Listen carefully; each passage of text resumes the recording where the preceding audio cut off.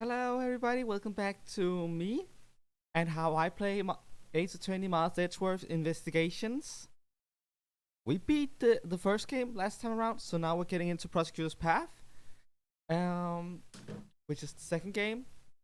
This here is um, a Japanese only game, Japan only game, and um, my Japanese is not strong enough that I can translate the entire thing on the fly. So instead, we are using a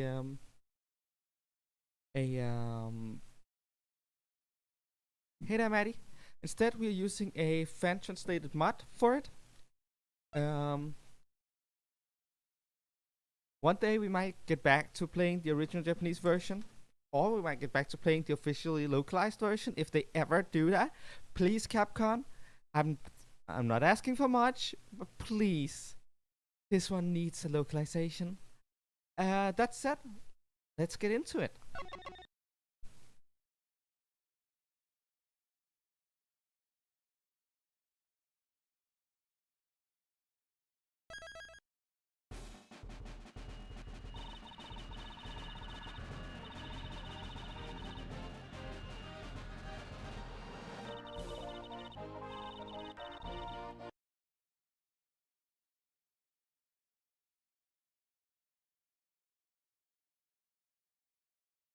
A few days ago, a smuggling ring that has long. This was possible thanks to your country's prosecutors. From the bottom of my heart, I convey unto them my utmost respect. The battle is still not over. I declare here, the hammer of justice shall be brought to you all. That went by a little too fast. Hurry, contact the prosecutor, Miles Edgeworth. If there's anyone who can solve this case, it's him. Okay, all that text went by way too fast. Like, wow. March 25th, 2:46 p.m., God Lake Park audience area.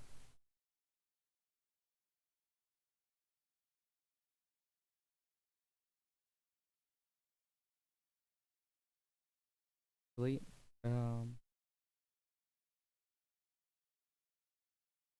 but this must have reached every corner of the world by now.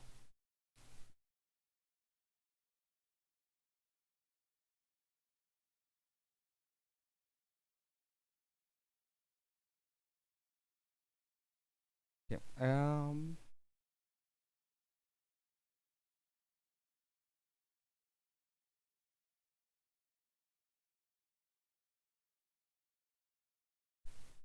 Assassination attempt on the President of the Republic of Xingfa. My name is Miles Edgeworth. I am a prosecutor. Here.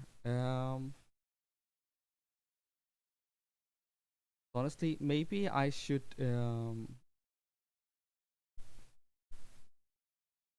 reopen the game. Because I think I figured out why it went too fast. I think I fixed it. Let's try that again and see if we can actually get me to read the parts. The audio of the game disappeared.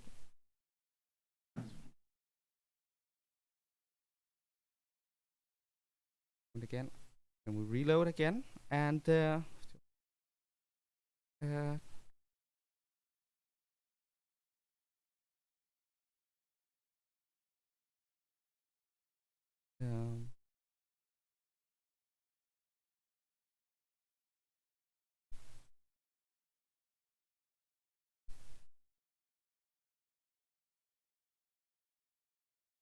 if I press the new game button, I can still hear it, but it does not register in my volume at all.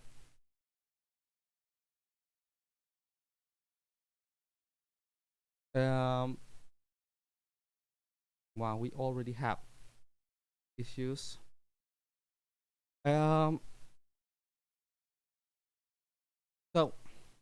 just for context clarifications, I need to use an emulator for this because I can't mod my 3DS to take do that. which means they were using different software than usual. I know I mentioned before I'm not big on emulation, and technically that's not really my issue. My issue is with piracy. See, here I'm sitting here with my physical copy. I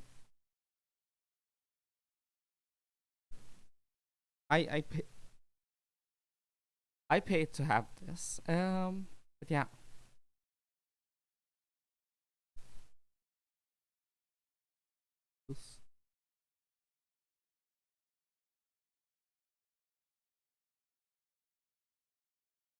Let's see.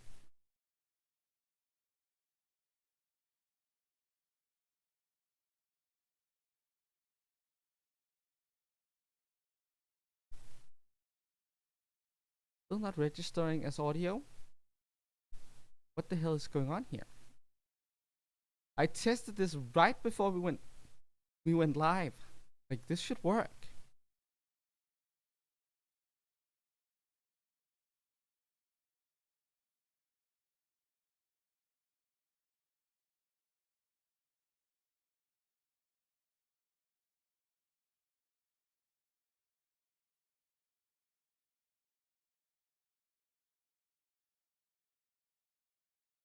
I am so confused right now.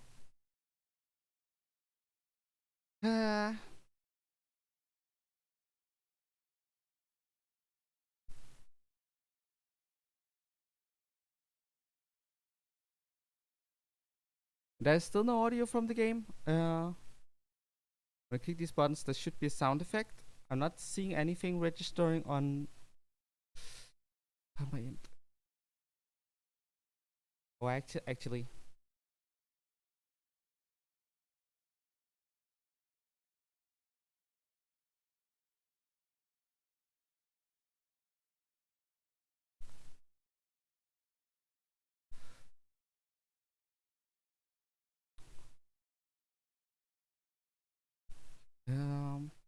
Properties. What's going on? Right thing.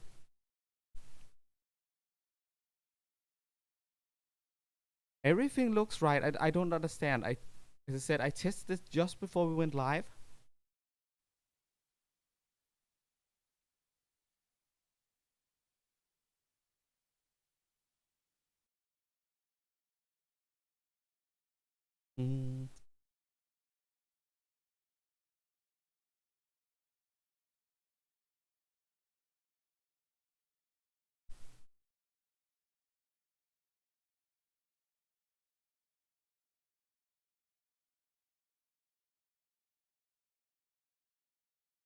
Open. I'm sorry that this is a lot of what do you call it?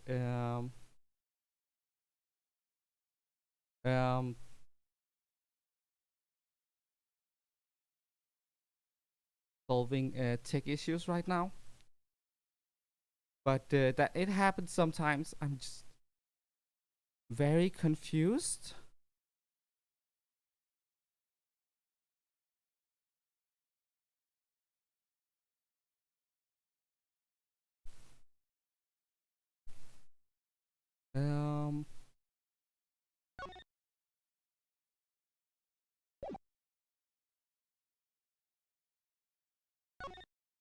Okay, now it's here. Okay. I think I figured it out. Let's see if this works. Okay, here we are. The audio is back. Dang it. There it is, we can see it. It's the emissary of peace from the east. The president's private plane is arriving at the Gord Lake. Yes, audio!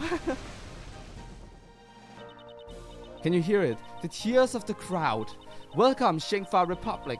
Welcome, Mr. President.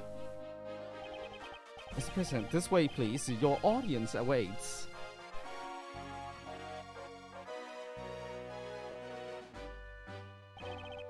My dear friends, there is a reason. A few days ago, a smuggling ring that was long plagued by our nation was exposed and crushed. This was possible thanks to your country's prosecutor's office. From the bottom of my heart, I convey unto them my utmost gratitude. However, the battle is still not over. I declare here and now, the hammer of justice shall be brought down upon all evil.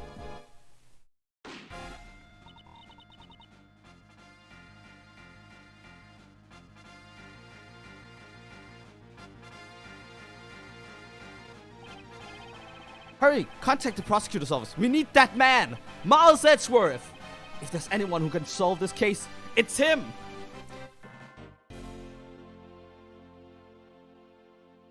And with that, the second Miles Edgeworth game has begun. Only like 17 minutes late, but yeah. I arrived late to the stream too. I know I scheduled for 12 o'clock, but I had technical issues before we started, and then I had technical issues after we started. Like, oh, this day. It's just one of those days. March 25th, 2:46 p.m. Gold Lake Park audience area. Hey cats, nice to see you. And of course, you're always welcome by.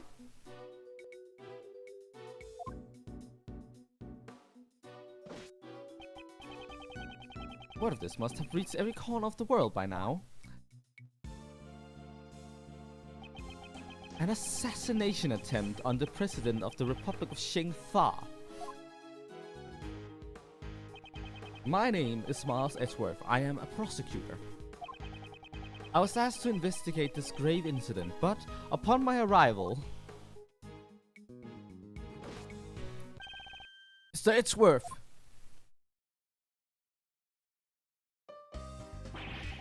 We've been waiting for you, sir. This man is Dick Gumshoe. He's a detective with the local prison who assists me on all cases under my jurisdiction. What is the president's current condition? I'm still not sure, sir. The paramedics just entered his plane a few moments ago. I see. I hope it's nothing too serious. Very well, detective. Please show me around the crime scene. Roger that, sir. Hey, mister, just a minute. I'm begging ya.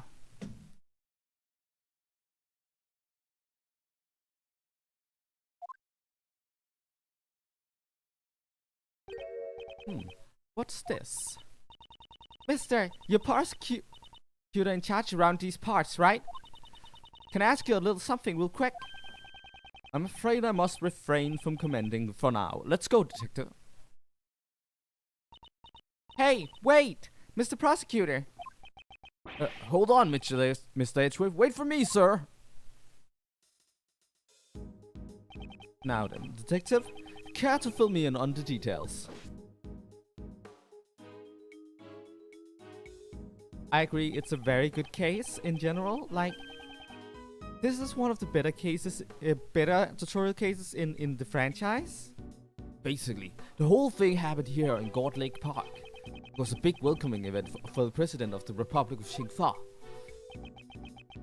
The President of Shingfa, Jiju Hong. As I recall, newspapers and news programs were making quite a deal over his visit. Rained a bit, but it stopped just before his plane landed. Came out and all of a sudden, in the middle of his speech, a gunshot. At least I think it was. You think? Truth is, I just got here as well, so I don't know all the details, sir. So you were also called here on short notice. Yup. And today was supposed to be my day off. And I was supposed to be at the High Prosecutor's office preparing a case for a trial. Chief Prosecutor asked for you personally, sir. The Chief Prosecutor. Chief Prosecutor was taking part in the welcoming event. Apparently, the chief called out right after the incident occurred. Call Prosecutor Edgeworth. He's the only one who could solve this case, he said. I see. So that's what happened. After that incident, they sealed off the park right away. Which means the assassin is still in the park.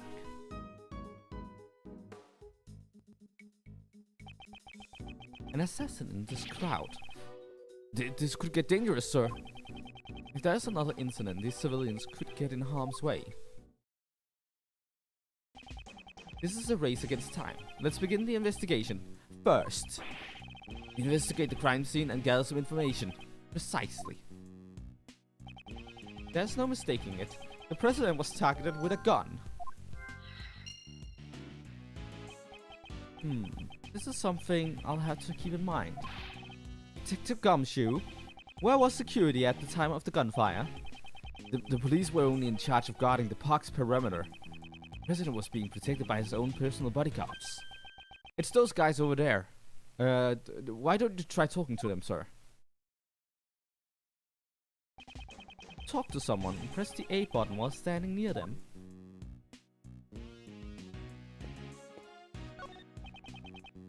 What do you want? You're the president's bodyguards, correct? What was the president's security detail like during his speech? The president had his two best men by his side. The rest were stationed near the stage area. We are professionals.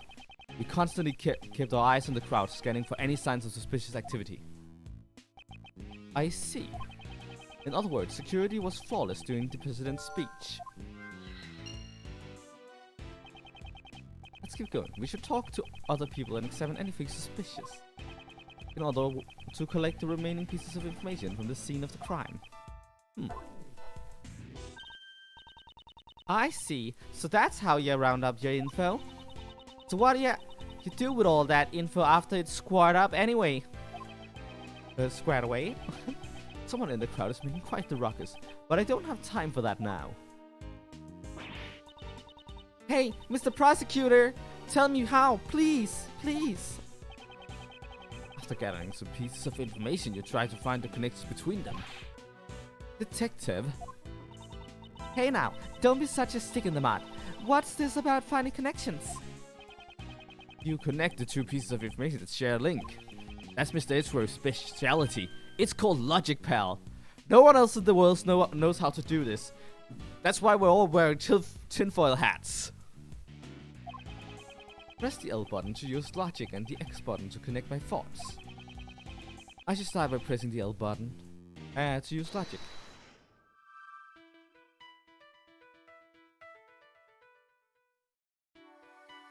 Shooting of even under such tight security, the president was fired at during the speech. Security was flawless.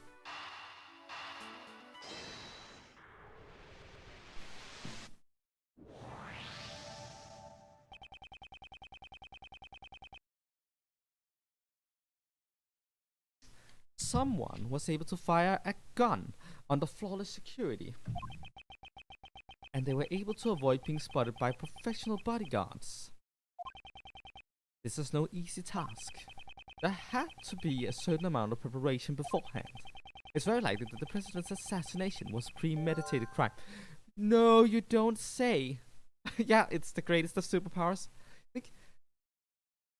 I think an assassination attempt on the president was premeditated. It's the president! Of course it was premeditated! I expected nothing less from Mr. Edgeworth. What brilliant logic, sir!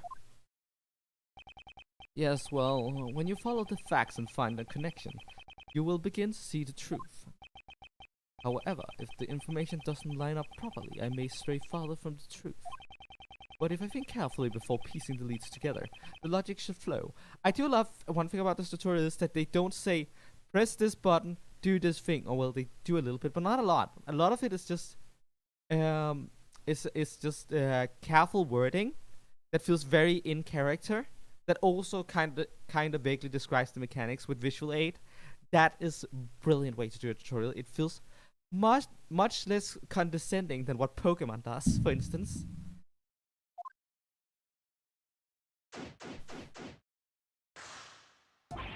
Okay, let's start by examining everything we can. To examine, I approach anything that looks suspicious and press the A button. And if I want to consult with Gumshoe, I press the Y button.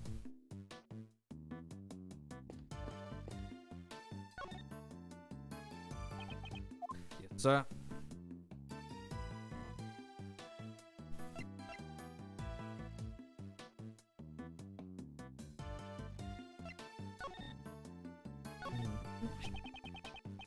Tiny object. I'm surprised you don't lose it.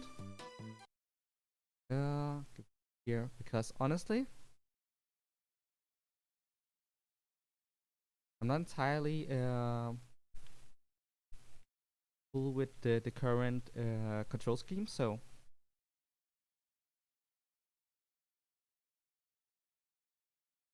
gonna get that in there.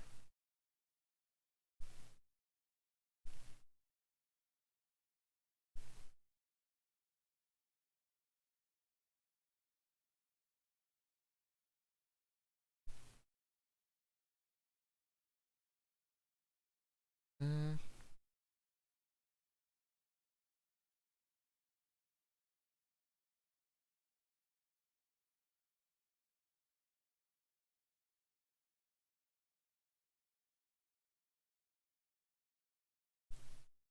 so just don't mind me for a second here.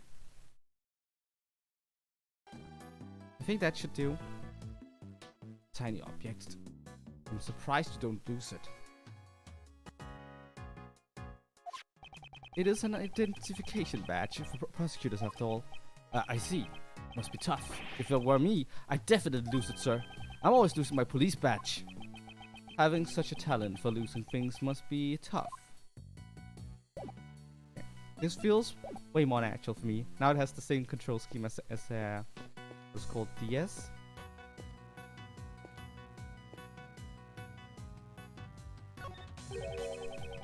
What's he taking pictures of? The hammer of justice shall be brought down upon all evil. Looks like he's reading the speech notes on the floor, sir. Guide to public speak free. Speak slowly and yell loudly with confidence. It says. I see, so that's how it's done. I guess I'll take another photo. I have an objection to his behavior at work. A gun was fired during the president's speech. I remember when I had to give a speech in grade school. What an awful day. Right in the middle of my speech, an earthquake broke out and shook the classroom, sir. That really is awful. I don't do well with earthquakes myself. Are you listening to me? You're ignoring me, aren't you, sir? Not really, but okay. Ah, Mr. Prosecutor, how's this here investigation coming along? Isn't that woman from before? I cannot disclose any details concerning the investigation to the general public. Aw, help a girl out here, Mr. Prosecutor. At this rate, I ain't gonna face my mental ladder. That name just now sounded familiar. It's probably just my imagination. Okay, so this is all the area I have to work with. This is... Yeah, I was surprised too. No matter how you look at it, it's definitely... The Steel Samurai? The Steel Samurai, warrior of Neo-Old Tokyo. A hero from a popular TV program that I totally do not watch. Popular with both children and adults, it has a broad appeal. Why would they use a Steel Samurai balloon at the welcoming event, sir? Perhaps he was chosen as the hero to represent our country. I won't rest until I've inspected every suspicious-looking nook and cranny. It's the flag of the Republic of Shengfa. Its symbol appears to be a phoenix motif. This is... What is it, sir? Haven't you noticed? There is an unusual spot on this flag. Compare it to the flag on the opposite side of the stage. There isn't a speck of dirt on it. This flag is spotless, sir. Yes, that is what the flag is supposed to look like. But there is one spot on this flag that is out of place. What is it, sir? Please explain it so I can understand it. What a helpless man. I suppose I should point it out to him.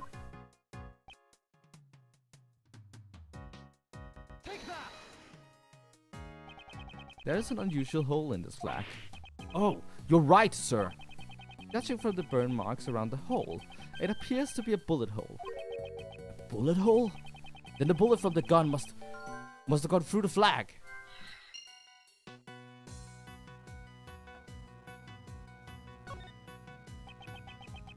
Poor Steel Samurai balloon. Looks so miserable. Indeed, what did it do to deserve such a fate? According to the witnesses, a gunshot was heard when the balloon popped. Did a bullet from the gun hit the Steel Samurai balloon? Maybe it was the assassination attempt on the Steel Samurai. To desecrate the Steel Samurai like this is a serious crime. Detective, we must not let this reprehensible assassin get away with this. Totally not a fan. Of course, sir. I seem to have gathered a few pieces of pertinent information. Now to calmly use some logic and figure out if any of them are connected to each other.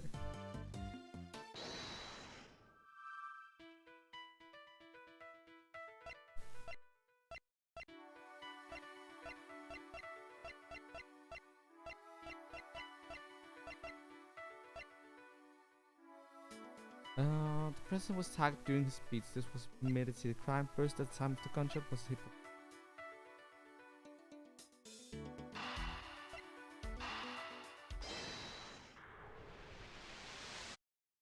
Exactly, it's naturally written. Generally just really good flow. As a result of the gunshots, there is a bullet hole in the flag and a ruptured balloon. That must mean the 2 shots were fired, sir. If we include the shot that hit the president, it is possible that the 3 shots were fired in total.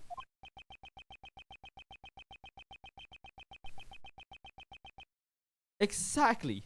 Who dares assassinate the Steel Samurai? Well, I will not stand for this. Now, it's also possible that the flag and the balloon were punctured by the same bullet. If only we could be certain about the number of gunshots. Now then, let's continue the investigation. Hey, Mr. Prosecutor!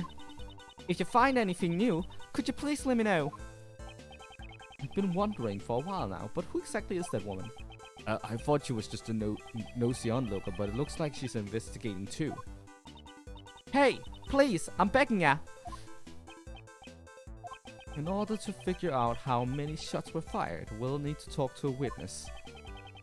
It can't be helped. Let's try talking to her. Ah, Mr. Prosecutor? The name's Nicole Swift. Just between you and me, this case is gonna be my exclusive scoop. Exclusive? Miss Swift, is it? Could you tell me what you would... So how's your investigation coming along? Y'all got a suspect yet?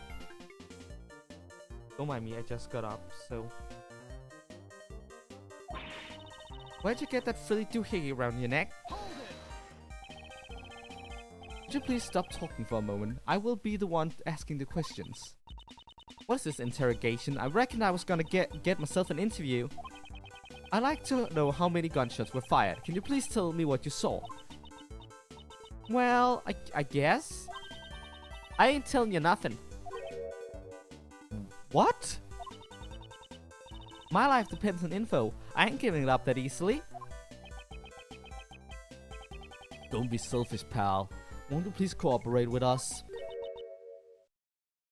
Selfish? If you ain't gonna share no info with me, then I'm gonna go get it from somewhere else. Wait a minute, pal. If I wait, are you gonna give me what I want? If not, adios, amigos. She won't budge. We're at a stalemate here.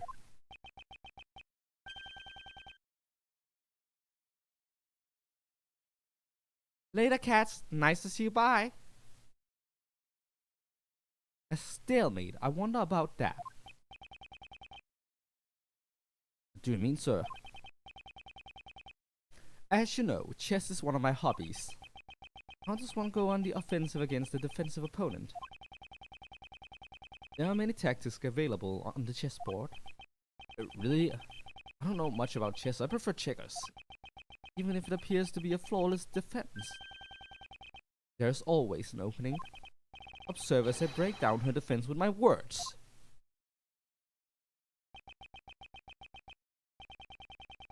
In order to get her to talk, I need to use the right strategy. Use the image of a chess game. I need to stay one step ahead of my opponent.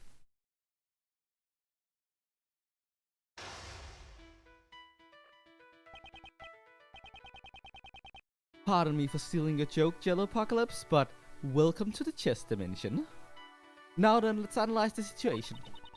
Once they give me some info, my trap seal's shut.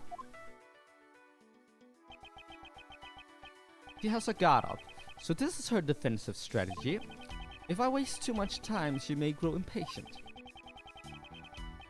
I need to pay attention to the time limit. I must not be careless with my words. When my opponent becomes agitated or aggressive. I told you I ain't talking, you stubborn as a mule. Now, during times like this, I should calmly wait and see how things play out. The moment my opponent shows an opening, I'll be able to strike. First, I should ask about her identity. Now, let us begin.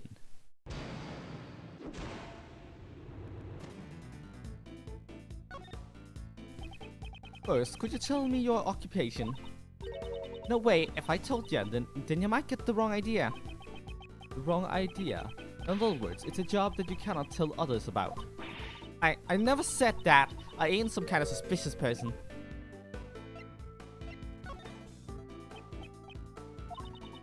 I'm just your run-of-the-mill model citizen. Please excuse my rudeness. I did not mean to offend you. I may not know the details of your job, but I'm sure that it is a reputable one. Well, you might be giving me too much credit there. I ain't even done any major articles yet.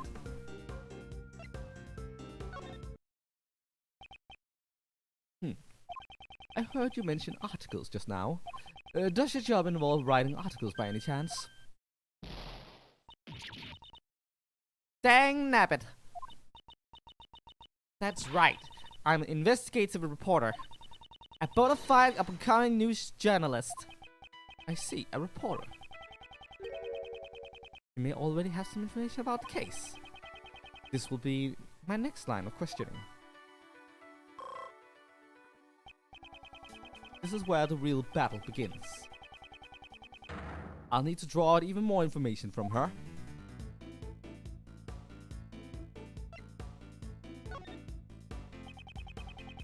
Were you present at the time of the incident? The time the incident occurred? Hey, Mr. Prosecutor, how about some of that info you promised me? No, ladies first, I must insist. I told you my trap seal's shut. You ain't getting my info that easily.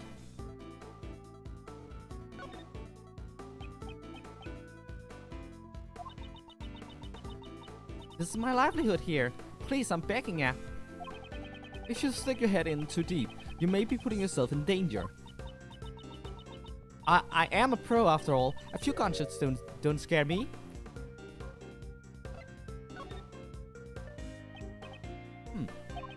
I'll admit you're dedicated to your job. However, you still have much to learn. The fact that you heard gunshots clearly means that you were present during the incident. You must have seen something. Busted again.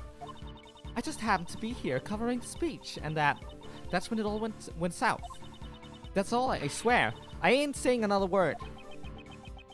She was here to write an article about the speech. You should still have the materials she gathered for her article. This could be a useful clue. You said that you are a reporter. Did you come here to gather news material? If you want to know about that bat, give me some info first. No, you first. Show me what you gathered. Honest to Betsy, I don't know what you're talking about. Let me try using that clue. Are you telling me that you came here to gather material and you left empty-handed? You still have the materials you collected with you. But that's... Darn tootin', I'm a pro. I collect info with my own 2 feet. That's why I ain't giving it up without a fight. As the prosecutor in charge of this case, I am making a serious plea for your cooperation. Don't you mess with me. I ain't handing it over, and that's final.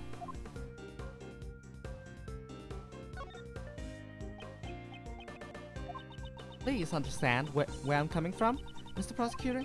Being a reporter is a tough job, isn't it? Ah, so you're finally getting it. How has your job performance been? Well, I'm always trying to be the best reporter I can be. This is where the tape recorder, I always carry it by my side.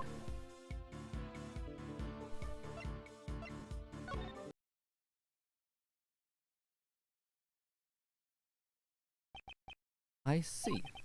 If you're trying to be the best reporter that you can be, then it would be unnatural for you to have not collected any news materials. You recorded it on your tape recorder, didn't you? The information regarding this case. Doggone it! There goes my exclusive scoop. That's right. I have it on my tape recorder. All the information I recorded for my article is right there. And checkmate.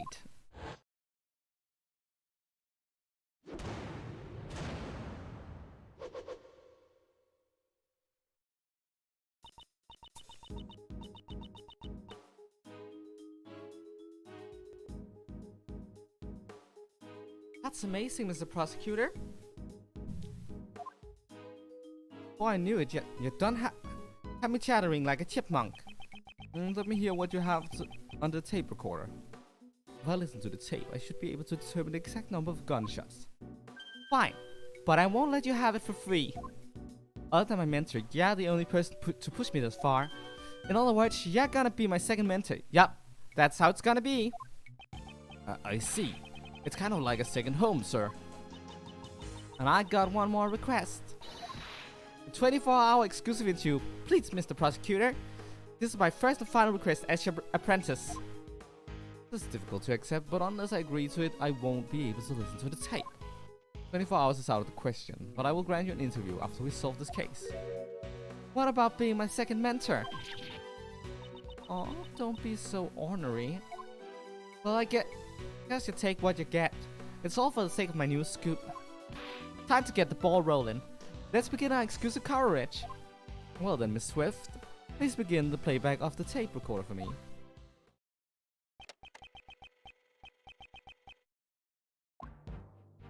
My dear friends, there's a reason for my visit. A few days ago, a smuggling ring that was long plagued by nations was exposed and crushed. I see. This was the president's speech. He's deflating the rumors flying around about a recent decline in his approval ratings. This was my own commentary. I tried to create a feeling of actually being there.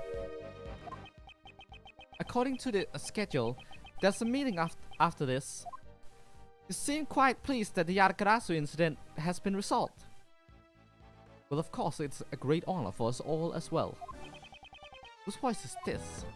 Those are from some folks standing in front of me. I reckon it was two older men. Where have I heard this voice before? Oh, the gunshots coming up. The president raised his fist in the air. The atmosphere is boiling to a fever pitch. However, the battle is still not over. I declare here and now. What intonation? Whoa, whoa, whoa, whoa, whoa.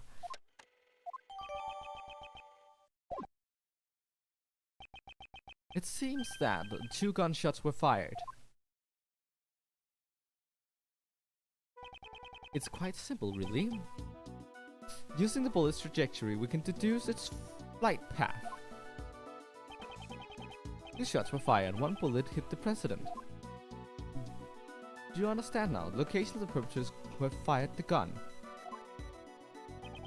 The bullet that struck both the flag and the balloon fired from here. Take that! I connect the bullet marks from the flag and the balloon will enter the bullet's trajectory.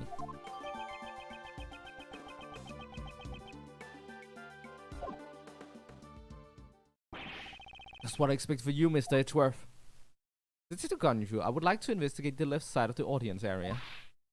Yes, sir. Wait, you mean we have to move all these people? Yes, there's no time. We could be losing vital evidence for every second we let slip by. Yes, sir. Mentor number 2. Hey, mentor number 2. Miss Swift, I assume you are addressing me. Of course, mentor number 2. This is my time to shine. I'm an expert at crowd dispersal. Light the torches, release the hounds, and run them down. I appreciate your help, but please do not use those methods. Also, please stop addressing me as your mentor. I never agreed to that position. I hear ya. I'll try to keep that in mind, Mr. Prosecutor.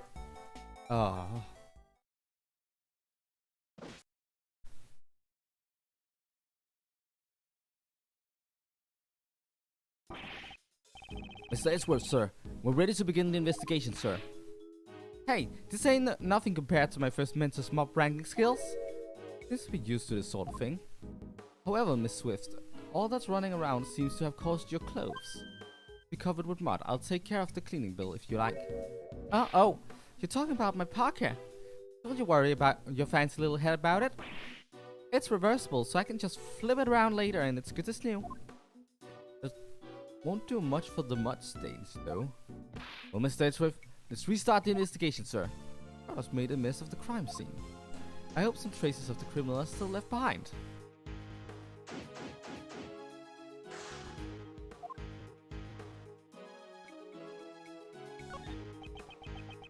This is a terrible incident indeed, Mr. Edgeworth. What's this man again? Hi, Winston Payne. I'm willing to assist as a prosecutor. He's a prosecutor? Why did you come here today? I accompanied the chief prosecutor. His voice sounds like the one I heard on the tape earlier. Was he the one of the men standing in front of Miss Swift? Where is the chief now? Chief is a busy man. He has a special permission to leave the premises. Chief called me here and then left by himself. I'm not completely satisfied with this. It is a news van for the local media. The tires are stuck in the mud. That reminds me of the time when I helped push your car out of the mud, sir. You just drove off and left me behind. It was totally bombed out. Now what?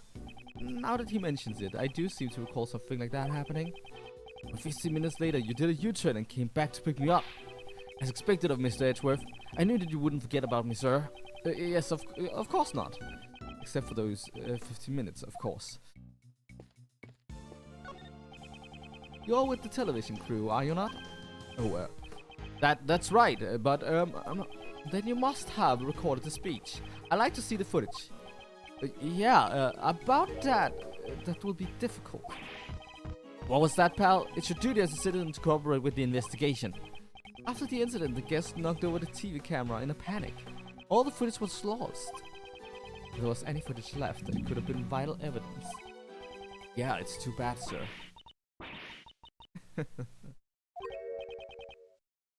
What was that?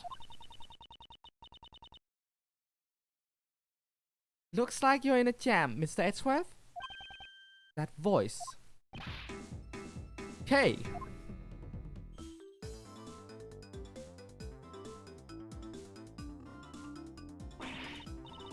Long time no see, Mr. Edgeworth.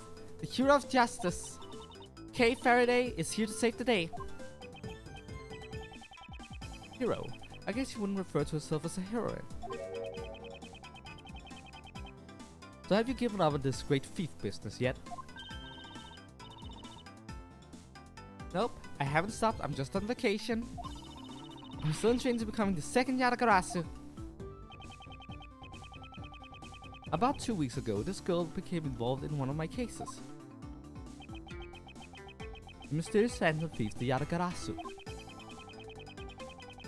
The case of a gentleman thief who steals the truth for the sake of justice. This girl is the successor to that great thief. If you need to pick a lock or untie a rope, leave it to me.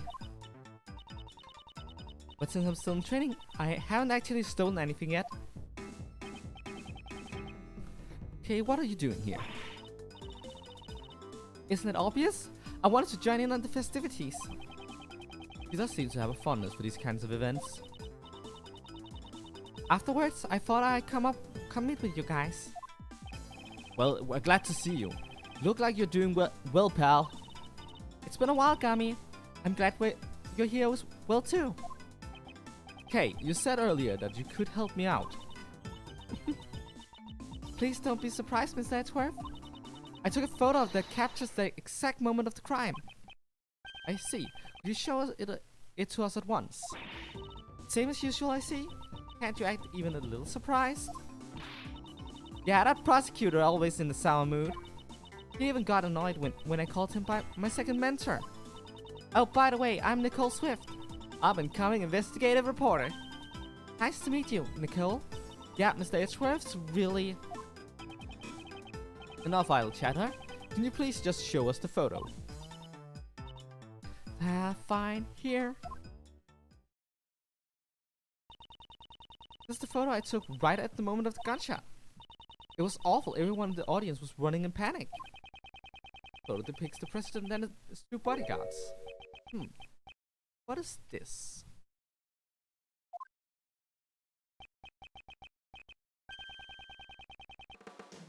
Thank you, Kay. This will be a very important clue. Oh, you got that sharp look in your eyes? Did you find something, Mr. Prosecutor? In this photo, there is a contradiction. This photo? I don't see nothing. If you don't understand, then I'll show you. The scene captured in the photo and the evidence I have at hand. By comparing the two, I find the contradiction. Once I found the contradiction, I press the X button with conviction. Then I present the evidence that contradicts the spot.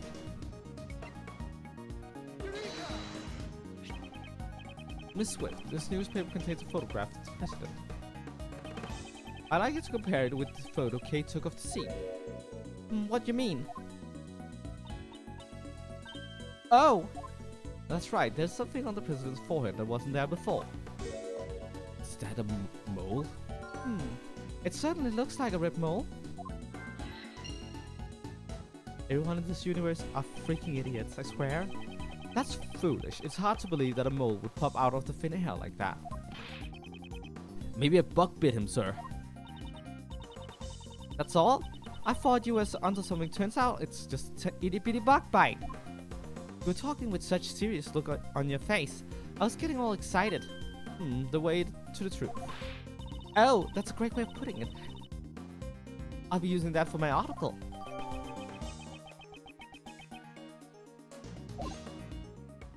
I need to stop double tapping. But, yeah.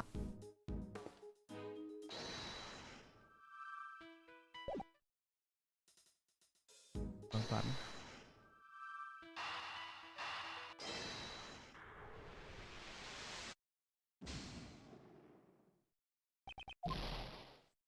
Apparently those two doesn't count as connecting. Well then.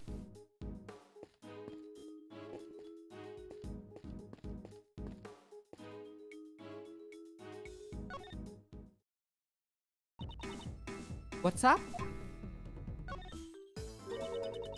What do you think? Just like a real hero, right? Yes, a new truth has come to light thanks to you. I'm trying to live up to the reputation as the second generation Yarakarasu. Still, I hope to show you more of what I learned from my training. In regards to your training, please tell me you didn't. Don't worry, I didn't steal anything. I'm still taking a break from the great thief. That's nice to hear. I want to hurry up and fight for the truth, just like my father. But I'm still in training. And I haven't found any members to join me yet. The Arakarasu, She said that she wanted to recruit some girls to join her. There just aren't that many girls out there who want to become a great thief. Well, I would hope not.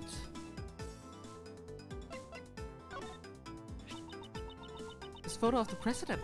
And the president's from the newspaper. No matter how you look at it, the red mole is a contradiction. It's hard to believe that the red mole just appeared out of the thin air. I got it, let me steal the line that you said earlier. The way to the truth always begins with small thefts. That's not what I said at all. Stealing is an art. I rearranged it to fit my style. Your version seems to have lost the true essence of my words. Essence.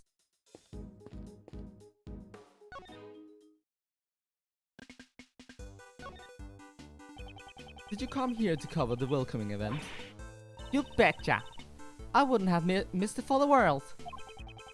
What time did the event start? It started after the rain stopped pouring. It'll be raining all morning long. The president's plane got here at 1:45 p.m. Then the president began his speech around 2 p.m. When did the shooting occur? I reckon it happened sometime around 2:20 p.m. It occurred about 20 minutes after the speech began. Yep, it was right then the sound of gunshot ripped through the air. And the poor old president collapsed on stage. And that's what went down on March 25th, 2:25 p.m. at God Lake Park. What was that all of a sudden? Oh, that? I was just recording some notes. It's for my report. If I think of something good, I take note of it right away. It ain't often I get the chance to cover a presidential assassination. Gotta make it dramatic and heart-wrenching. I'm gonna write me one action-packed article. The president actually collapsed on stage. The bodyguard escorted him onto the plane, sir. Y'all had to pardon my embellishments. Sometimes I get a little carried away. It seems that it would be best if I took this woman's testimony with a grain of salt. Well now, I guess you could call me a reporter. It sure sounds different when somebody else calls you that. Reporter Nicole Swift. Yeah, but it's got a nice ring to it. Just to be clear, you are an actual reporter, correct? In training. Then how many articles have you written so far? Oh, you mean like actual published work? Not at the moment. Yet. You still call yourself a reporter. Well, this case is gonna put me in the spotlight. I don't capture the whole entire speech perfectly, no bloopers and all. With this mic and this tape recorder, I'm gonna be a shining star in the broadcast world, just like my mentor.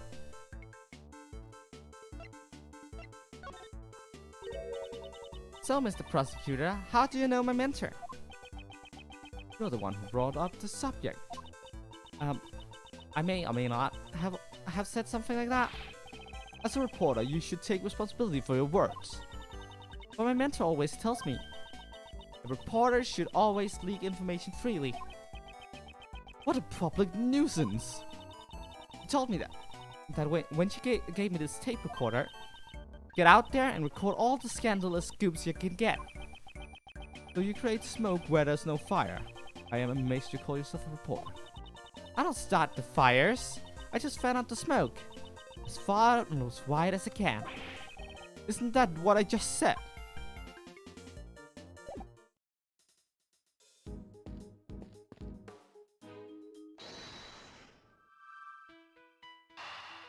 We only got those two.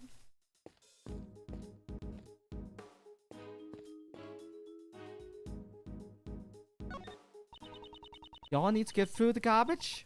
You prosecutors got a tough job. Detective Gumshoe. Right away, sir. It's the detective's job to go through the trash. Prosecutors don't want to dirty their hands. Let's see. I hope I find something good. The detective seems to be a little too eager about searching through the trash. This is a winning popsicle stick. Detective. Sorry, sir. I see something related to the case. Look what I found, sir. Yes, good work. Let's have a closer look. I'll need to view this object from various angles to uncover the truth hidden within it. Yes, sir, just give me the word. I'll spin the evidence round and round. Hold the R button and use the D-pad to rotate the object to a desired viewing angle. If you want to zoom in and zoom out, I'll move the evidence for you, sir. Press the X button to zoom in and Y button to zoom out. Investigate every fine detail. If you find something suspicious, please let us know immediately, sir. Move the cursor to a spot of interest. Press the A button to investigate. Alright, let's give it a go.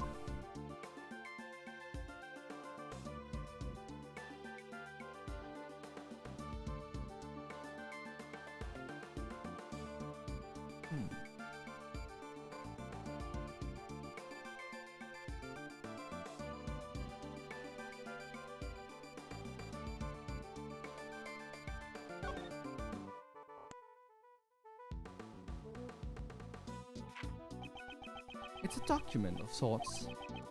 Let's see, President's security detail. These are the plans for the President's security, sir. It depicts the security layout.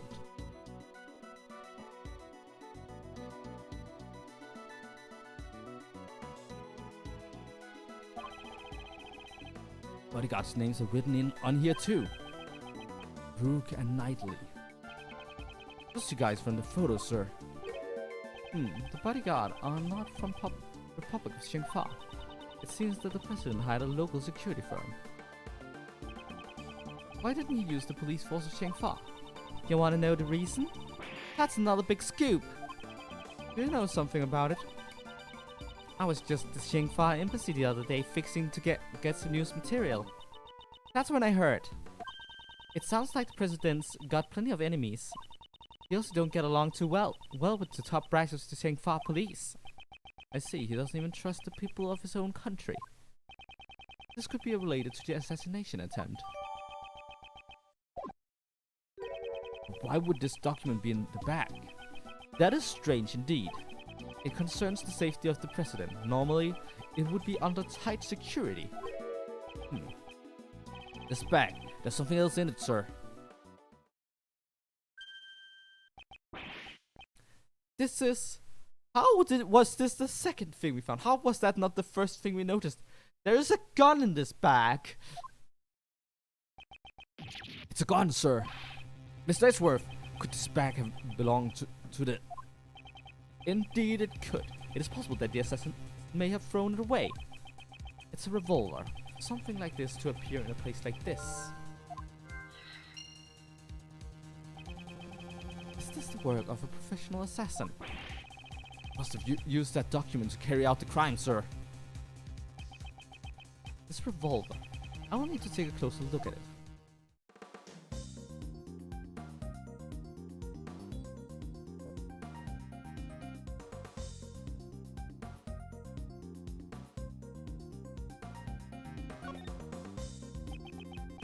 This is a laser pointer. It's an implement you attach to a gun to help you aim with a laser, sir. Just press here and... Firing a red laser, sir. The assassin used this laser pointer to target the president. Still, there's something about that laser pointer. I think it's a good time to go over the pieces of information that I have collected.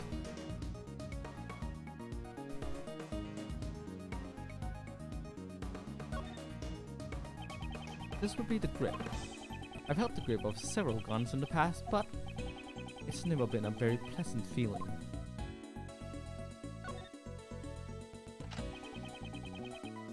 This gun fired 2 bullets that matched with the number of gunshots heard. This might be the murder weapon, sir. This bag has provided us with lots of useful evidence. Dumpster diving really paid off, sir. Good work, detective. I have one more request. Please tell the forensics team to check the gun and the bag for fingerprints. Yes, sir. If we can obtain fingerprints, it would be a huge breakthrough in our investigation. I've got results back, sir. That was fast. Of course. I make them double time it. Unfortunately, we couldn't find any fingerprints, sir. Are you certain you did thorough research? Of course, we combed every inch. We even took out the bullets and examined them, sir. As expected, this won't be easy. Now for my logic chess. Or for my logic. The red mole and the laser pointer.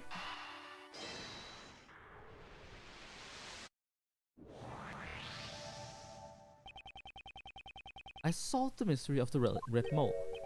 You mean it's not a bug bite, sir? It's nothing like a bug bite or an itchy rash. This is the light from the laser pointer. You mean the gun was aimed at the president's forehead? And right after that, the second gunshot was heard. That's certainly more than just an itch, sir. Indeed, I'm concerned for the president's well-being. It's become more and more likely that this gun was the weapon used in the attack.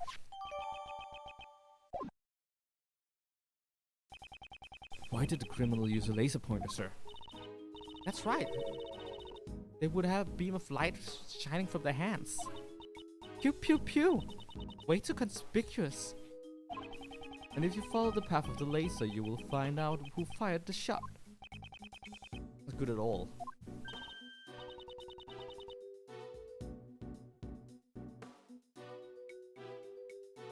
Oh yeah, I also took some photos. Maybe the light from the laser pointer was captured on one of those. It's a long shot, but there may be a chance. Hey, could you show us those photos? Coming right up. Was it a photo from before the incident? Your face is taking up most of the frame. I wanted to get a two-shot of me and the president. This was taken a little before the gunshot. And here's the one I showed you before. This was right after the first gunshot. And immediately after that, a second gunshot rang out. And then... what is this? You can't really see much in this photo. After that last photo, one of the running guests knocked me down. It looks like the shutter clicked just then. This doesn't look too helpful, pal. Well, those were all the photos I took. Yeah. Photos jotted down. Jotted down. I took 7 these in a bit more detail. Okay, which photo? Or the incident. Where can I see light from the laser pointer? Take that! I found it. What? Look, just in front of this person in the red hood. Ah, there! Yes, that's probably the light from the laser pointer. That red hooded person would be the assassin. We did it! It's all thanks to me, right? Right, as expected, the great thief has stolen the truth. Perhaps the criminal can also be seen in the other photos. Let me examine these photos one more time.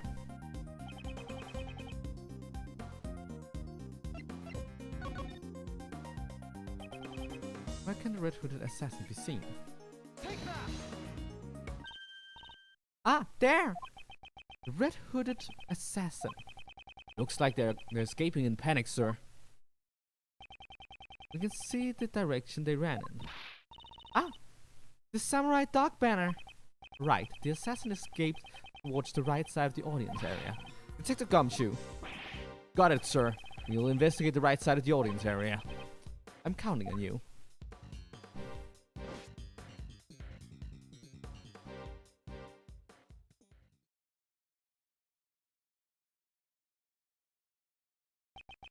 The red-hooded assassin. The park was sealed off. There's nowhere they could have run to. If we follow the trail, they will definitely catch them.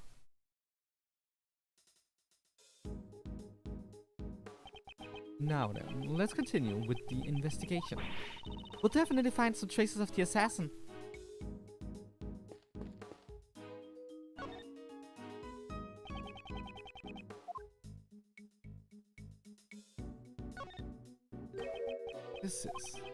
It's a red button, sir. Could this be?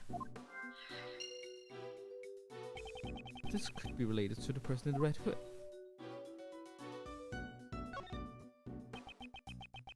They're selling cherry samurai dogs. I don't believe I ever had a cherry dog. I always wondered what do cherry dogs taste like, sir? They use cherries instead of a hot dog. That probably tastes like cherries. Why do they call it a cherry dog if there's no hot dog in it, sir? You have a point. The truth about cherry dogs remains a mystery, sir. It is a cheap-looking food stall made out of plywood. They're selling samurai dogs. Edgeworth, I got it $2, sir. Am I imagining things, or are you suggesting we take a snack break during our investigation? Of course not, sir. I just thought, you could help with our investigation. I'll buy you a box when we're finished with this investigation. I'm sorry, sir, what? What was that look on your face? That problem? No, that was just unexpected, sir.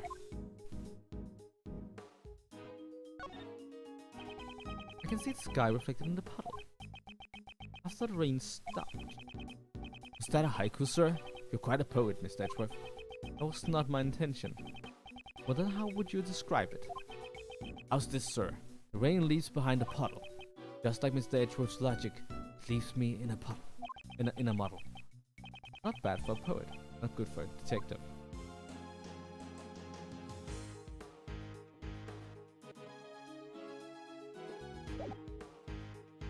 Actually, I did miss something. Can you?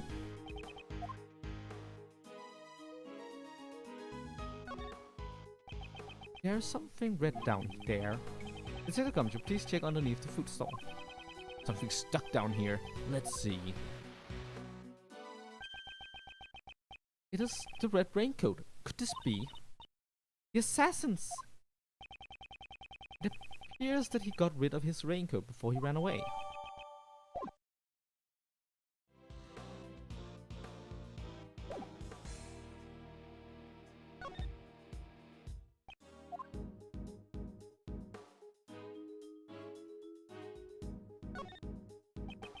This sleeve, it's inside out. It's also missing a button.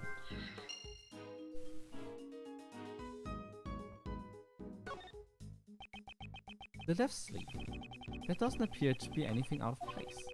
It's not turned inside out and the button is still tightly in place. Even though it was thrown away, it looks a bit too clean.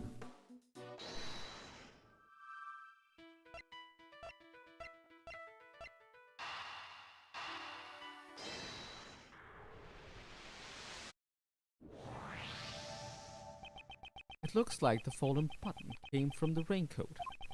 It probably fell off when the assassin took off the raincoat. If you look closely, you can see that the right sleeve is inside out, sir. It appears they took it off in a hurry. The button was probably torn off. After shooting the president, the assassin disposed of the gun and the bag in the garbage bin. Then during the panic, they moved from the left to the right side of the audience area. The bullet trajectory led us to suspect someone who was on the left side of the audience area.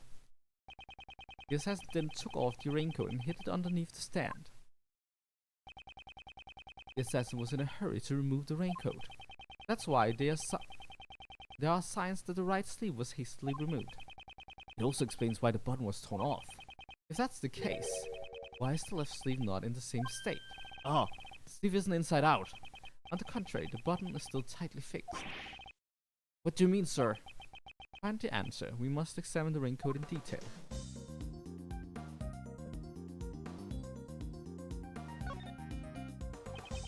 I'd like to investigate the inside of the raincoat. Detective Gumshoe. Got it.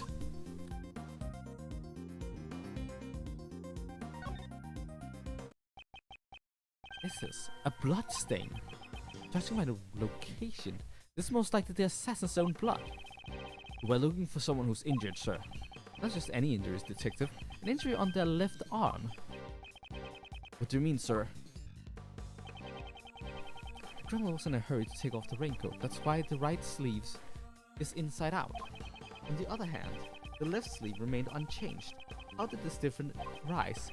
Quite simply, the assassin couldn't get his arm through the left sleeve. If you think of it like that, it all starts to add up. Furthermore, a blood stain was found on the left side of the raincoat. See, he couldn't get his injured arm to fit through the sleeve. Yes, indeed. I'd say the possibility is quite high. It's all coming together.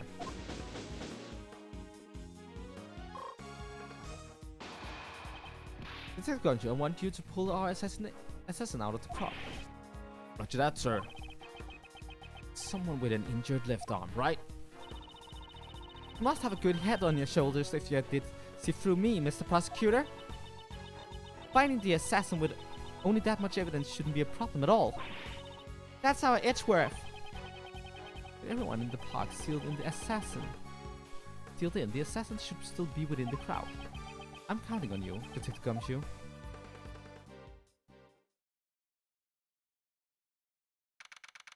March 25, 3:27 p.m. Gold Lake Park audience area. Mr. Edgeworth, we found a suspicious person in that condition, sir. That's gotta be the assassin. Okay, we haven't proven that this person is the assassin yet.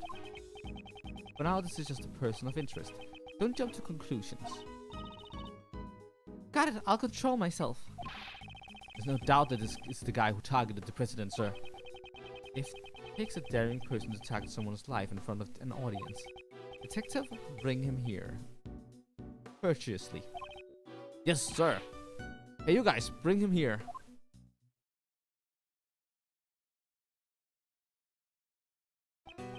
Hi, I am obviously Shelley the killer. Professional assassin. Not carrying an umbrella, and his left arm is bandaged. You there, state your name. My name is John Doe. John Doe. That's an unusual name. That is correct. Have I seen him somewhere before?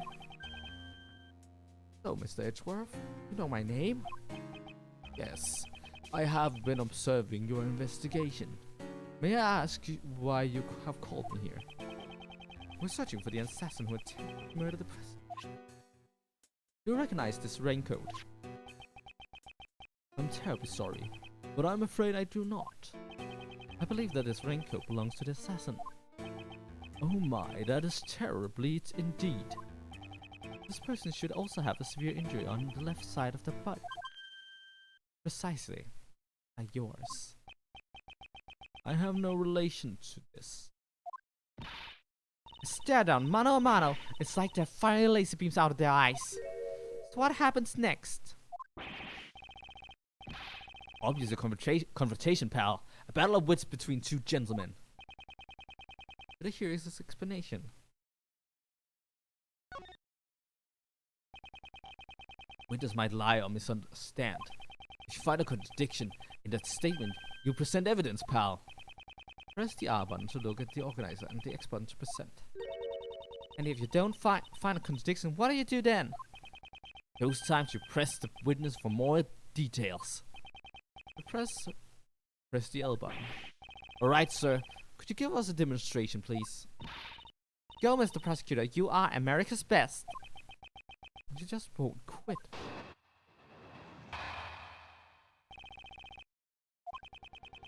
I understand that the person in the raincoat is suspicious. However, that doesn't mean that he was injured. I don't suppose you have proof. Clearly my left arm is injured, but I can still use my right arm. When it was raining, I used an umbrella. I have no need for a raincoat. You didn't wear a raincoat. That's your claim. Yes. Not everyone uses a raincoat for protection against the rain. I am an umbrella person after all. I'm definitely a raincoat person. Umbrellas will hinder your movement. Well, I don't use raincoats or umbrellas. For rain or snow, all I need is my trusty parka. Wasn't what I wanted to talk about. I hope you do understand. I am not the assassin. Unfortunately, leaving a testimony unexamined goes against my principles. Oh, how troublesome. I am but a simple ice cream salesman.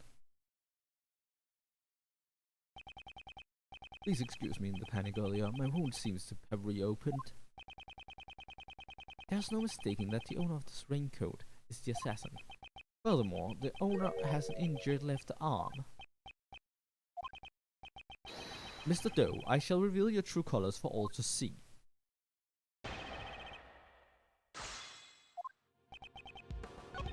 However, that doesn't mean that he was injured. I don't suppose you have proof. Objection!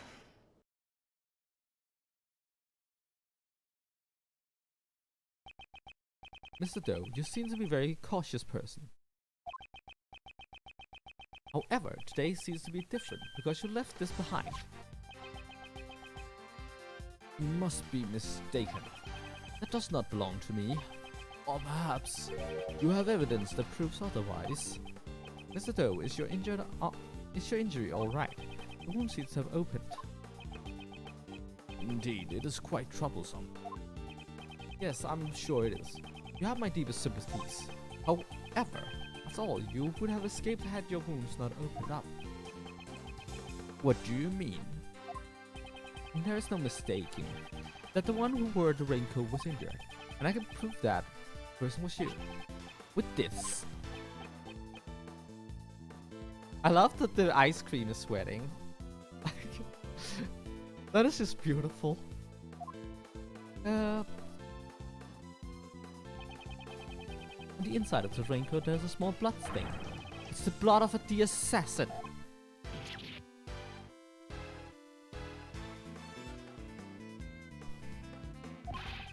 Attacking the president with a serious crime, pal. You'll cause an international incident. No matter how long you keep silent, your true nature will soon come to light. A blood test will settle this. The blood from the raincoat and the blood from your bandaged arm. I have all the evidence I need, and why don't you just admit it? You're the assassin who attacked the president. I am not the assassin. I don't know when to give up. If this was a game of chess, you would have been checkmated a long time ago. Admit your defeat gracefully. He's completely unfazed. I suppose I have no choice. I'll admit it. Indeed, the raincoat is mine. He confessed, sir. Arrest him! Arrest him! However, that does not mean I shot the president. What's that, pal? Prosecutor Edgeworth. All you're proven is that I wore the raincoat. What sort of crime is that?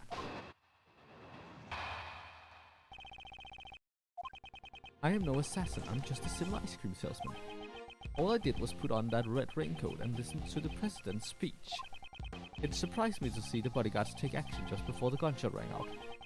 Everyone in the audience immediately tried to escape, creating a state of panic. Are you satisfied this time? He starts getting fishier by the minute. He's really suspicious. Staring at me won't help. We got evidence. You look at this guy in the red raincoat. That's gotta be the assassin. I see. That is certainly not me. What? Prosecutor Edgeworth, please consider this carefully. Was I really the only one who wore a red raincoat? Whether he was or not, the person in the photo can only be Mr. Doe. But why? This man's self-confidence and intensity.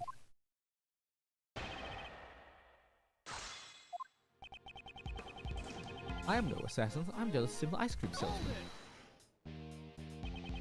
As an ice cream salesman, you must know quite a bit about ice cream. But of course, ask me anything you wish. Curses, I don't know anything about ice cream. So, what's the most important thing about making ice cream? Mr. Edgeworth. Most important thing about making ice cream is honor. Honor to make ice cream. Without honor, ice cream is nothing more than sweet ice. Do you understand? I am just a simple ice cream salesman.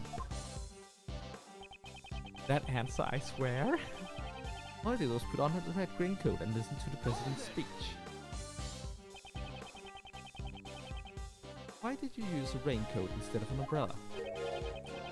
Is it strange to wear a raincoat on a rainy day? It is strange to purposely wear a raincoat when you can get your arm into it. When you can't get your arm into it. If both my hands were occupied, I wouldn't be able to serve ice cream. Why didn't you mention that in your testimony earlier? I'm terribly sorry. I must have slipped my mind. After all, I had just gone through all of that. All that. The shooting of the president, of course. It surprises me the bodyguards take action just before the gunshot rang out.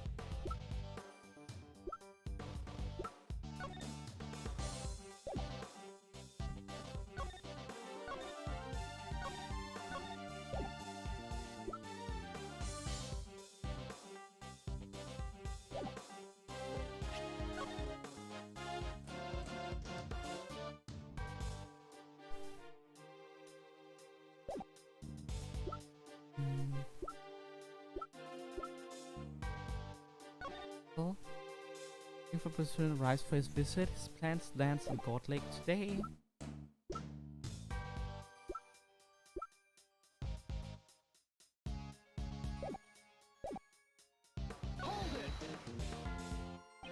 So the bodyguards reacted before the gunshot went off. Yes, the bodyguards moved first. The one on the left side of the stage in particular. They saw it all quite clearly. I have good eyesight. written on the upper left of the security plan. Bodyguard on the left side would be Mr. Rook. That is correct, and Mr. Ethan Rook, I believe. Perhaps he noticed the light from the laser pointer. That man is no ordinary individual. From their actions, I don't believe that the bodyguard wears amateurs. This man isn't an ordinary individual either. Please add that statement to your testimony. As you wish. The man on the left side of the stage was exceptionally quick, and Mr. Ethan Rook, as I recall.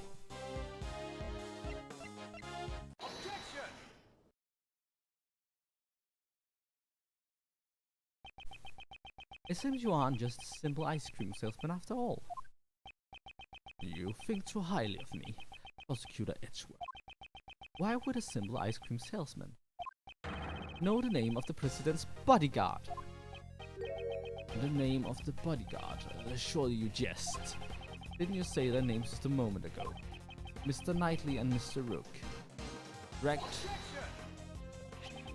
This is a diagram of the security plans. We learned the names from this. However, please look, only their surnames are written here. You distinctly said Ethan Rook. How did you know his full name when we did not? That's pretty weird, sir. Why do you know his name? Explain yourself. It was merely a slip of the tongue. It's true, this guy's the assassin. Young lady, you're being a little hasty. The reason I knew his name is quite simple. What now? An acquaintance of Mr. Rook's. What? I have a bit of connection. This is a name that I will never forget. Mr. Edgeworth, he's just telling a big fat lie. This is not a lie, I'm just a simple ice cream salesman. And an acquaintance of Ethan Rook's. In that case, let's just ask Rook himself about this. Whether or not he's acquainted with this dubious ice cream salesman. As you wish, however, that may prove difficult now. He is currently busy with the president's security after all. Besides, even if I am not an acquaintance of Mr. Rook's, does that prove that I fired the gun? John the assassin, then why did you remove your raincoat? It was a little hot, and the rain had stopped. I wanted to air out the wound. Is there a problem with that? I just can't seem to corner him.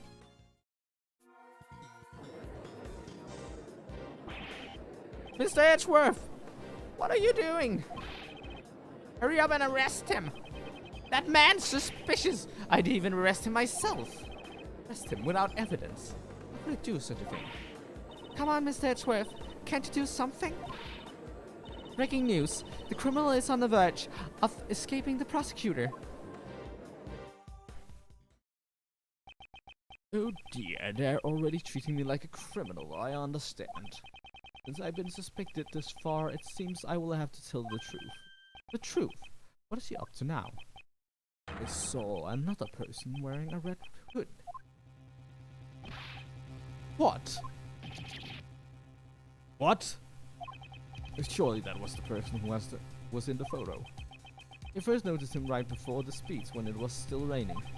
He caught my eye because his raincoat was the same color as mine. In his hand I saw a laser pointer with the red aimed directly at the president. It can't be. There was another person wearing a red hood. I knew that if I wore the red raincoat I'd be mistaken for the assassin. That is why I took off the raincoat. You saw an assassin wearing the same color as yours. Wouldn't that be a nice coincidence? That's what I expected you would say, which is why I did not testify as such. Prosecutors and the police are a suspicious lot. I knew that nobody would believe me. At the moment of the incident, the assassin was very close to the prosecutor. Prosecutor, I only arrived at the incident, after the incident. Not you, Prosecutor Edgeworth. That prosecutor over there. Huh? Me? Yes, you should be visible in the photo. Here, right in front of the person in the red hood.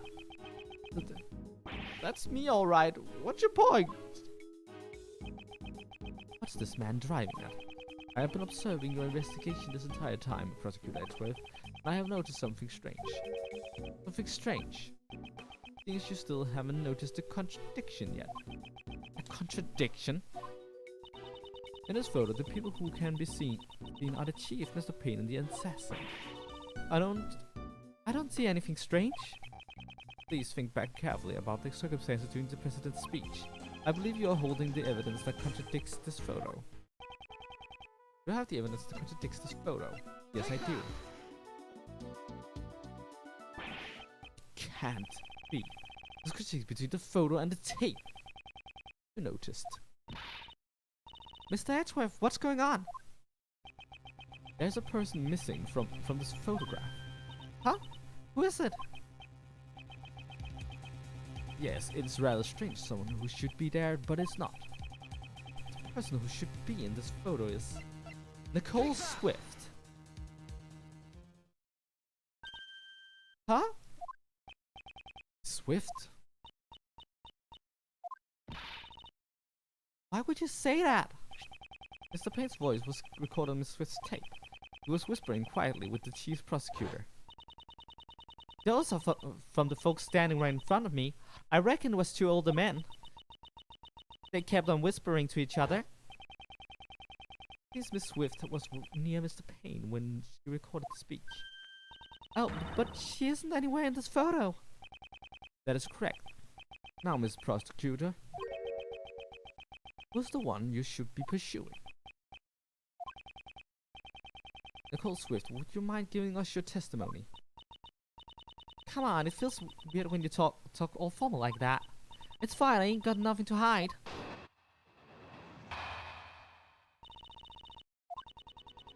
It ain't like I stayed in one spot while I was recording. I was moving around the audience area, shuffling here and there. I reckon this picture must have been snapped at a different time to my tape recording. So quit making that scary face, like, it ain't what you think. Swift tape record recorded a conversation between my colleagues, Mr. Payne and the chief prosecutor. Why would Nicole be lying? That would mean... It means Nicole Swift is the assassin, pal. Y'all gotta be kidding me. I ain't done nothing like that. Be that as it may, however, there is a contradiction in your testimony. Huh? I don't reckon so. No sirree. It appears I must reveal this contradiction with evidence. It ain't like I stayed in one spot while I was recording. I was moving around the audience area, shuffling here and there. I reckon the picture must have been snapped at a different time to my tape recording.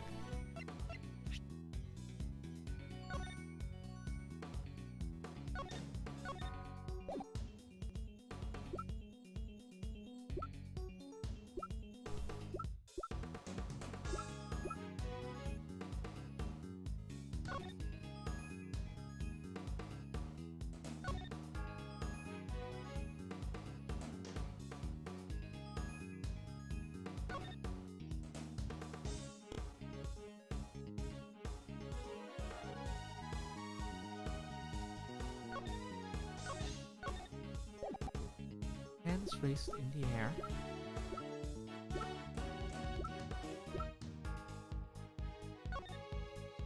Just like on the picture.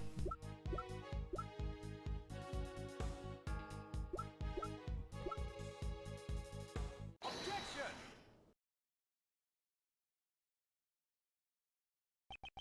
Miss Swift, a reporter shouldn't lie. I ain't lying. I'm an honest journalist. Perhaps, but there is no denying that the photo and recording were taken at the same time. Oh, that's a fact. And what makes you say that? The truth lies in these photos. This photo could only have been taken at the same time as your recording.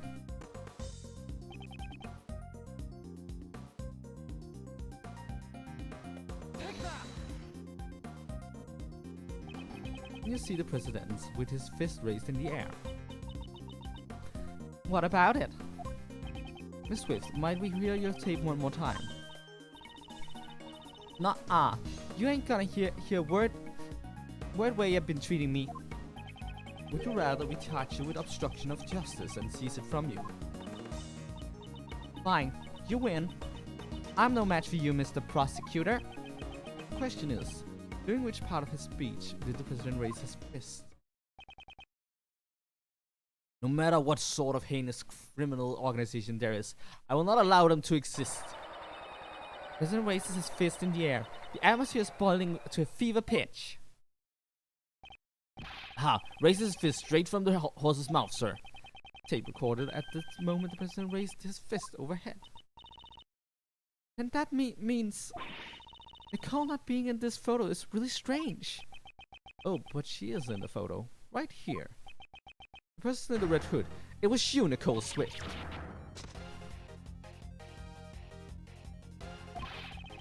You're the real assassin, aren't you, pal? That ain't so. I never worn that red raincoat. This red raincoat in question belongs to... The person in the red hood is Swift, and so the owner must... Miss Swift, it can only be you. Ah, but doesn't that young lady have an injury, I wonder? What do you mean, pal? I did an automatic reaction. It was just like, of course the red... But no, the red raincoat is John Doe's.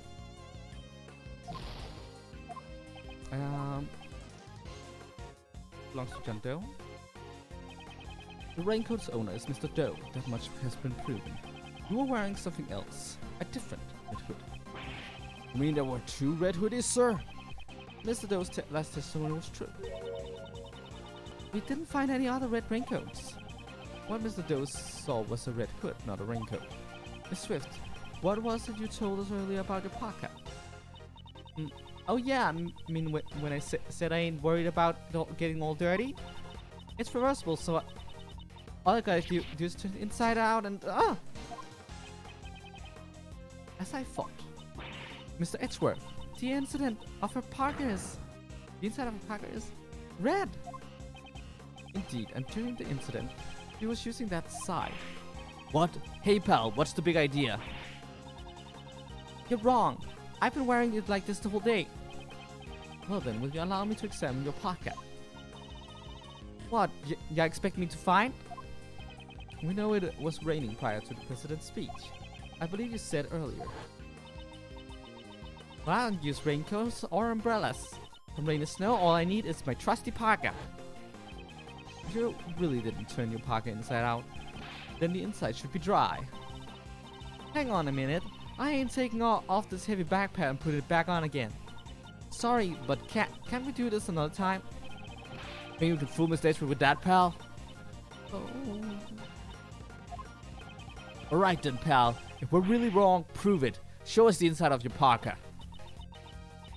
It wasn't me. I ain't no assassin. Miss Swift, if you want me to believe that, then you need to cooperate with us. Will you please tell us why you wore the red side of the pocket? I'm sorry, Mr. Prosecutor. I had my reasons, honest. I'll tell you all everything. Just quit bullying me.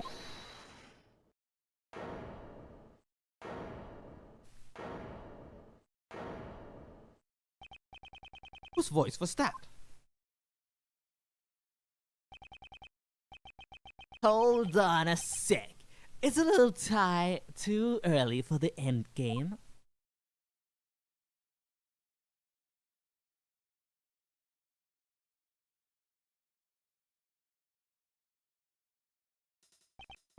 Hey, you in the fancy suit. Haven't you been jumping the gun ever since your opening move? This man was in Kay's photo.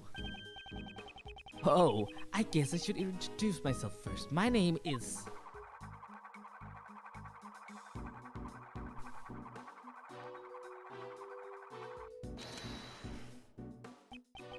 Horace Knightley, the president's bodyguard. Second in command of his personal security unit. Oh! Watch it, pal. That there's not the toy. Oh, my bad. He just wants to come out and play. Can't seem to help it. Why do you have a gun if you're not a police officer? The Lady of Shangfa. Only the president's bodyguards are authorized to use it. Anyway, back to the business. I've got some news for you. There's good news and bad news. Which do you want to hear? It makes a difference to me. Do as you wish. You sure? I'm giving you the first move.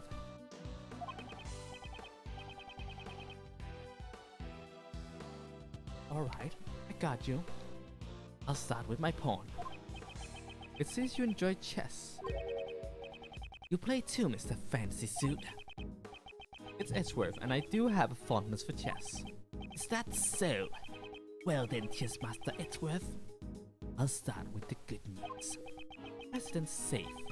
Not even a scratch in him. Really? That's great, pal. It does seem the young lady was not a murderer after all. Good for you, Nicole. But I... Whoa there. Don't forget there's still the bad news. The president's safe because his bodyguard protected him. Actually, I had nothing to do with it.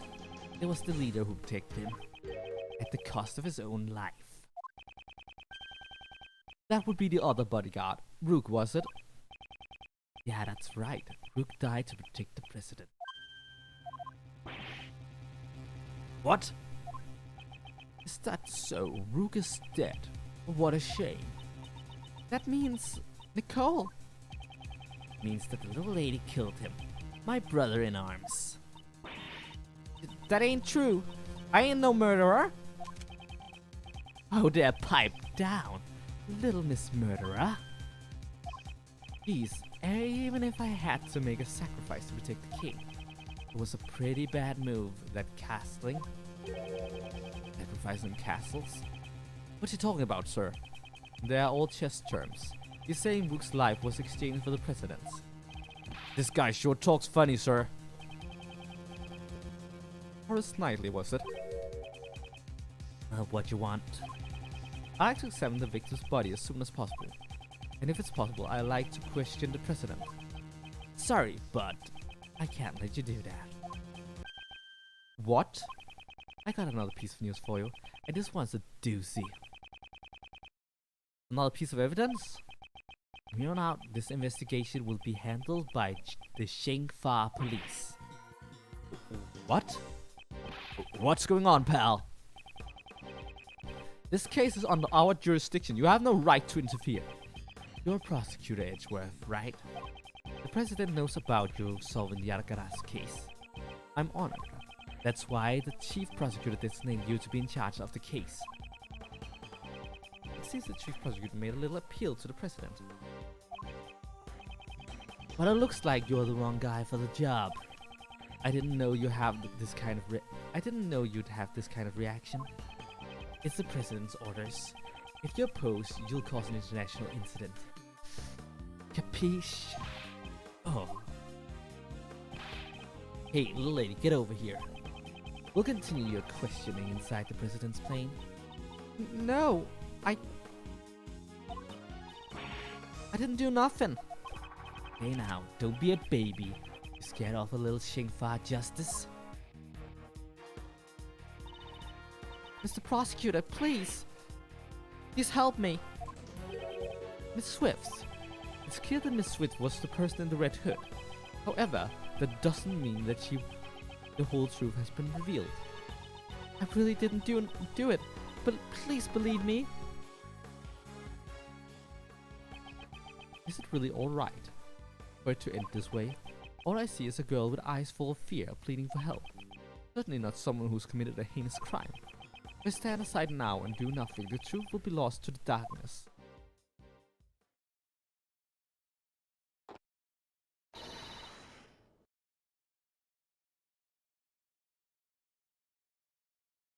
Can I do this? Oh! No, that was not very good. I tried.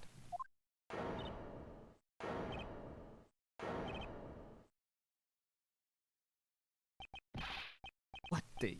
You! Oh, it was him. Silence. What the is an impolite way to greet someone. Your neck is an injury. Your neck injury has yet to heal, and you already forgotten. No, not you, not now! Oh, it seems you do remember. Hey, what you doing? Cut it out, pal. You got some nerve to do that right in front of the detective and prosecutor. Stop! Stay out of this! He's out of your league. Mr. Doe, what on earth are you? I'm not merely a simple ice cream salesman. It's a professional assassin. His name is Shelly the Killer. Jelly the Killer. There's no one in law enforcement who doesn't know the name Killer. An assassin who will carry out any request without fail. I was once involved in a case I handled. Been a while, Prosecutor Edgeworth. Although I do believe this is our first face-to-face meeting. The real assassin was you all along. That is correct. I received a request from a key individual. Take the president's life. I should have seen his face before in the case files. Curses! I was careless. I'm glad I had hid a knife inside my band-aid before I entered the park. Even though my calculations were a little off. A knife, not a gun. Now, Mr. Knightley, shall we play that game you love so much? Of course, the stakes will be your life. What are your demands? I want you to relinquish investigative authority back to Prosecutor Edgeworth. Okay, authority? What are you playing at? I simply want you to allow Edgeworth to continue his investigation. But why do you want that? Brooke is an opponent who is connected to me by fate. I would like to discover the truth about his death. When that man died, the investigative authority was transferred to you. I am simply asking you to give it back to the prosecutor. With your life at stake, this really isn't the time to be stubborn. Why you? You're just using the investigation to get close to the president. And what if I am? Indeed, in order to continue the investigation, it is necessary that we enter the president's plane. As the leader of President's bodyguards, I won't allow it. Oh, I thought you were only second in command. Now that Rook's gone, I'm in charge. I'm sure if you're as capable as Rook was. What are you saying? I'm totally the leader now. Very well, in that case, please exercise judgment befitting of a leader. You can lose your life here, needlessly, or will you allow the investigation to continue? He's using the investigation as an excuse. Why would he go to all that trouble? What is this man thinking? Prosecutor Edgeworth, I trust you have no objections. Let's continue the investigation. Mr. Edgeworth, what should we do, sir? For now, we have no choice but to accept his proposal. At least we'll be able to investigate. But listen well, detective. I'll use the investigation to buy us time. Meanwhile, gather up all your men. Surround the president's plane so that he can't escape. Right. Roger that, sir.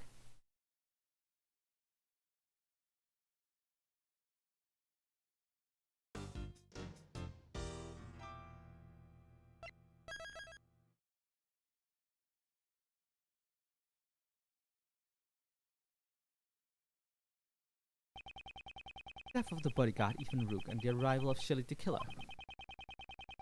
A new development in this case has come to light. On her Knightley's direction, the door of the president's plane was opened. After the paramedics attended Mr. Rook's left, we set foot inside the plane, one by one. March 25, 4:15 p.m. President's plane, office? Oh my, where would the president be? Who knows? It seems he's just behind that door. Still a coward, I see. You think he just showed himself in front of a hitman? Not a chance! Didn't I tell you already? My purpose here is simply to investigate the case. Well then, Mr. Prosecutor, we await your examination of the body. Right. For now, I have no choice but to obey and continue the investigation. The rest is up to Detective Gumshoe. I'm counting on you. The attempted assassination of the president became the murder of a bodyguard. It looks like you could use some help, Mr. Edgeworth. Well, I don't deny it, but... See, exactly! If that's the case, then it can't be helped. Just leave it to the great thief Kay Faraday. Right, so are you saying you can solve this case? Nope. Not with such certainty. Instead, I'll stick to being your support. Right, let's get straight to our investigation. It's about time for the police to prepare. I need to draw out this investigation for as long as I can.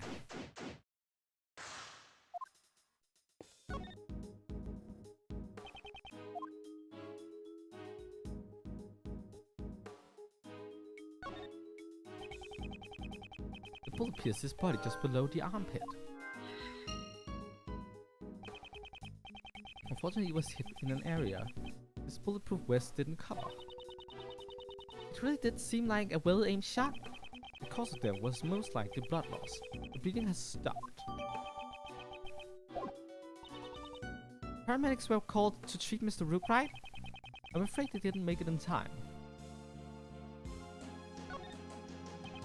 This is a bulletproof attaché case. The tool bodyguard used to protect himself from bullets. It can be seen in Kay's photo.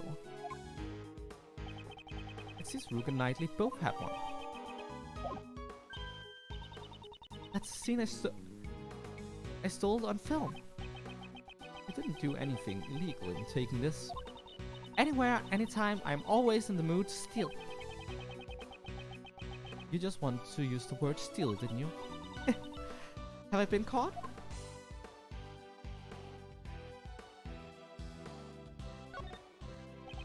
There's a square outline cut into the floor in the cap, so you can see some hinges. This is a secret entrance disguised as an escape hatch. Using a rope ladder, the president will make his great escape. So is he going in or is he coming out? Which one is it? I just told you, it's a secret entrance for escaping. It's just disguised as an escape hatch. Wait, what? Looks like she confused herself.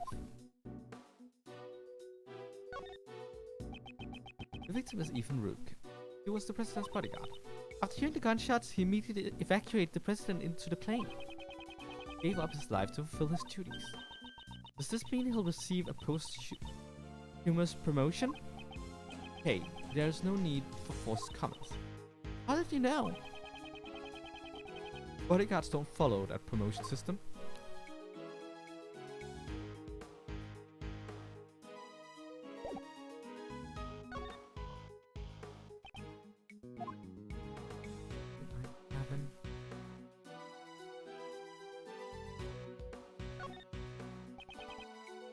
It seems the victim had also carried a gun. Did he try to shoot something? He may have drawn it out instinctively to return fire. We need to check to see if the gun fired any bullets. It's still fully loaded. There's no evidence of any shots being fired. This gun is also from Xingfa, right? Ah, yeah. We were always issued the same model revolver.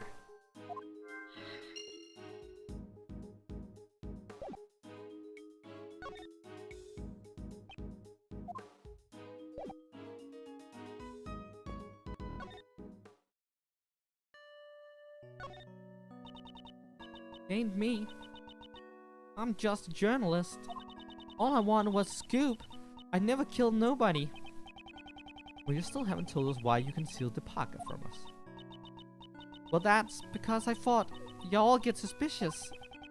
Not really the only reason. You gotta believe me, Mr. Prosecutor, I didn't do nothing.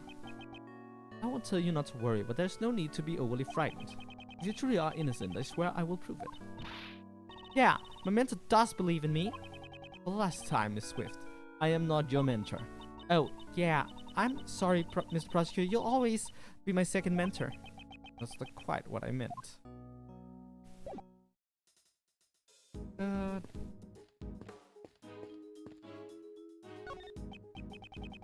I'll high hopes for you. Please ensure you do not disappoint me. How is your investigation progressing? There is no need for concern. It is proceeding smoothly. You remember how much I detest betrayal. All too well. I thought you would. So please don't do anything you'll regret. I have no choice but to obey him for now. This is nuts. I'm being used to get an assassin onto the president's plane. If we didn't enter the plane, the investigation would have come to an end. You're not fooling anyone. I know what you're after. I believe I already said that my only interest is the nature of Rook's death. But what about the person who hired you to assassinate the president? Perhaps you have forgotten. Ugh. I have no intent to carry out a job I deem futile. Very well, let's continue the investigation. Splendid. I have the utmost faith in your abilities, Mr. Prosecutor.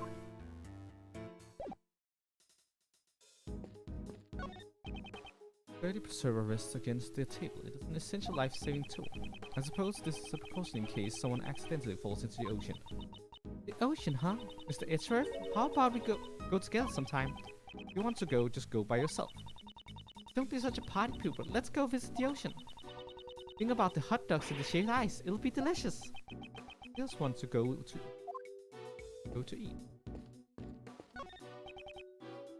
Internal and external views of the plane are being monitored by these monitors.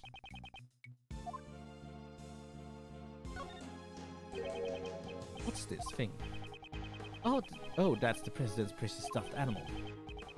I don't really get it, but it's some kind of keepsake. Don't touch it. Precious, that's unexpected.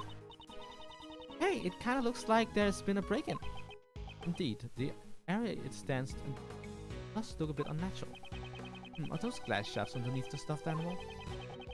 This unnatural empty space, perhaps. Is there another monitor here?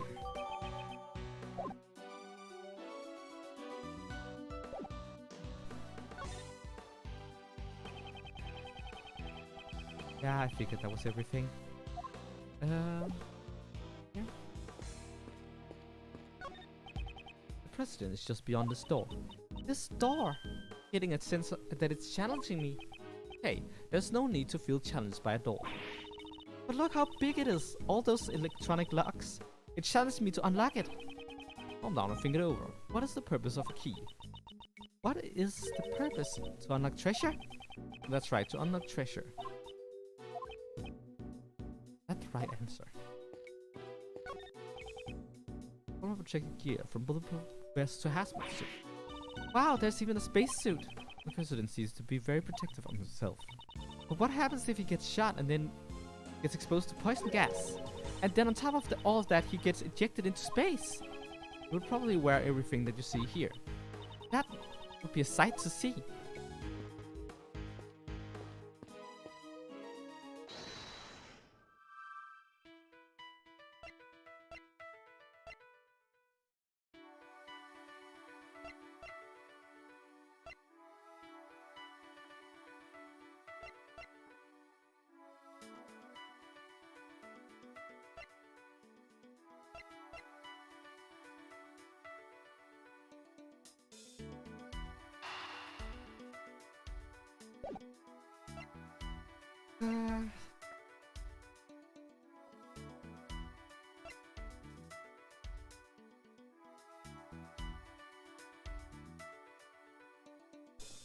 Don't see anything that's obviously goes together. Gas mask lay on the table, ready to protect against poison gas attacks. The president seems to be quite fearful of assassinations. This is the rumored gas mask. It's my first time seeing the real thing. Rumored among the great thieves. No, the Jamming Ninja, the children's program. During Princess Viola's wedding ceremony, the poison tongue ninja Simon Koval. I should stop listening to her so seriously. It never seems to pay off. Next to the riot shield, there's a canary in a cage. Oh, it's so cute. I want to be my partner. Partner? Of course, it can help me open locks and do other odd jobs at the crime scene. A great thief should always use nature to her advantage. I heard of canaries being used to detect poison gas. Don't tell me.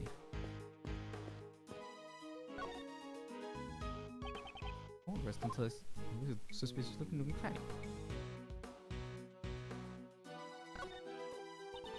That's a heavy looking vest. President's clothes must be made from some special fabric. Indeed. It's to protect against bullets. Wow, it even does that? Naturally, this is a bulletproof vest after all. Ah, so that's what it is. This is my first time seeing one. You could have said something earlier. That really surprised me. collection of colorful personal security alarms. They all seem to have been used before. The president, he sure is a nice guy. He bought these security alarms to protect his wife and kids. Why would he leave them all here? It's obvious that they're for his own personal use. Objection! A single person can't carry that many security alarms. Because a person only has 2 hands. That objection is worth 0 points. These are some kind of official documents. I know it's a bit rude, but let's take a peek inside.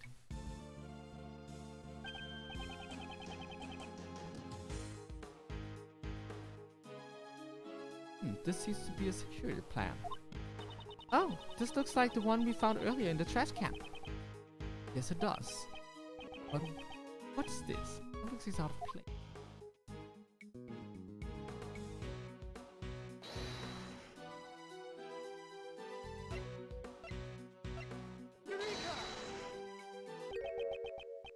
This. The details of the security plans were changed. Huh? Oh, you're right! Yeah, that's right. It was changed yesterday. President's orders. Why the sudden change? Because 2 days ago, the killer attacked the president. Disguised himself as a bodyguard. Rook was the first one to notice he had already gotten close to the president. Rook managed to stop him, just in the nick of time. Rook grabbed his left arm and twisted it. And then he fired 1 bullet square into his left arm. What were you doing at that time, Mr. Knightley? I was, if I remember correctly, the first person I took out that day was you. Whoa, was that a touchy subject? Shut up! Right then. Your neck injury hasn't yet to heal, and you're already forgotten. No, not you, not now! Since that day I haven't been able to turn my head right. It sucks. To think that I would suffer an injury. Even Rook. You could say he was a most capable individual. Unlike this man here. What's so different about me and Rook? I believe you're about as different as a pawn and a queen. What? Do you remember Rook's name because he was highly capable? Correct. While disguised as a bodyguard, I happened to hear his name. There was no way I could forget them. Only a select few have ever been able to injure me. The connection the killer was talking about. Security arrangements were changed. That the killer would not be able to sneak in as a bodyguard again. Only the president's 2 most trusted subordinates would accompany him on the stage. Short, me and Rook. It appears your positions were also changed. That's true, he's now on the right side. Because I can't turn my head to the right, my position got changed to the president's left side. In other words, I was relocated to the right side of the stage.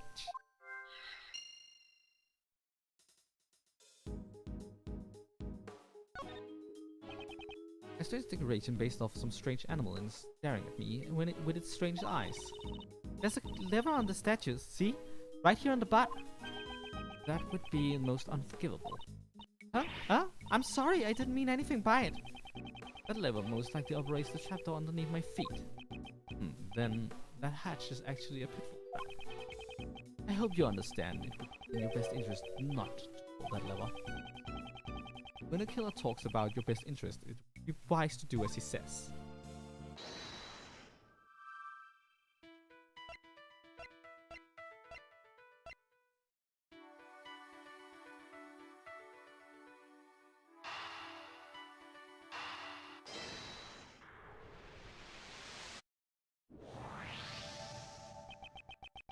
Bullets were fired. We know that from the number of gunshots. One hit the steel samurai balloon, the other took Rook's life. But didn't a bullet also hit the president's bulletproof vest? Right, it doesn't match up with the number of shots. However, there's one way to solve this. One way? The bullet that stole Rook's life pierced through his body and then hit the vest. In other words, Rook and the president were hit by the same bullet. I see. That's right, it'd be dangerous if you had worn that bulletproof vest. Is the president alright? Even while wearing a bulletproof vest, you can still get injured. Yeah, the bullet's impact can still fracture your bones. But don't worry, he's fine. Maybe the president didn't even need the bulletproof vest? I think that might be pushing it. I like to examine the bullet. There's a chance there may still be ballistic markings. Ballistic markings? What's that? Ballistic markings are always left on bullets. Each gun leaves a different marking. So if we examine the ballistic markings, we'll know which gun the bullet was fired from. You could say they're like a gun's fingerprint. I get it now. Let's investigate right away. I think that'll be difficult. The bullet was completely flattened when it hit the bulletproof vest. No way you could investigate the ballistic markings. Whoa! I wanted to investigate them.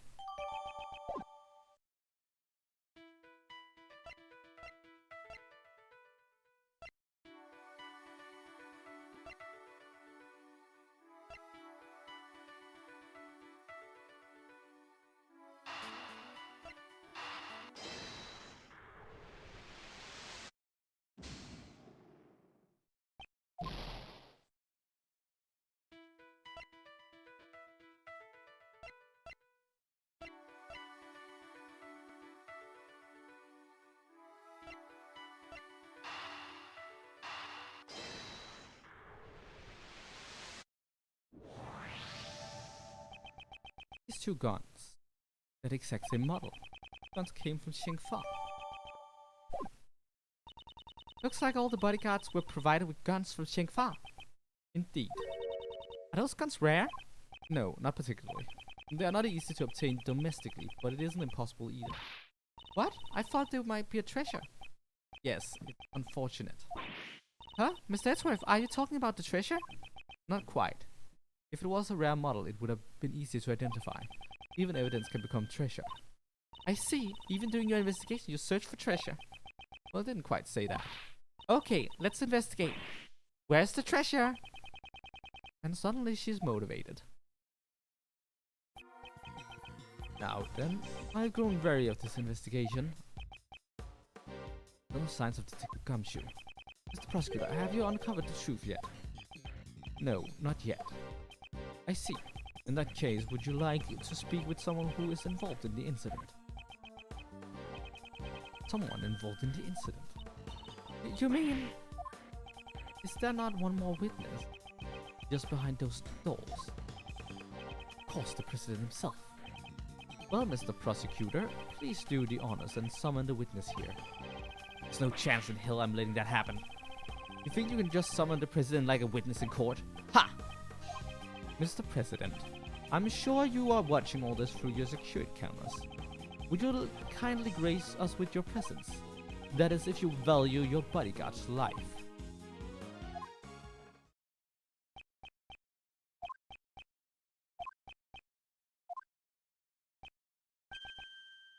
I see. Mr. President, what sort of man leaves another to die in on his behalf? Mr. President! Stop it! Take it easy! Hey! Still nothing. Come on, Detective Gumshoe. Oh! Yeah, I need to get better at screams.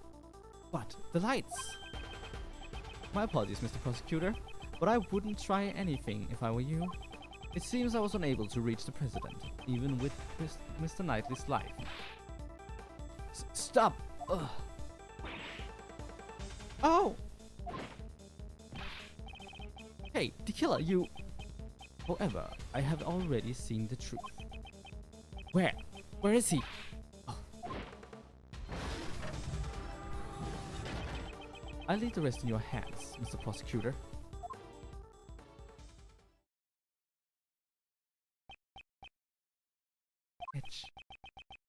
Mr. Edgeworth! Take the Gumshoe! Mr. Edgeworth, sir! March 25th, 4:45 p.m. President's plane office? Did I pass out? Mr. Edgeworth! Thank goodness you're safe. Mr. Edgeworth, are you okay? Hey, what about you? I just woke up myself. My head's throbbing a bit, but it's no big deal. Take Gumshoe, what happened to the killer?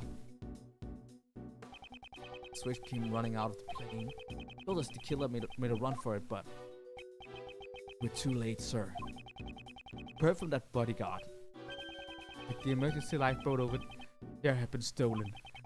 He's probably at the other side of the lake by now, sir. Didn't you seal off the park? These were all called back to surround the plane. Right now there's no one guarding the opposite shore. Oh, that means he succeeded in giving us the slip. Sure seems that way, sir. Mr. Prosecutor. Horace Knightley. It seems you also had a narrow escape. Yeah, that sucked. Punk. Come on, come to think of it. Found this near where you fell, sir. This is the killer's calling card. Looks like a message from him. He always leaves this card next to his victim's body.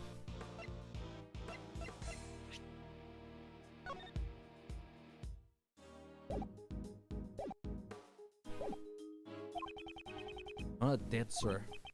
Perhaps this signifies something similar to a killing. Which remind me, the last thing he said still bothers me. However, I have already seen the... I'll leave the rest in your hands, Mr. Prosecutor. In the truth, what did he mean? Yeah, it's safe now. What was that? The President will be making his entrance now. The President?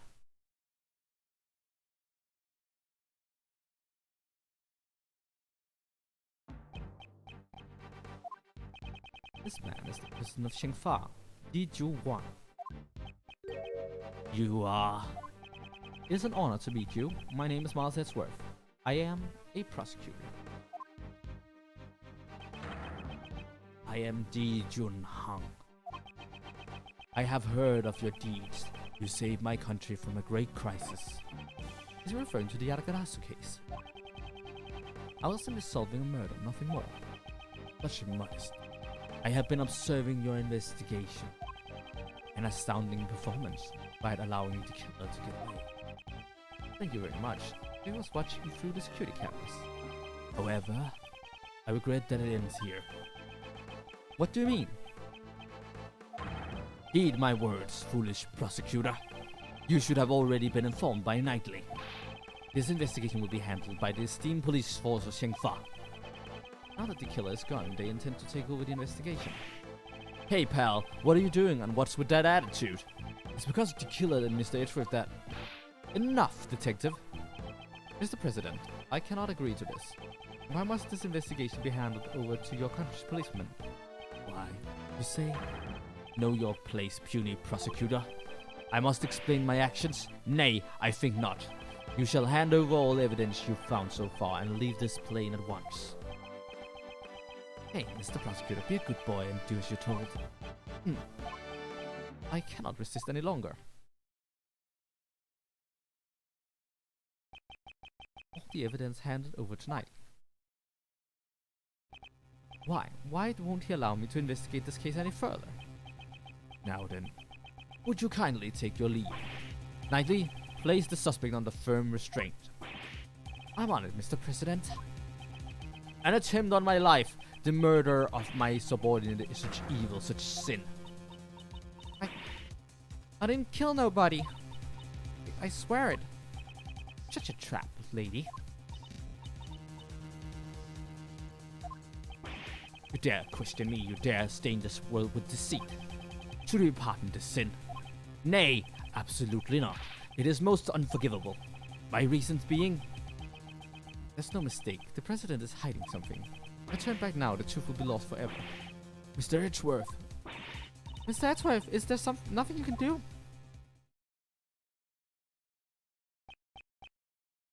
I remember. Countless times I faced this dilemma in the courtroom. The lies of the witness, the rebuttals of the defense. I did not always have evidence to counter them. Nonetheless, I was still able to draw out the truth from them. That's right. My words alone are my weapons.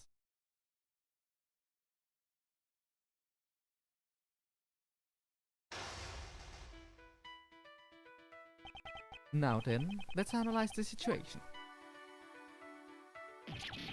Leave this place at once. This is a direct order from the President himself. He's not even listening.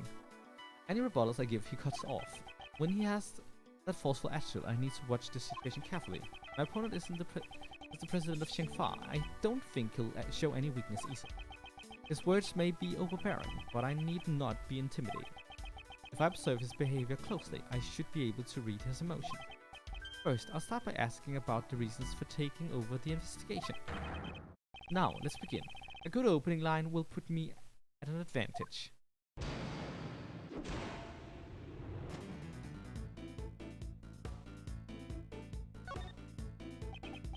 Please allow me to confirm something about the investigation. Nay, I don't recall granting you permission to speak. I am the president of Xingfa. You shall not talk back to me. I'm not talking back. I'm simply asking for confirmation. This investigation will be taken over by the police of your country. Is that correct? Exactly. That is all I will say. Restrain yourself from making any more unnecessary comments.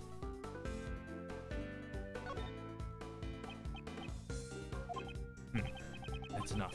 Being on this plane is a tantamount to being on my country's soil. You cannot do as you please. This plane. There's something significant about this place. I should remember this clue. I'd like you to explain your reason for depriving us of our right to investigate. Impudent fool, hold your tongue. There is no reason that should be enough of an explanation for you. There is no reason that should be enough of an explanation for you. Perhaps that clue may be useful here. Gathering from what you said so far, does that forceful attitude of yours have something connected to this place?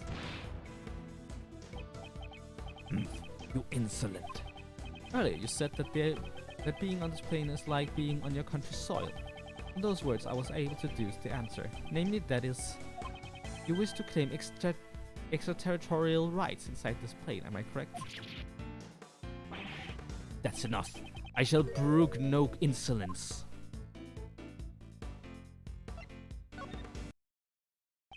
Your words are forceful, but I cannot overlook this moment. The moment I mentioned extraterritorial rights, your face grew pale.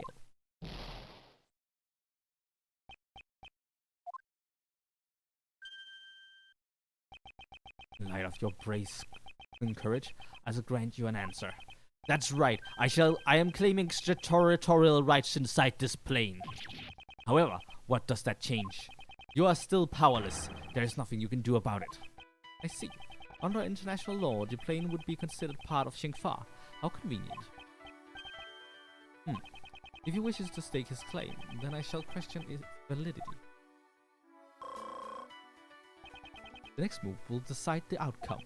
He may be the president, but there is a hole in his logic. Let me break it wide open.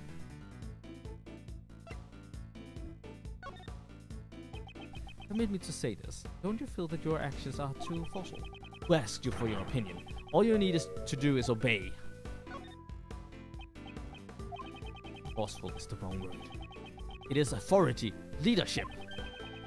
So you arrested Miss Swift because you felt you had the authority to do so. Yes, that girl is a criminal. There is no room for dispute.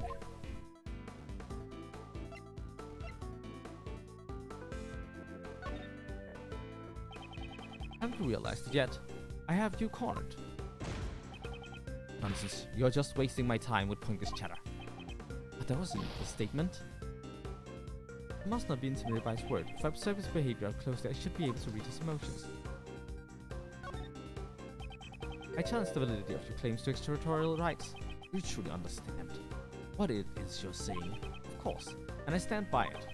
You dare doubt my words? You have no shame. Such irredeemable ignorance. It troubles me greatly. There's no need to worry. I do not need to be saved. It's Miss Swift whom I wish to save from these false charges that you have laid against her. I admire your tenacity. However, your wish is unattainable. The extraterritorial laws are unshakable. This plane is Xingfa territory. I don't have enough clues to proceed with this line of questioning. That's what I was expecting. Aren't you being too forceful?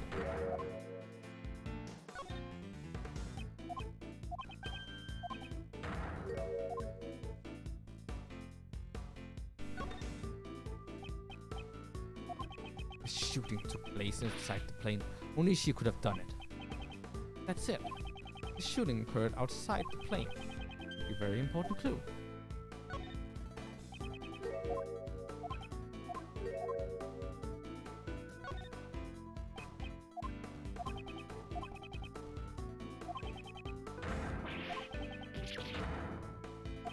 It's time to use that clue. The gun came from outside. Indeed, I do not question your extraterritorial rights inside this plane. However, you just claimed that the shooting took place outside the plane. Yes, it did. If it didn't happen inside the plane, extraterritorial laws do not apply. Your claim has fallen apart. Miss Swift's arrest is invalid. Impossible to be bested by a mere prosecutor. I am the president. Checkmate, Mr. President.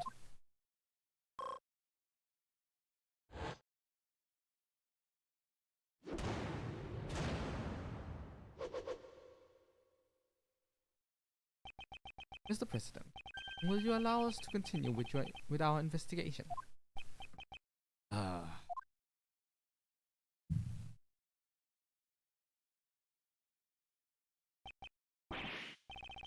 I yield. I will allow it. My heart is generous. My heart is tolerant and merciful. Therefore, as such, certainly, thus we shall. It is our duty for a most noble cause. Gentlemen, now is the time. I, the President of Xingfa, for the sake of the investigation. This guy sure likes beating around the bush. Knightley, we have received the President's permission. Could you return our evidence? Here. You did it, Mr. Edgeworth. Indeed, now we can resume the investigation. It's funny how happy you are just because I gave you your precious pieces back. Now let's see how well you used them. Pay attention then. Here's my next move. Mr. President, may I make one more request of you? Would you please testify about the moment of the incident? Testify? Hey, hold on a sec. That's your next move? Isn't that sort of thing you leave to the courts?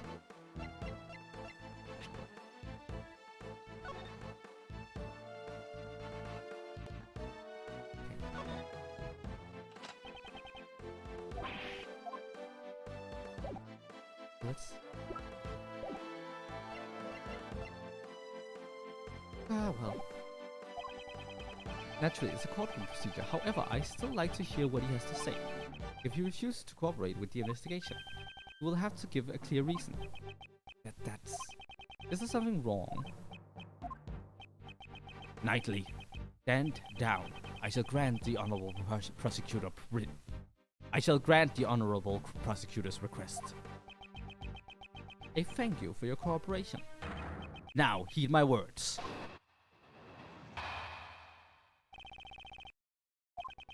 Where was I when the incident occurred? Ah yes, the stage. Then Rook and Knightley suddenly appeared and stood in front of me. After that, I heard a gunshot and a red balloon bursting. And so, those two attempted to escort me into the plane. But then the second gunshot. The bullet pierced through Rook's body and struck my bulletproof vest. If that's the case, then the president's a victim too, right? It was an assassination attempt. Mr. Rook just happened to get caught up in it, unfortunately. But isn't that strange? Why would the victim want to interrupt the investigation? Of course, if this becomes public, it would cause problems. I see there's still some deep, dark secret behind this case, right? Certainly, the president and perhaps Knightley too know of this. Without fail, I shall reveal it for all to see.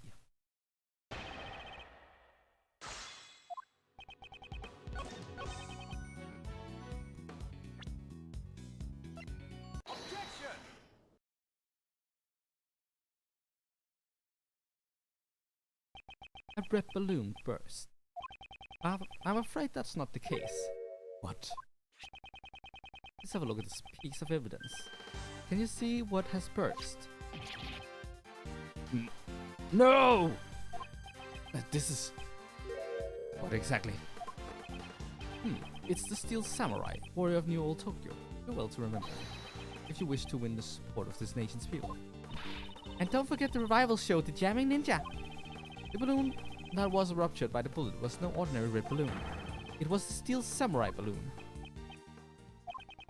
But according to the plans, there should have been 2 red balloons. This is right here in the security plan. It certainly looks like there are only 2 red round balloons drawn here. Knightley, what is the meaning of this? Explain at once. Yes, sir. The steel samurai balloon was a last-minute replacement. Replacement? That's what we were told. Since that information didn't make it to the president. We ran into a trouble during setup last night. One of the balloons that we had prepared burst. So you scrambled to find a replacement. Exactly. We just happened to run into a guy manning a stand in the park. Said he lent us the steel samurai balloon. He was kind of a poser. A stand, a steel samurai balloon, and a poser. Larry!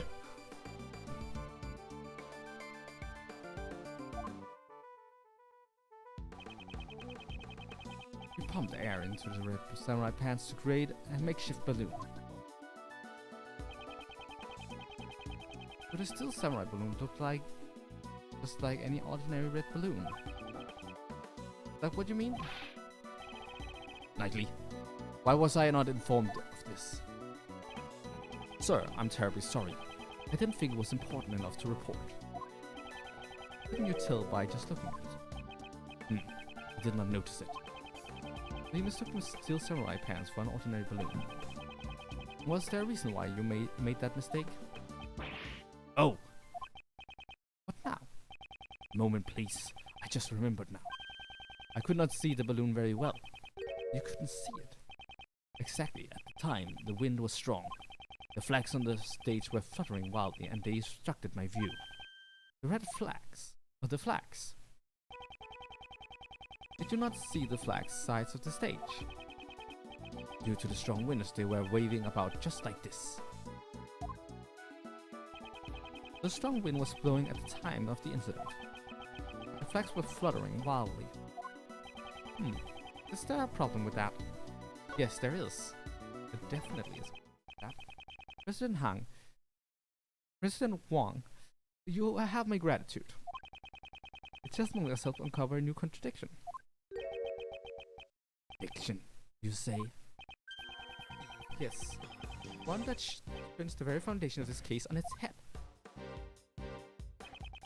During my investigation, there was no wind at the crime scene, so the flags remained still. Sure, the flags were actually fluttering in the strong wind. This completely changes the meaning of that piece of evidence. Evidence considers the states of the crime scene.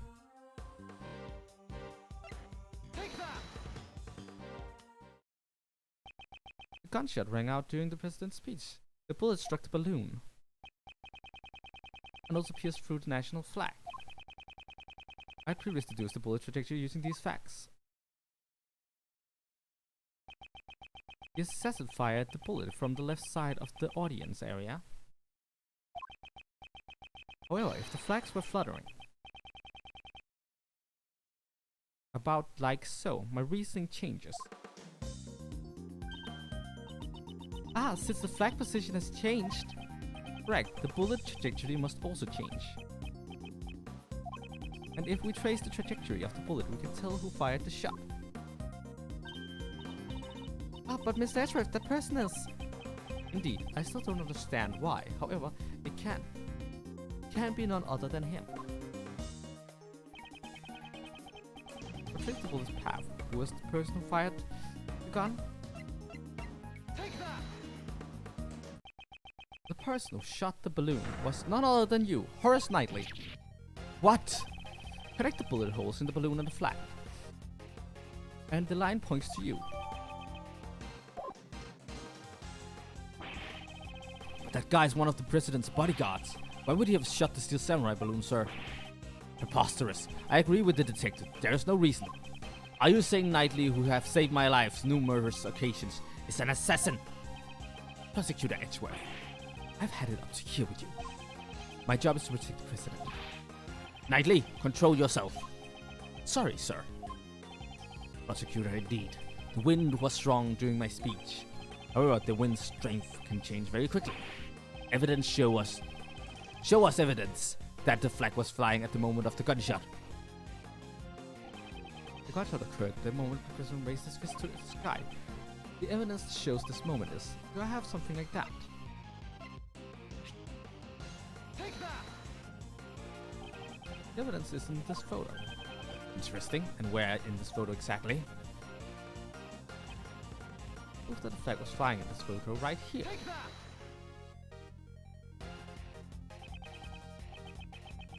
Then you see the following flag can be seen in this photo.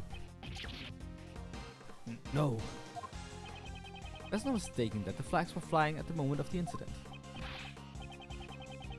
Then it really was that guy who shot the balloon. That would mean Mr. Knightley is the assassin. First Knightley is...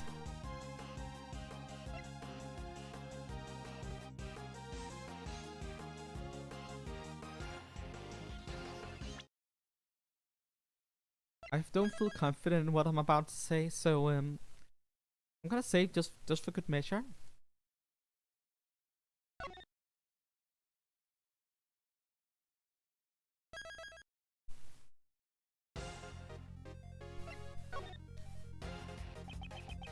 Horse Knightley is not the assassin. The only thing he shot was a balloon on the opposite side of the president's. He wasn't aiming at the president. Why then? Why was it necessary for me to do a thing like that? Depending on your answer, I might take aim at your pretty little head. Why was it necessary? I presume the reason is connected to the one thing that felt out of place. The one who shot the balloon was the president's bodyguard, Knightley. That fact would change the entire viewpoint of this case.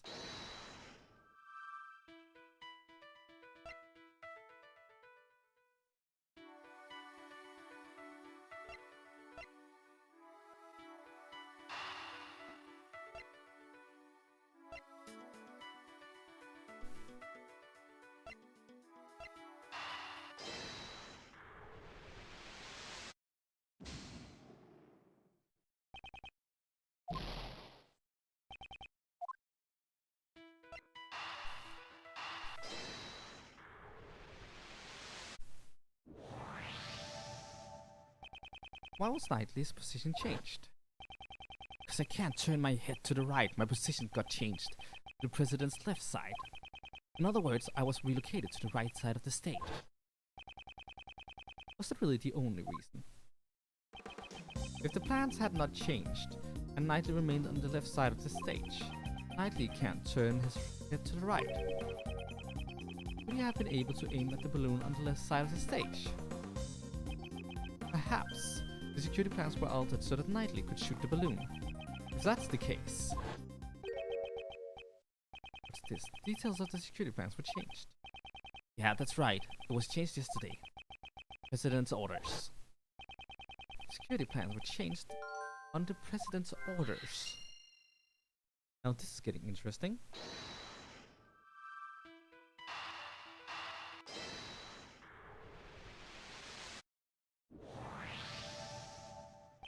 In other words, the president knew about the balloon being shot. He knew about the attempt on his life. If you view about that way, everything that's been out of place begins adding up.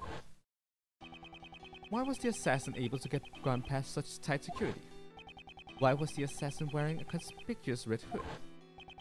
Why did they use a laser sight that would easily reveal their location? Why was the president so calm after being shot? This was the truth the president and his subordinates tried to conceal. There can only be one reason why Knightley fired the gun. The entire assassination was a setup. Huh? Oh. How dare you? Do you seriously understand what you're implying with this? Of course I understand. In fact, now I understand everything. Mr. President, you wish to take the investigation rights from me. That was also so you could conceal the truth. How dare you mock me with these spurious allegations? Mock you? That was not my intention. I simply used logic to uncover the truth, that is all. Knightley fired the first shot in order to rupture the balloon. Hearing the gunshot and the sound of the balloon bursting, the audience began to panic. This was followed by one more shot. Wait, one more shot? Yes, Knightley turned towards the balloon and pulled the trigger a second time.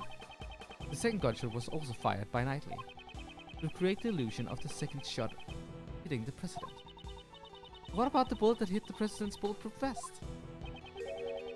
What if the bulletproof vest had been prepared in advance? Oh. What's the matter, Mr. President? Afraid of facing a little bullet? That's not true. I was definitely shot. If we examine the bullet in your vest, it would answer your question for us. Will you find Rook's blood on that bullet? The person in the red hood who shot me is in that photo. Weren't you listening, Mr. President? On the bullet's trajectory, the one who fired the shot must have been Knightley. Then Nicole. He too was part of the president's plan. He was to bear the blame and become the false assassin. The red hooded figure. Exactly. I don't know how much of the plan Miss Swift knew beforehand. However, she didn't fire the gun. All she did was aim the laser pointer at the president's head. That's right, Once the crowd began to panic, you would turn your parka inside out, and thus the red hooded figure vanished. After that, you discarded the gun and security plan in the trash, and the illusion of the assassin vanishing like a ghost was complete. And with the assassin gone, the case would go unsolved, pal. Yes, that was what he hoped for. That's why he wouldn't let Mr. Edgeworth investigate the case. Exactly, all of this was An asinine publicity stunt from a lying president. But you... You're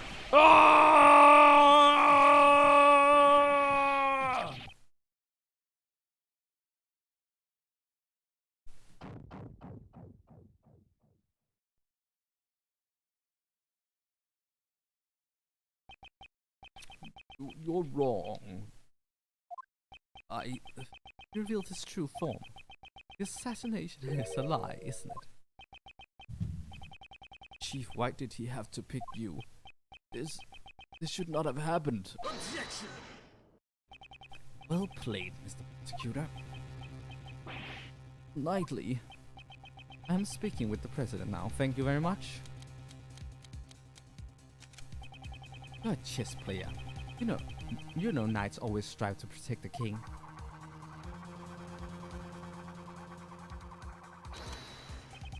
So shut up now. Are you threatening me, Mr. Knightley? Oh, what's with this guy? What's with this guy? Oh, sorry.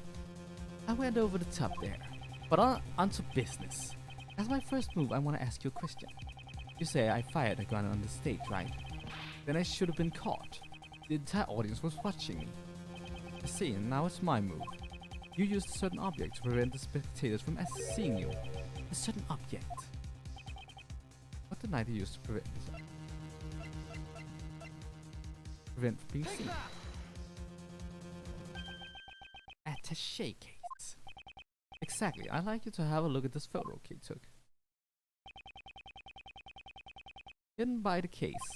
This photo captures the exact moment you secretly fired the gun. You used the attaché case as a screen. Objection! You seem to enjoy making up convenient stories, Mr. Prosecutor. But you missed something. What have I missed? That everything you said is just a hypothesis, a theory. Flags flapping in the wind, using the case as a screen. Security plans were modified because I can't move my neck. You got no decisive evidence. Yeah, it'd be great if you had the bullet that hit the balloon. Then you could examine it and see if the ballistic marks match my gun. But that bullet's probably at the bottom of the lake. Finding it would be real tough, right?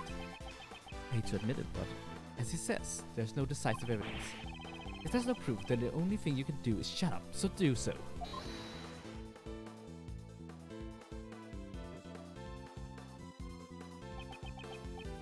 Miss Swift. Oh, that's it. She speaks. If she speaks, we could hear new testimony. Hey, lady, you got something to say? Never mind. There we go. I thought so. Nicole, don't be afraid. The truth will escape if you let that man intimidate you. You're a reporter. A journalist, are you not? I will not remain silent. You better reconsider your position. Use your head before saying something you regret. I've got number one rule of journalism. Journalism must not tell lies. You can't call it a scoop if it ain't the truth. Mr. Edgeworth, I'm sorry. I've been hiding this the whole time. I used this laser pointer to aim at the president. That's all I did. I never fired the gun. You stupid woman. If you testify, you're admitting you're an accomplice. I don't care. I'm gonna tell him everything. 3 days ago, I was covering an event at the Shanghai embassy.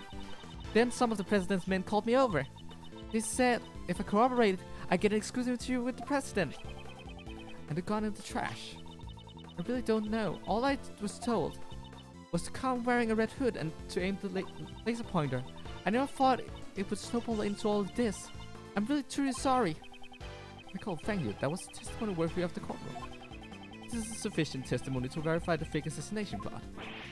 Damn you, the lot of you. You're all a bunch of mindless morons. It's a shame. If only you had been able to usurp the investigation as planned. You would have been able to silence this young lady. Blast! Tomorrow, headlines now read, fake assassination plan exposed becomes a murder. Right? I can't believe that you do something this horrible, pal. I admit nothing. The president. Unidly. That's enough. We have no choice but to admit it. So, Mr. President, you admit that you planned the fake assassination? Yes, I admitted it. I'm sorry. But why? Why did you have to do this? My approval rating in Shanghai have fallen. I wanted to appeal to them as a strong president who survived an assassination. But in the end, it was just a lie. A stupid lie. And the bullet in the bulletproof vest? Prepared earlier. It was not fired today. But what about Mr. the Killer? It seems our plan was leaked. Someone wanted to make this fake assassination real. That's why the killer wore the red raincoat. He would impersonate the culprit from the plan in order to approach the president. There's still one thing I don't understand. What's that? Why did Rook die? Steph was not part of this charade, and yet it really happened. Yes, why was his life taken? Ethan was an outstanding bodyguard. Even though he wasn't from my country, he had my utmost trust. I wouldn't think that having the trust of the cowardly president meant that much, to be honest. Hey, that's the same sort of bond between me and Mr. Edgeworth, pal. I wouldn't put it that way. Did Rook know of your plan? Not the exact details. I asked him to cooperate and he refused. You should have listened to his advice. Yes, indeed. I wouldn't have done all of this if I had known. Tch, you're being too dramatic. What? Rook was just one piece of the president's defense. Nightly. That's... And it's not as if he corroborated with your plan. I did.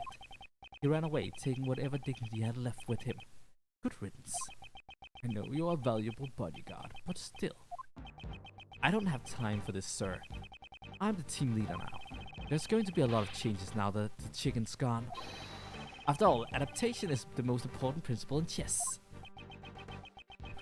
I knew you always wanted to be the team leader, but isn't this a bit imprudent? I will orchestrate even more perfect plans just like this one. You definitely have ambition, but wasn't your perfect plan today a failure? If it weren't for you and that idiot Rook, it would have been perfect. What did Rook do? If he hadn't died, the killer wouldn't have threatened me.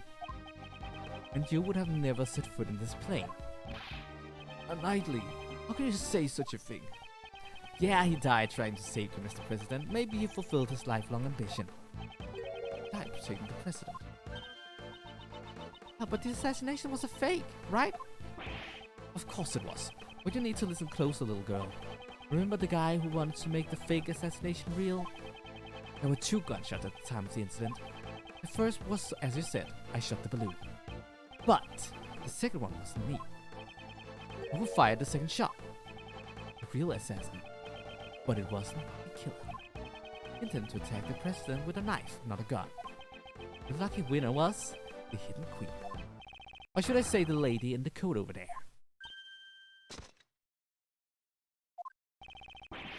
You're accusing Nicole, pal. I ain't no assassin. Really, I don't believe you. The gun that was left in the trash. That was yours, right? I shot the balloon into the plane with Rook and the president. Rook waited in the cabin while I led the president into the security room. When I came out, Rook was already on the ground. The bullet the lady fired must have hit him while we escorted the president to the plane. The shot was fired from the gun found in the trash. You're saying you don't know exactly when the victim was shot? A knight's job isn't to protect the Rook. It's to protect the king. Huh? What he's trying to say is that his job was to protect the president only. It's over if you lose the king. Checkmate. That's the first rule of chess. If you let the pieces get taken in front of you, you're not likely to win. But I did win. Look, the president is safe. Don't claim victory when the game has only just begun. I shot the balloon into the plane with Rook and the president. But the victim had no part in your plan. Yeah, that's right. He didn't even know it was all fake. So you're saying he thought it was a real assassination attempt? Oh, but you fired the gun right next to him. Wouldn't he have noticed? Maybe he did, not that it matters now. Besides, even if he thought the assassination attempt was fake, his duty was to protect the king. He made a split-second decision to sacrifice himself. The victim was truly a man of honor. You're wrong. It was all part of my plan. He simply assisted in our little performance on stage. Rook waited in the cabin while I led the president into the security room.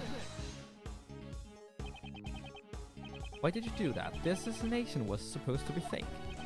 There were a lot of guests milling around outside. Wouldn't it be bad if the president who just escaped an assassination was seen lounging around and drinking grape juice? Imagine the headlines. What was the victim doing at the time? How should I know? I was with the president inside the security room. Anyway. When I came out, Rook was already on the ground. Where did you find the body? About where he is now. He collapsed in the middle of this room. When I returned, the door to the plane was already closed. The bullet must have hit Rook right before the door closed. Talk about hassle. It's all his fault that this plan failed. Likely that's too far. Even if he protected the king, he couldn't protect his honor. He was callous in his duty, and he paid the price for it. Man is truly despicable. As I was saying,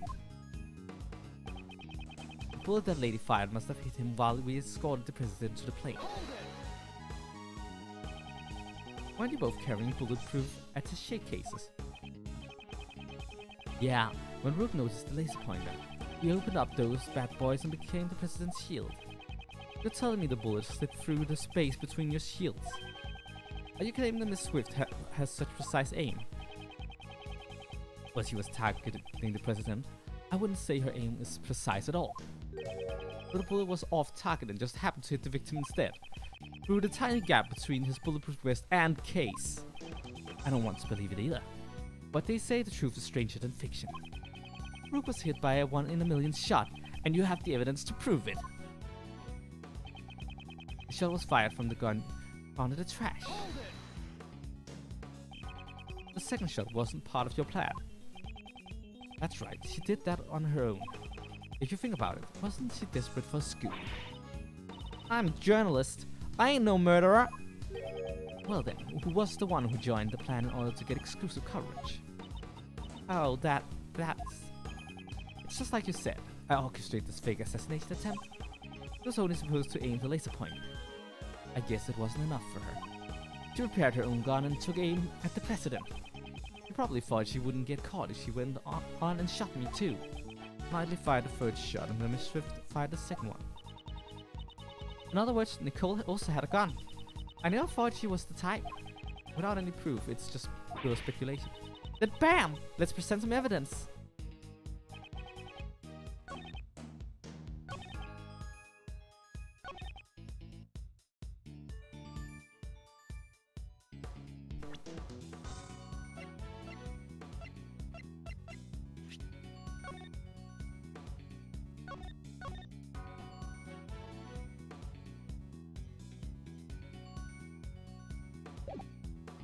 That is not helping.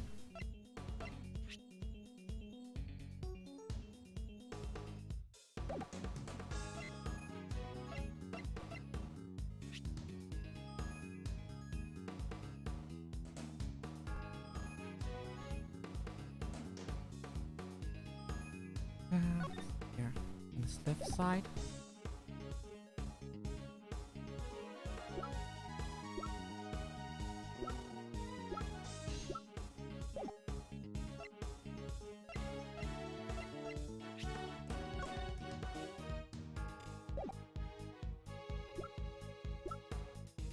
Pretty plans.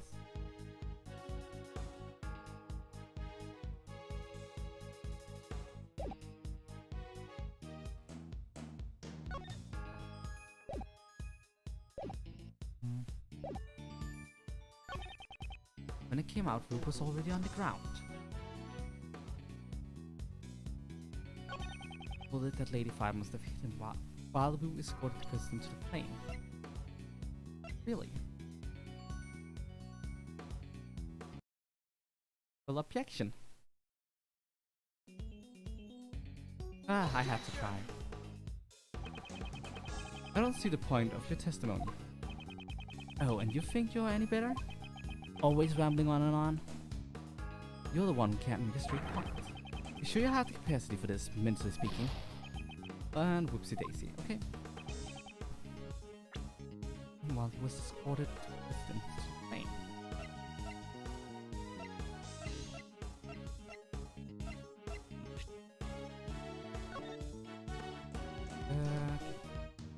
The room was lying. According to the schedule, there's a meeting after this. Secretly, that the attic was solved.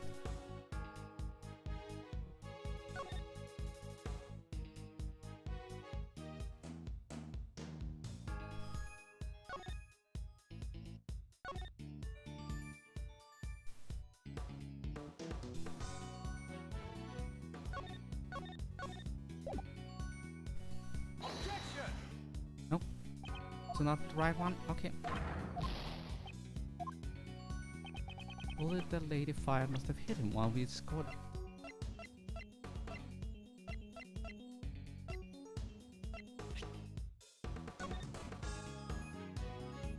Bullet passed through the body.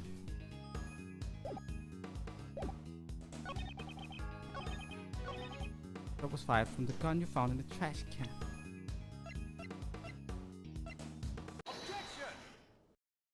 I really missed that one. Wow. Okay. So you shot the balloon and Miss Swift shot Rook. Is that really true? I can see it any other way. The gun we discovered in the trash was fired twice. The number of gunshots don't add up. Why don't the gunshots add up? It's simple.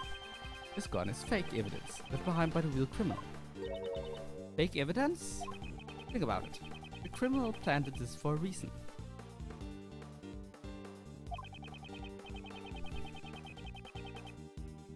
By finding the gun, we assumed that the assassin was in the audience, in order to make us believe that the gun was used by the assassin.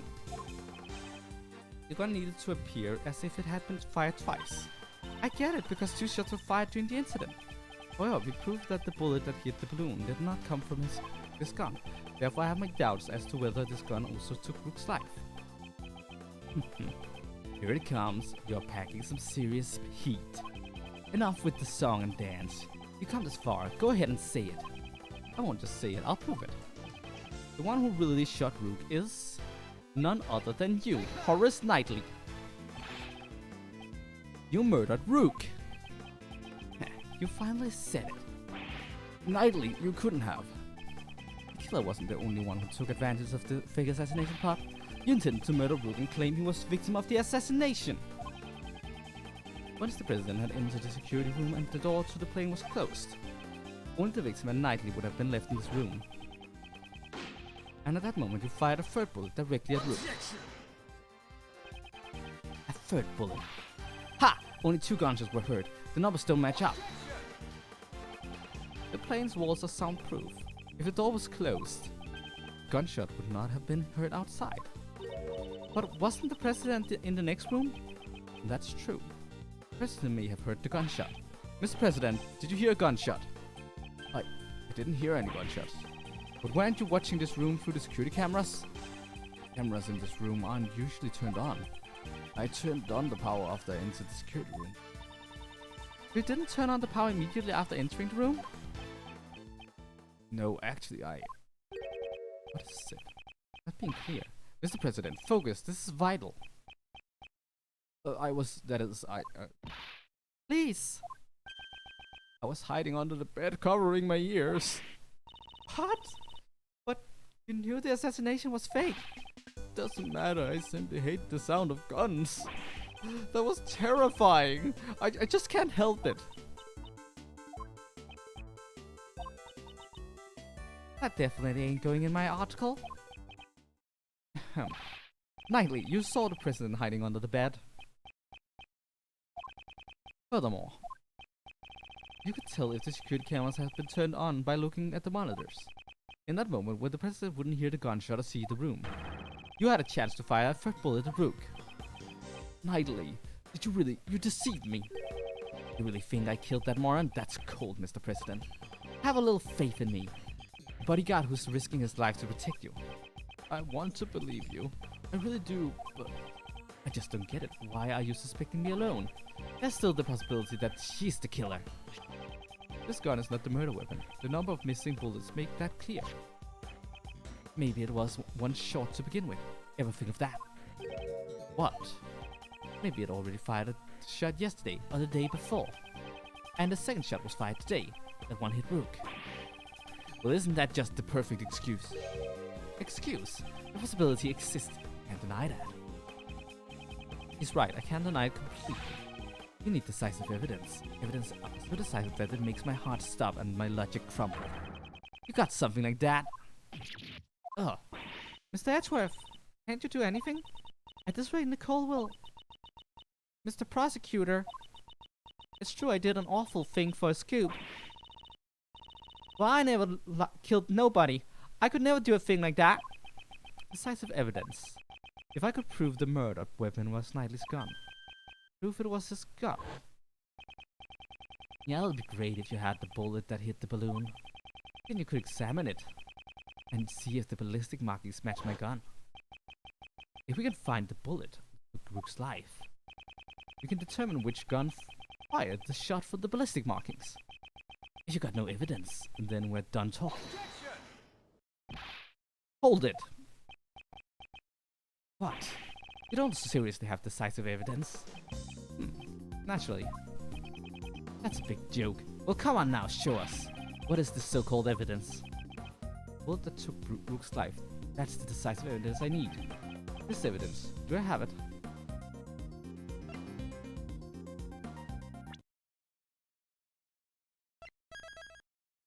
I do not feel confident about this one either. Good thing I can save whenever I like. Also, this is like one hell of a long tutorial case.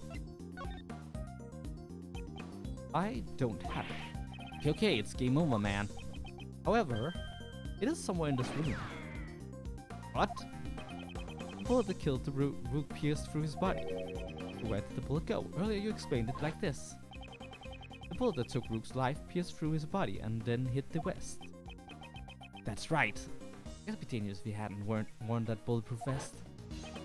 However, now that the fake assassination plan has come to light, we know that the bullet in the bulletproof vest was prepared earlier. So then where did the bullet go? Interesting, very interesting. Do you have the answer?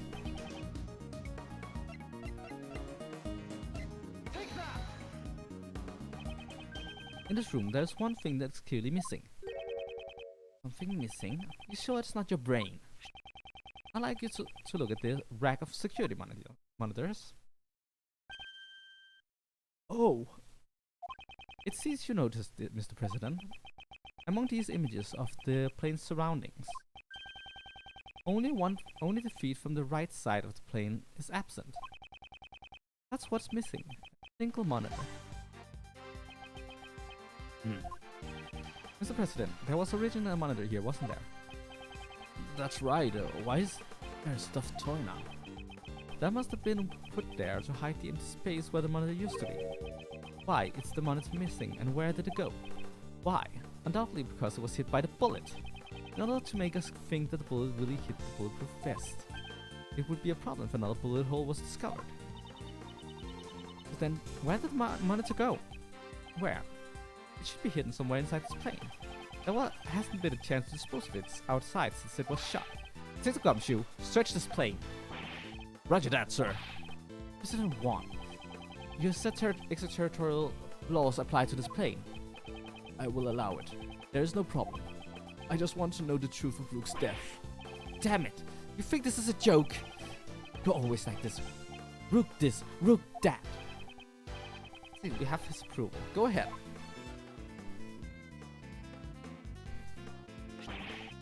Mr. Edgeworth, I found it, sir. Good work, detective. Now let's extract the bullet from the monitor.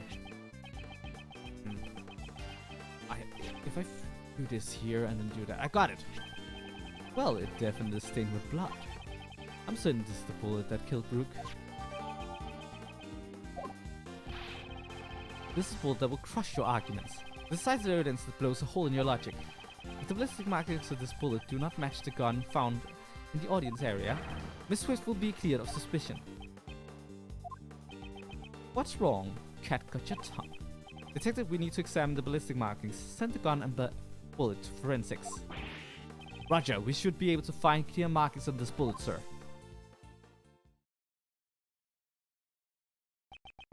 Now then, let's listen to the forensics report. Reporting! First, the blood on this bullet matches the victim's blood. So the bullet really did take Rook's life. Also, Horace Knightley's fingerprints were found on this gun. Knightley's fingerprints probably came from when he took all of the evidence. The real issue is the ballistic markings. The markings don't match. Miss Swift will be cleared of suspicion. And the bullet's ballistic markings match this gun. What? They match? What? No way!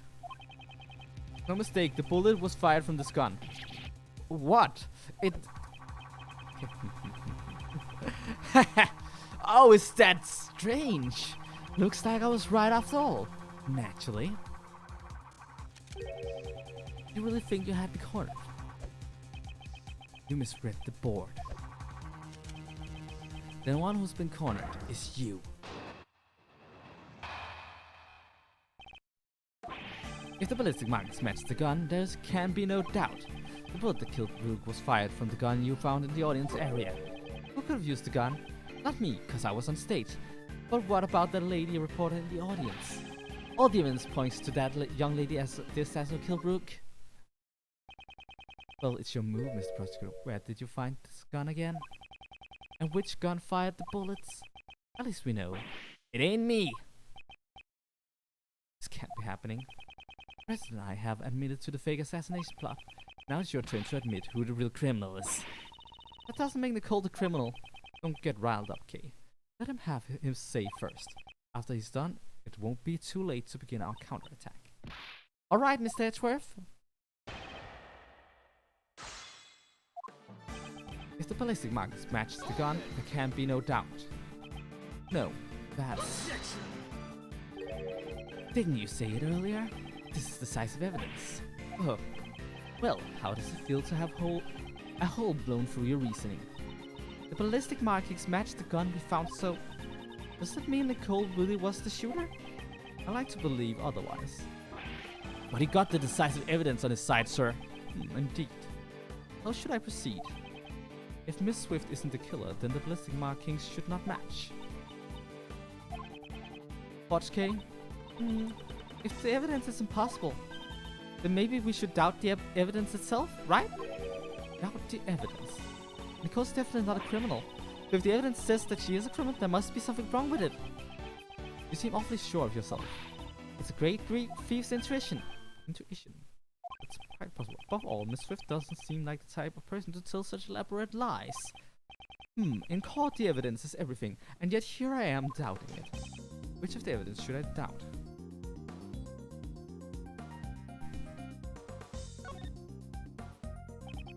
Anything suspect here, it can only be the gun. The bullet was discovered just a moment ago. It couldn't have been tampered with yet. I didn't have a chance to tamper with the gun. You shall hand over all the evidence you collected so far and lead this plane at once. Hey, Mr. Prosecutor, be a good boy and do as you're told. Not resist any longer. That's it. You could have tampered with the gun at that time. There's no doubt that this gun is the real murder weapon. In that case, the owner of this gun is Horace Knightley. He must have switched the guns. Without doubt, this is Knightley's own gun.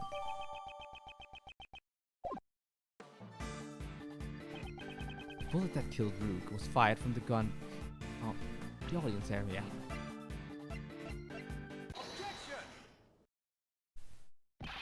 Knightley, you fiend! You switched the guns!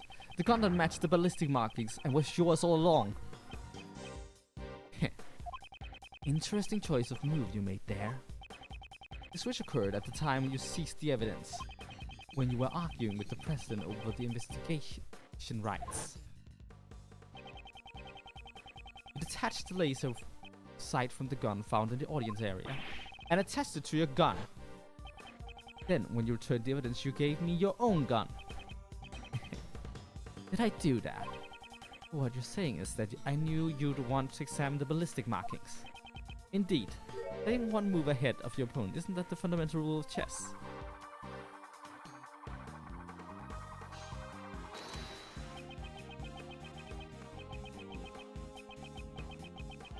Yeah, that's actually a really nice little twist of this case. Knightley is a smart man. Like, Rook might have been on a different level, like everyone talks about how great Rook was. Knightley is not too bad himself. He's pretty darn smart. And also, welcome back, cats. Besides, can you even prove I pulled the old switcheroo with the guns?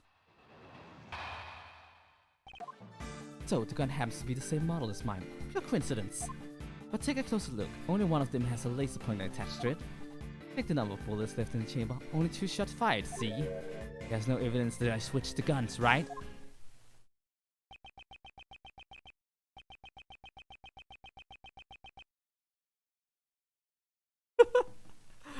Oh, I never thought about it like that.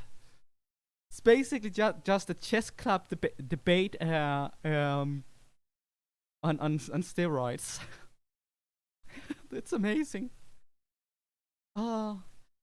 Giving you too much credit. That hardly sounds like something you say.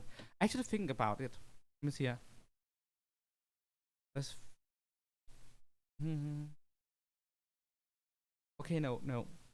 I was thinking to myself, he might actually be the best tutorial antagonist in the franchise. But no, I really gotta give that to Dahlia Hawthorne. That said, Dahlia Hawthorne was a recurring antagonist that also spoilers for the third game, by the way. Also ended up being the final bad guy, basically. So I don't think that's a fair comparison. She's more of an end-game antagonist than she is a tutorial antagonist. Knightley is still pretty much up there. He's right there behind her, next to what was his name? Christoph Gavin. Giving you too much credit. That's hardly sounds like something you'd say. Guess I'm just more modest than you. I actually think Knightley might be better than Christoph Gavin, and that says something because, spoilers for the 4th game, Christoph Gavin was like Dahlia Hawthorne, turned out to be the final antagonist of the game, and he's probably the worst of the overarching final bad guys. Yeah. guess I'm just more modest than you. Except when I'm in front of a chessboard. We're not in front of a chessboard. That's too bad. Don't use that as an excuse later. I didn't lose the game. I just couldn't find enough evidence. You're the one who should have an excuse ready. You didn't beat me at chess. You only found the evidence.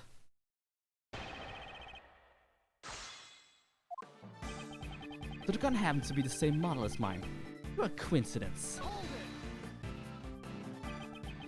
Coincidence, you say? Or perhaps it was simply bound to happen. Which was it, pal? Us bodyguards need to use them to protect the president. No matter how you slice it, that lady is a total amateur with guns. It was necessary for both of us to use revolvers. A revolver? Like the one Knight is carrying? Why would it be necessary? It has a similar mechanism, so it's easy to use. Something along those lines, probably. And you gotta get the job done, or if you're new to this sort of thing, there's nothing better. The truth is, I thought it was a pure coincidence all along. But take a closer look, only one of them has a laser pointer attached to it. You attached the laser pointer to the gun yourself! Oh yeah? Prove it. Show me the evidence. Well, that's... You can't go around calling people liars without proof. Didn't your daddy teach you that? At that point, I've got evidence on my side. Check the number of bullets left in the chamber. Only 2 shots fired, see? It's been bothering me for a while now. What about the chamber of your own gun? My woman here? Now that you mention it.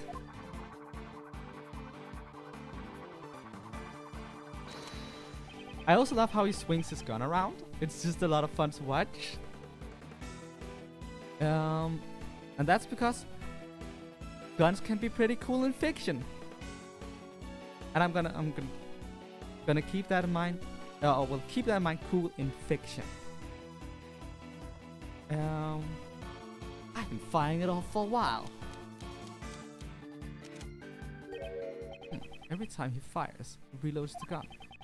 There's no way to check its status from the time of the incident. That's it. In order to switch the guns, he would have needed to reload the bullets. Lightly is bare-handed, and he had no time to put on gloves when the switch was made. Well, I think it's about time for you to resign. How about it, Prosecutor Edgeworth? There's no evidence that I switched the guns, right?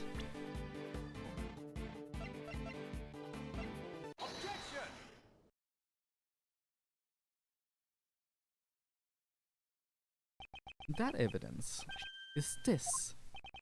You call that evidence? Prosecutor Edgeworth, you're trying too hard. Certain traces were left on this gun. This is the proof this gun belongs to you. Show it to me. What kind of piece you got? A rook, a bishop? It better not be a pawn. Traces nightly left on the gun are... Someday, I like to see someone play this case specifically and take a shot every time someone makes a chess pawn.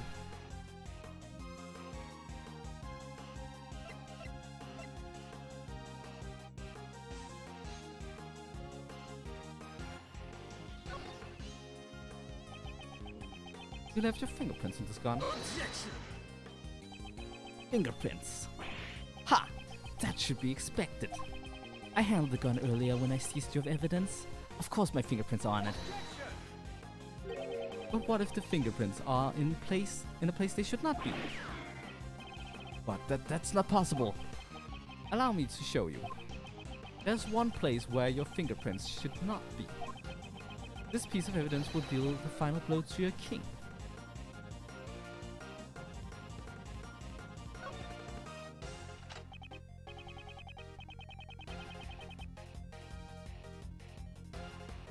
Dahlia is better written, but I absolutely love Knightley. Easily one of my favorite characters. Like the game targeted me. Hey cat, you're gonna notice. He's a very, very fantastic jerk. I'm gonna say that. If that drinking game does sound very deadly indeed. But yeah, But yeah, I prefer Dahlia personally, but Knightley is definitely up there. And again, as I said, I don't feel like it's fair to compare a tutorial case villain with an endgame villain. Dahlia is an endgame villain that just happened to be in the tutorial case. And Knightley is written to be like a one-off kind of character. And legit, even if we expand beyond tutorial cases and just go for one-off villains, Knightley is up there, like legit, one of the best. Like Red, White, and I don't know, I can't remember. Fury D Tigray or any of the others have nothing on Knightley. Just honest. Knightley's fantastic. Here, Detective Gumshoe, please have a look at the cylinder. 2 shots were fired, sir, but where would the fingerprints be? Well, right here, on the bullets. You made the switch when you seized the evidence earlier. However, if you all you did was switch the guns, you would have been found out right away. That's because the number of bullets fired by the 2 guns are different.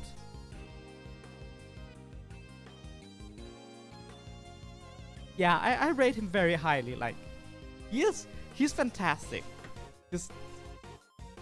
He's very entertaining. He's very fantastic. I love everything about him. He's great.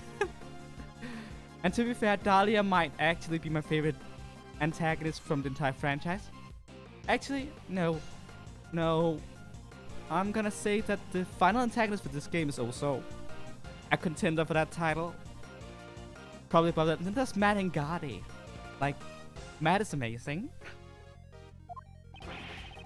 Gun found in the audience area had fired 2 shots, sir.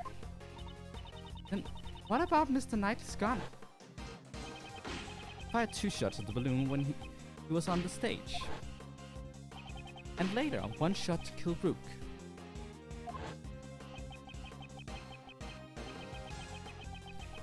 Three shots in total, not counting the number of shots he's fired since then. And after each of those times, you would reload the bullets. Tell us, Knightley, were you wearing gloves when doing that? Officer, in your report earlier, were Knightley's fingerprints found on the gun?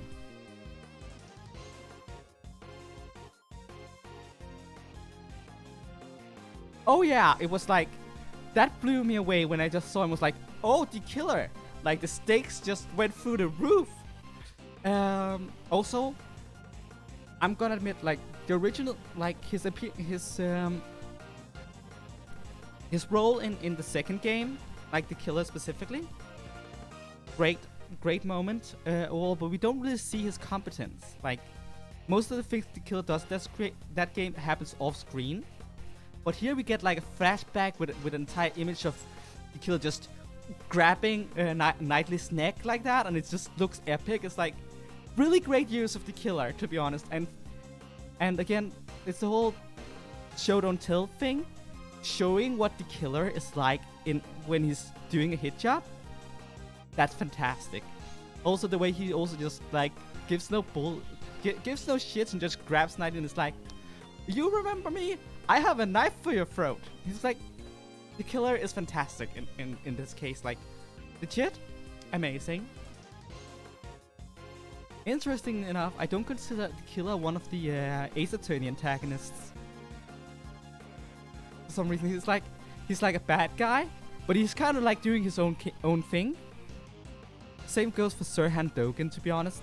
They're both bad guys, but they're both just very much doing their own thing. Sir Handoken is gonna appear in this game, so we'll get to him later.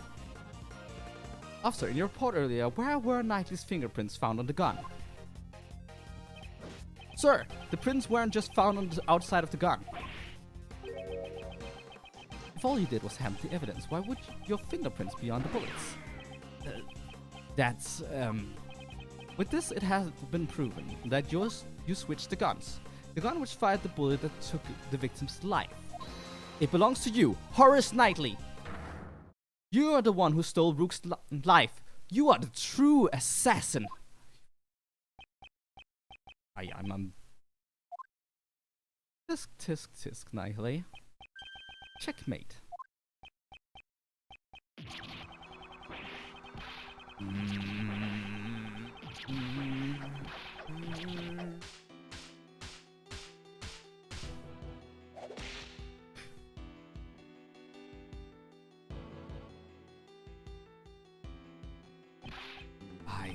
should have been made leader. Me! Okay, to respond to what you just said about always liking, I always liked him too, like legit. He was great in the second game, don't get me wrong. But the side we see of him there is very much the manipulative, sophisticated part of him. And here we see the straight up badass part of him. Which, when you combine those two pieces, you get a fuller picture that really sends an image of what the killer is, and it's just fantastic. Oh yeah, he's been waiting to drop that line. It's just like, I can't wait to say it. I can't wait to say it.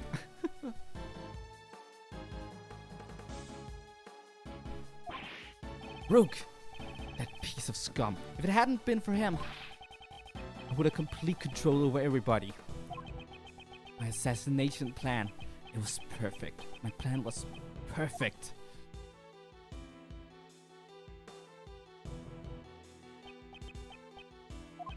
Detective Gumshoe, if you please. Roger that, sir.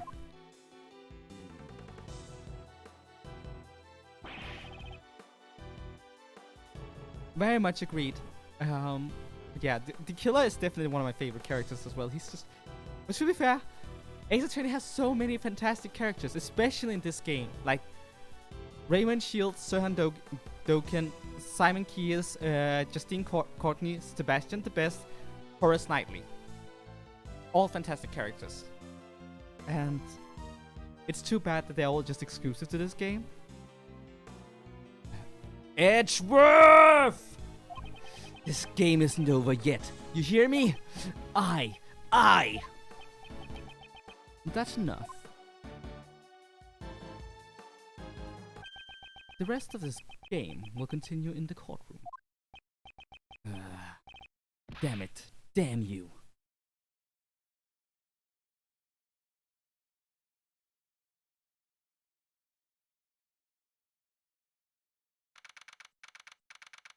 Yep, that was me. Also, that's a nice reference to the original tutorial case with the finger statue. March 25, 5:12 p.m. Gold Lake Park stage. You have my gratitude. You exposed me a murderer amongst my bodyguards, and for that, I am truly in your debt. As soon as he stepped outside the plane, he reverted back to his king-like persona. Some time ago, when I proposed the fake assassination plan on me and not Rook, Rook declined, so I'm asking you, what do you say? Alright, let's do this. I'll come up with the perfect plan. I can even use that guy as When Knightley said that, his eyes were overflowing with hatred towards Rook. Frankly, I was quite anxious about asking Knightley instead of Rook. Now that I recall those events, you probably sense the anxiety in my countenance. Perhaps that is what gave him the impetus for murder. Mr. President, if you had not orchestrated that fake plan, this would not have happened. That is your sin. A sin that won't disappear. Yes, you are absolutely correct. You have my sincerest apologies. I too must bear some responsibility for this. Even so, I am most grateful to you. I thank you for solving the mystery of Rook's death. I'm scheduled to stay in this country for a little longer. But if any of you ever wish to visit the Republic of Xingfa, you will always be welcome.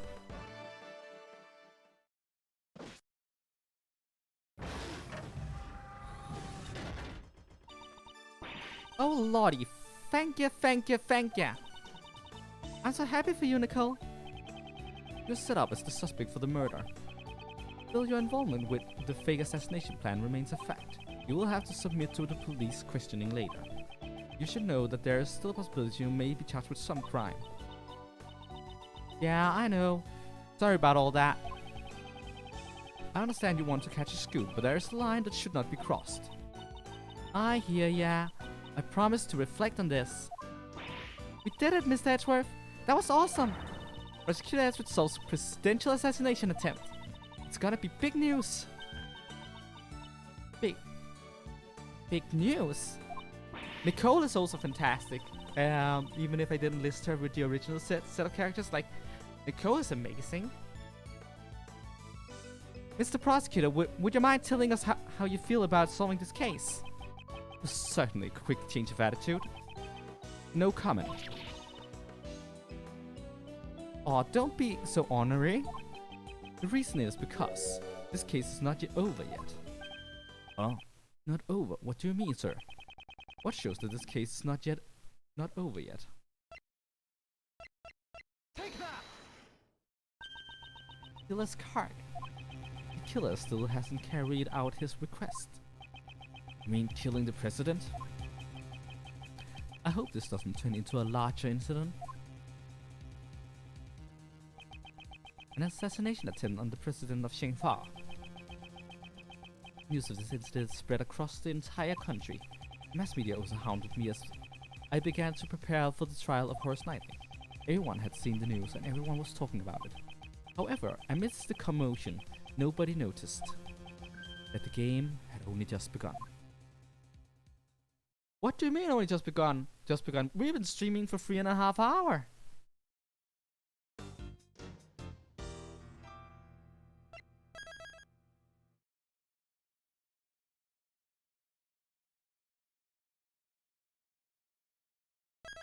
This is also a great case, to be honest.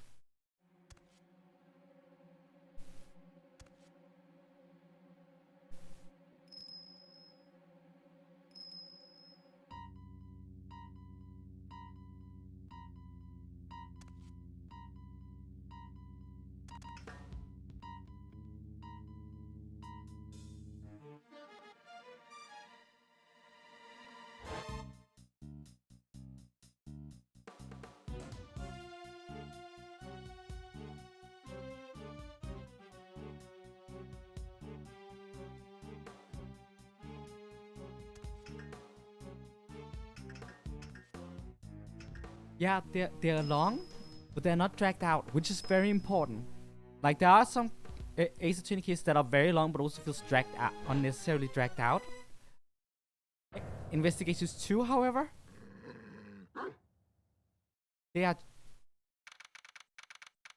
long, but they're really good. I never feel frustrated or bored or like things drags on in Investigations 2. It just feels like everything is important somehow. March 27, 10:16 a.m.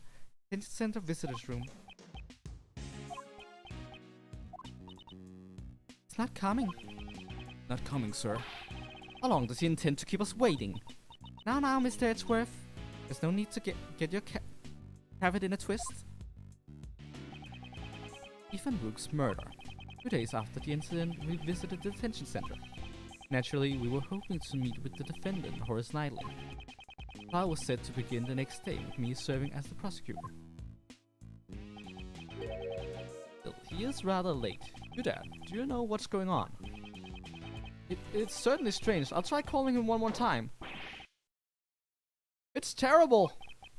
It's Knightley. He's been murdered. What? What did you say? Murdered. Inside the detention center. I'm gonna call for a short recess. I need to go to the bathroom. But I'll be right back.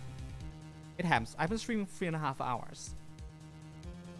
And I've been drinking soda while here. Which, stay hydrated is important. It's not healthy to not be hydrated. Oh yeah, the intro for this one is very fantastic. But you know what? I'll get into that when I get back.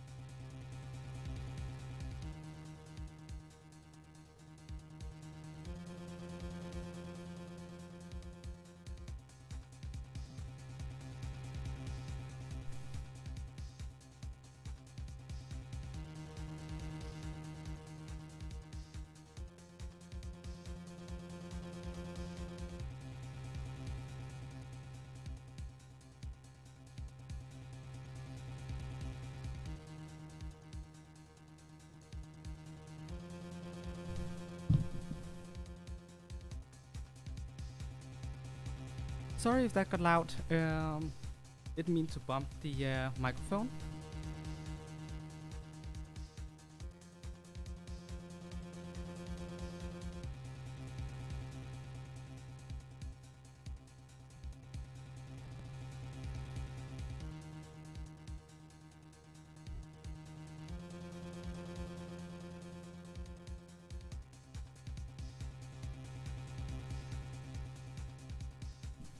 Yeah, the intro is fantastic. Like, it is really good atmosphere and generally just really nice setup for this episode.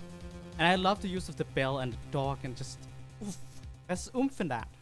I never intended to play this game. When I did, I was gonna replay Ace Attorney Investigation 1. I had finished Spirit of Justice, so just first case to make sure it was all working.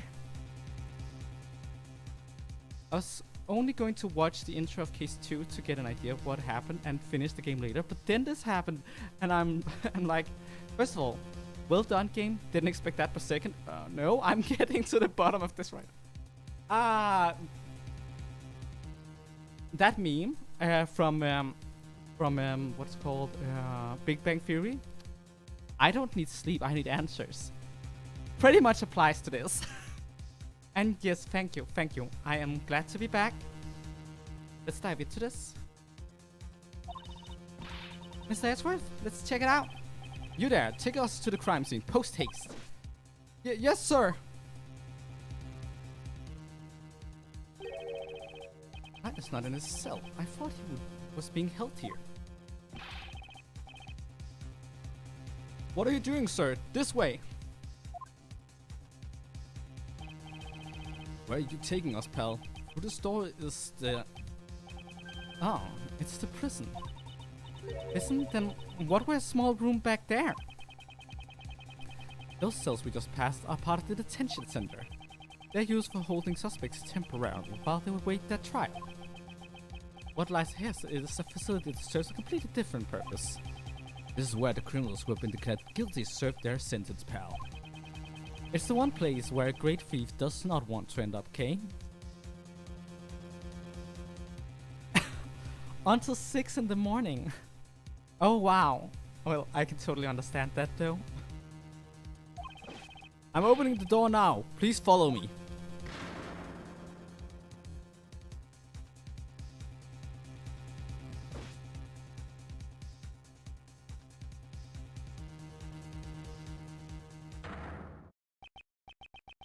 There's no mistaking it.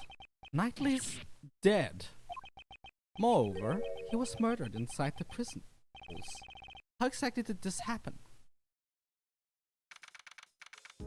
March 27, 10:32 a.m. Prison room, workroom A.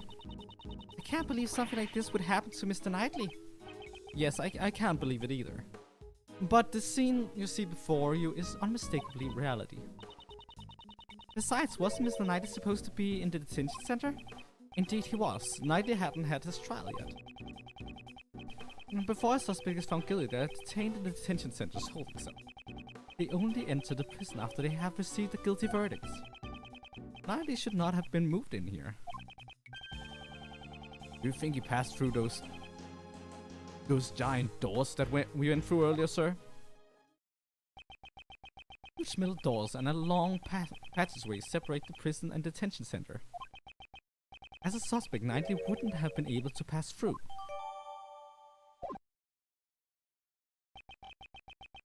What happened to Knightley? In order to solve this mystery, we must first investigate the crime scene.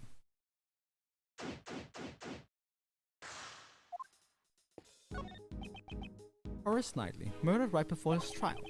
Let me take a closer look.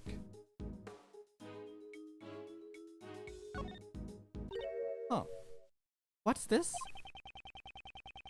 The Edgeworth. It has something similar in his office. It's a portable chessboard. It was probably the victim's. Ah, Miss Knightley enjoyed chess, right? He was probably using it to pass time in the detention center.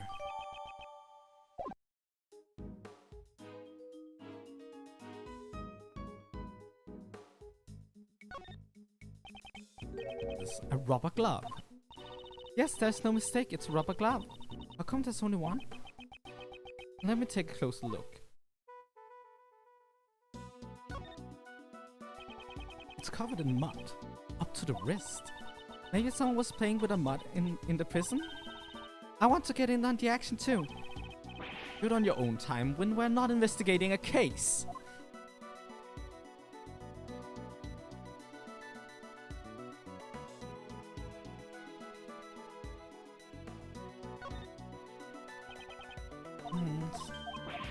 Exact same.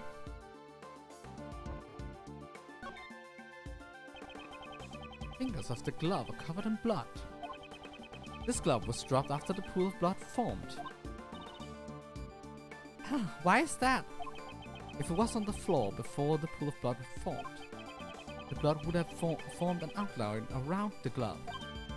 Ah, I see. The blood would have only gotten on the edges of the glove. This glove was discarded after it was covered in blood. That must mean the killer left it behind. Indeed, it is highly probable. At the very least, the person who dropped this saw the body.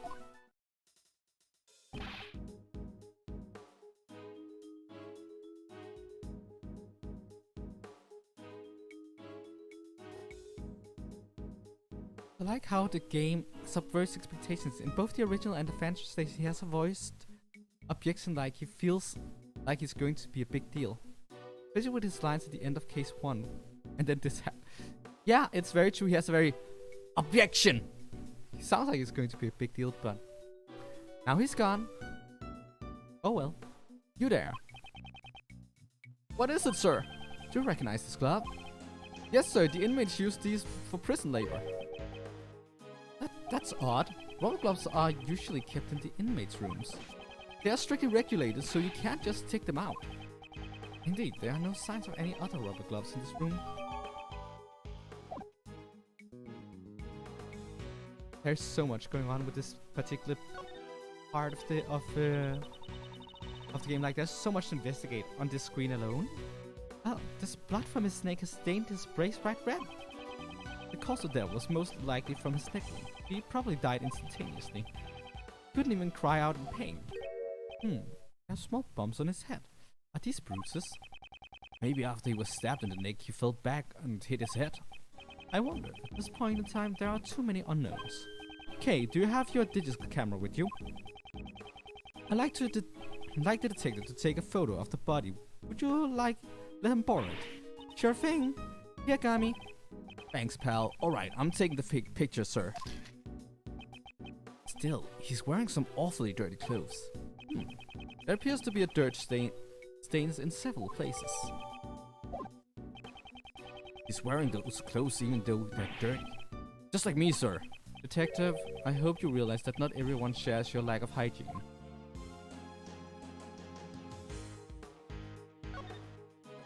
The blood from his neck has stained his... Okay, we already seen this.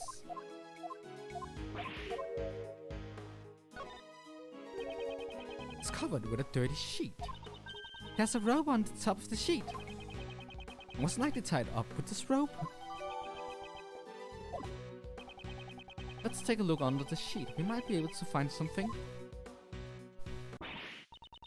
Yikes! This sheet is bright red. These appear to be blood stains. Still might be able to find something. Let's search this area a little more closely.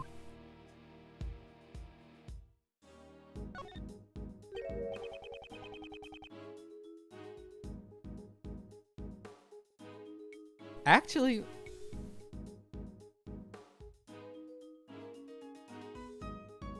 he's a detective. He should have a camera issued by the police, right? So that he can take pictures of evidence, right? Why doesn't Gumshoe have a camera? Oh, but yeah, those budget cuts are hard on him. There's something on his finger. Let's have a closer look. It looks like an expensive ring. Don't steal it. What? I didn't have anything yet. I didn't do anything yet.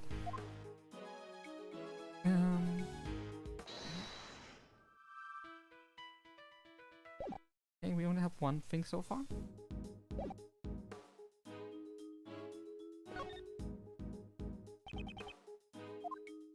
Generally, a good tip for playing this game: if you have an area like that, Always check it after you leave, just to be sure you haven't missed something. You know what? I can believe that. Mr. Edgeworth, sir, my camera is out of memory again. Oh, pray tell, detective, did you take 10,000 pictures of missile again? Oh? It's okay, Gummy. I have a camera. We probably had that exact conversation like at least 5 times, so that's why he's just gone to asking Kay. There's a wash basin over here. Are there any clues that could be useful to this case? I don't smell any signs of treasure. I'm searching for clues here, not treasure.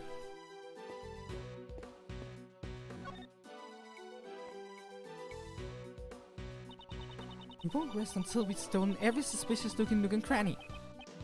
Indeed, this is quite a large area to investigate. Press the white button to switch screens. I won't...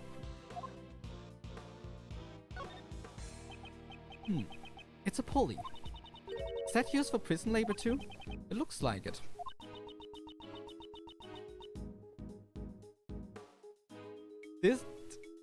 I'm glad you agree, Cats. This is the headcanon now. Do you think the Gumshoe uses his police camera to take pictures of missile? That's something I want to ask. Don't even think about dangling on the hook. Oh, how did you know that's what I wanted to do? Somehow I had a feeling.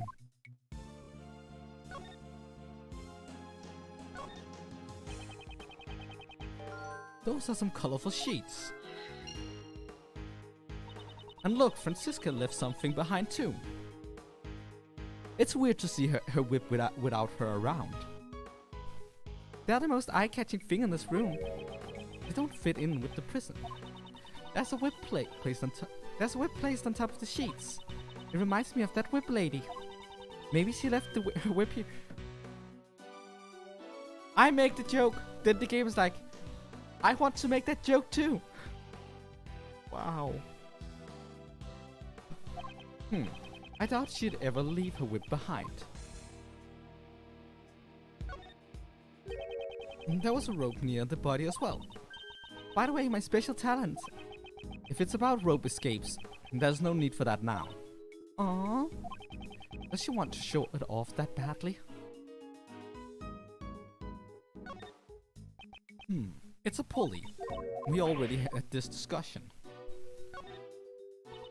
It's a cage inside the cage. That is the prison. It's like cageception. Surprise guest appearance from Francisca. Oh, Miles Edgeworth. Have you seen my whip anywhere? I seem to have forgotten it in this prison.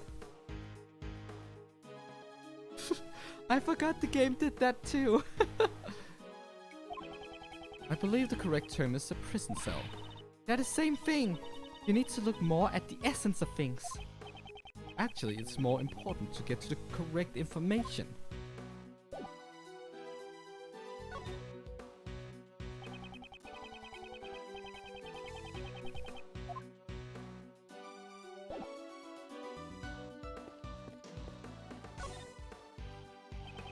This section of the room is covered in dirt. Dirt is soft and has footprints on it, sir. There are too many footprints. It won't be easy to identify them all. Until the forensics arrive, we probably shouldn't tamper with this area. Detective, please don't trip and fall in the dirt. I'll be careful, sir. I don't want to get my favorite coat dirty. I'm more worried about you'll mess up the footprints.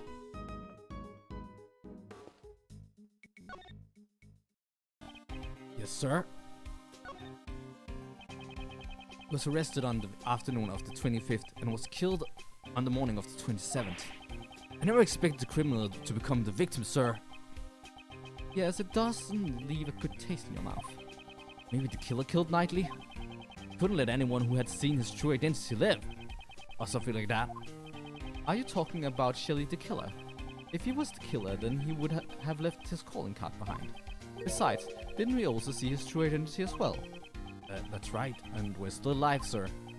Still, to commit murder in such a place is not an easy task. How did the criminal murder Knightley? It's nice that prison and the detention center are connected, sir. As they both get to share the visitors' room, it's actually quite convenient. Well, it is an unusual design, but it is convenient for the visitors. Why do the detention center and the prison need to be separated? In the first place, sir, the suspects go in the detention center while the convicts go in the prison. They might seem similar, but they are actually two completely different facilities. Those cramped, dark, and uncomfortable cells all seem the same to me, sir. If you are still having trouble understanding the difference, why don't you step inside one? Oh, you think I'll pass, sir? Actually, that makes me wonder if perhaps detention centers should have more comfortable cells. You know, with proper beds maybe or something like that. Like, I know that would require a bit more budget, but also, when people haven't been found guilty yet, they might be innocent. And in the case they are innocent, don't they deserve proper accommodation? At least until they... It's just a thought. It's just a thought. Is there anything out of the place? Yes, sir, if I had to say. What is it? There's a dead body over there. Yep, that's definitely out of place. If you notice anything else out of place, please be sure to tell me. But that guy sure was useful. We'll only have... Oh, we have two.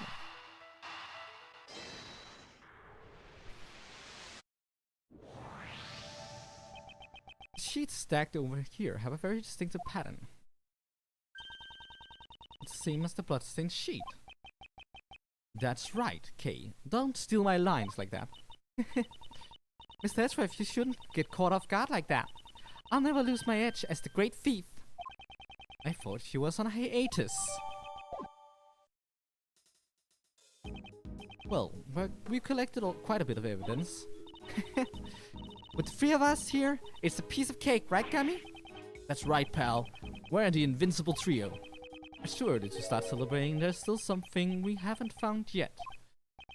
What haven't we found yet, sir? What is missing from this crime scene?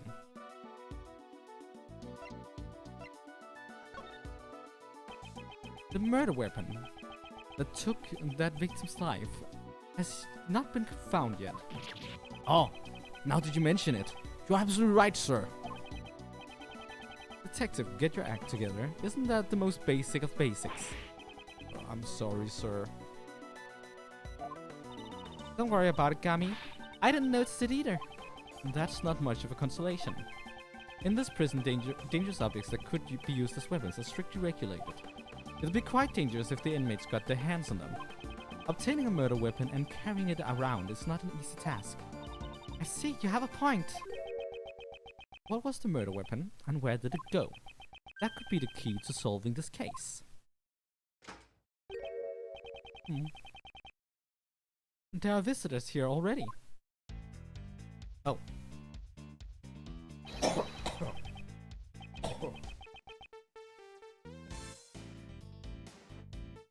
Sorry to barge in like this. Is this a crime scene? You're... Huh. You and you. That piercing gaze. That furrowed brow. It has been a long time. Mr. Shields? Yes, yes. That frilly thing around your neck. That stiff greeting. There's no doubt about it. Prosecutor Manfred von Karma. Fancy meeting you here. What are you saying, pal? Mr. Edgeworth's not that old man. Detective, it is fine. Oh, it's you, Prosecutor Edgeworth. I thought you looked a bit young. You two are so similar. Looks like your Uncle Ray got you two mixed up again. You never change. How many years has it been since we last saw each other? I've already forgotten. Your Uncle Ray has been overseas these past few years. But you know, some things I still haven't forgotten. About you and your betrayal. I'm getting some bad vibes over here. Do you know this guy, Mr. Edgeworth? Allow me to introduce him to you, Raymond Shields, attorney at law. Ace Attorney Ray Shields at your service. I'm pleased to make your acquaintance. I'm Detective Dick Gumshoe, sir. Kay Faraday, nice to meet ya. I'm a great thief. But I'm currently on hiatus. Great thief? Well, well. That sounds romantic. How wonderful. Oh, Mr. Shields, you get it, right? I'm currently recruiting new members. The registration forms are easy to fill out. That's splendid. Uncle Ray would love to join your little gang. I'm sorry, but we're only accepting bright, cheerful, and energetic girls. I see. Well, that's too bad. Well, how about a hug then, as a sign of affection? Oh yeah, Ray's theme is a banger. It's definitely great. So it's really smooth. And it's very fitting for him, to be honest. No, I guess not. This isn't Europe after all. Mr. Shields, what are you doing here? Oh, that's right. Sorry. Preventing the attorney from investigating the crime scene is the Von Kamme way, isn't it? Hey, you've been going on about Von Kamme this and Von Kamme that. What's your problem, pal? Detective, restrain yourself. This can't be helped. Mr. Shields, are you the defense attorney for Horace Knightley? That's right, I should say. Or should I say, I was his defense attorney. Mr. Shields is defense attorney. If Knightley had not been murdered, I would have been going up against him in court.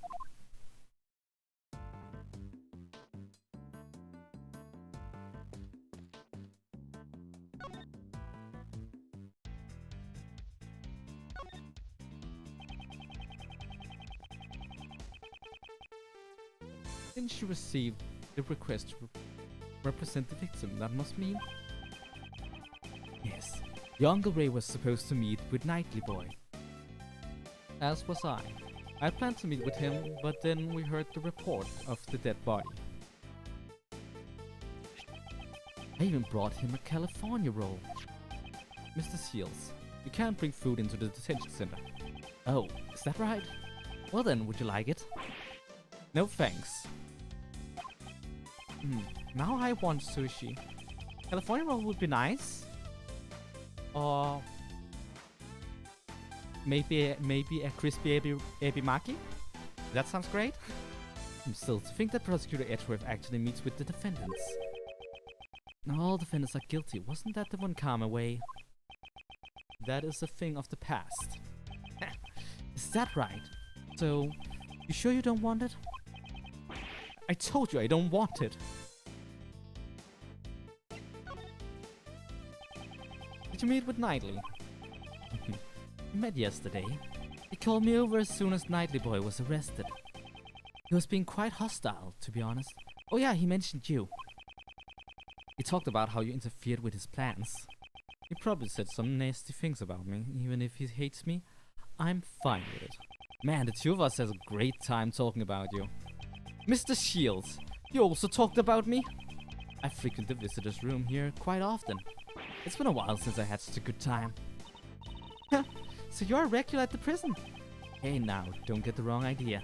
I'm not here as an inmate. I'm here to visit an old acquaintance of mine. We usually meet in the visitor's room, but I've also been in here before. Then I should ask him about this room.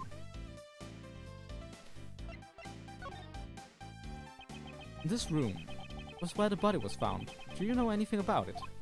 Ah, this room here? Here's a pub quiz for our prodigy prosecutor. Which of these three is the name of this room?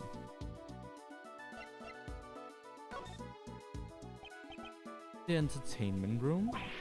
Wow, Prosecutor Edgeworth sees the place as an entertainment room. And why not? There are plenty of toys here. Well, let's reveal the correct answer. Prosecutor Edgeworth. Answer is wrong. Correct answer is the workroom. All three choices were wrong. I hate it when he does that. The inmates carry out various kinds of prison labor in here. It also serves as a rehab program allowing them to receive job training in prison. So how do they monitor this room?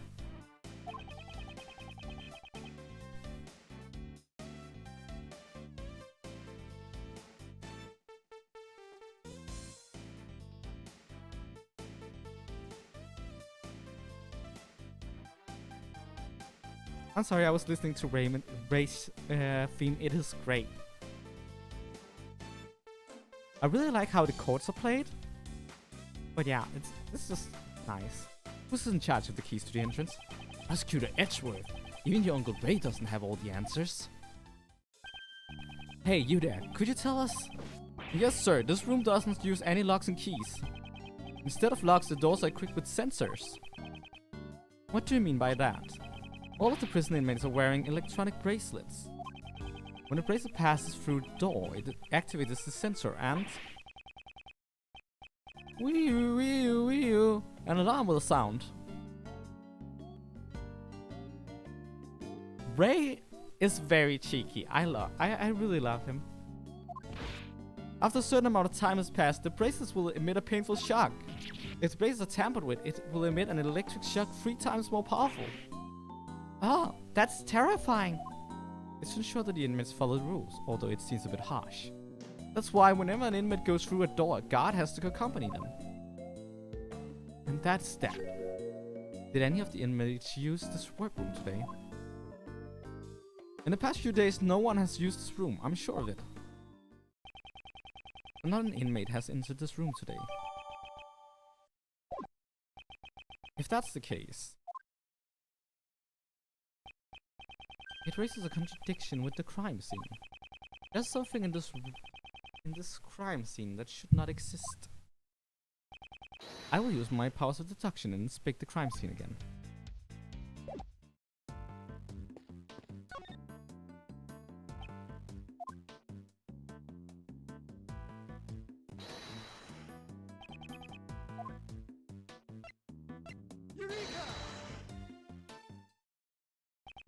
The inmates cannot freely enter this room, as they are wearing bracelets that set off these sensors. According to the guard, it seems that no inmates were scheduled to enter this room today. However, a rubber glove used by the inmates was left in here. That is a direct contradiction. Then who left the rubber glove in here, sir? I don't know yet. However, it seems that this rubber glove is connected to our case.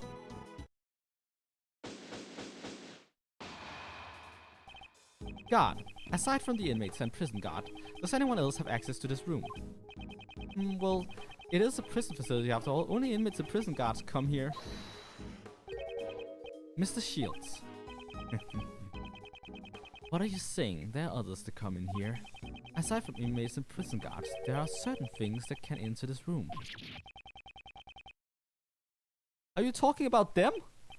But there. Mr. Shields, what are these things that you speak of? It should be obvious. You came all the way here without seeing one, Prosecutor Edgeworth. Usually you can find them walking around the prison facility. Well, you see once you leave this room, Prosecutor Edgeworth. Hey, you're just saying that to get Mr. Edgeworth to leave, pal. But now, don't you trust me? Mr. Detective, you have a big body, but a small mind. What did you say, pal? Detective Gumshoe. Oh, sorry, sir.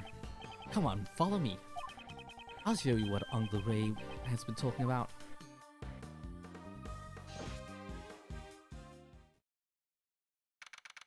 March 27, 11:06 a.m. prison hallway.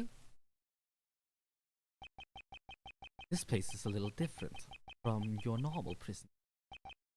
There are more than just the prisoners and guards living here. Animals? Yeah, but animals, according to the guard. They introduced an animal therapy here several years ago. Each prisoner is assigned one animal. In other words, they receive a pet partner.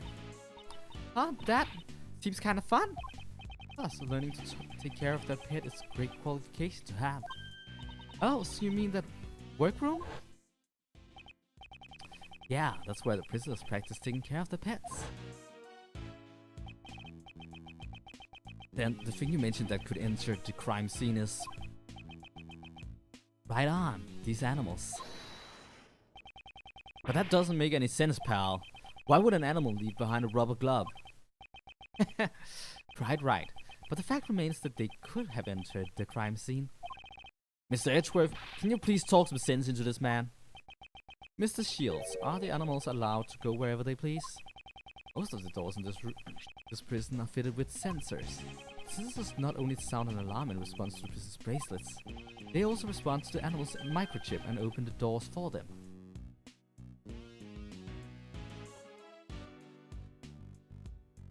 I mean, yeah, that's kind of hilarious.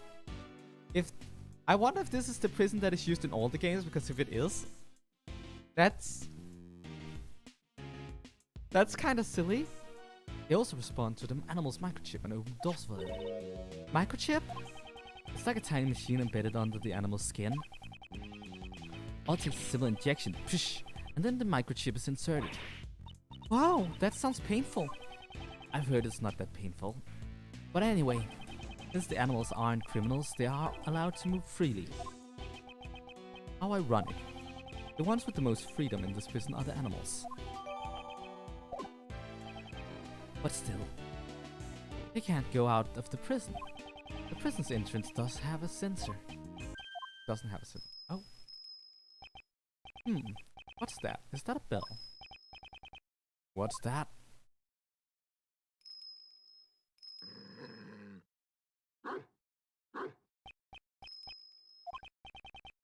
What's this? This dog. It has a bell on its collar. Was this the sound that we heard earlier?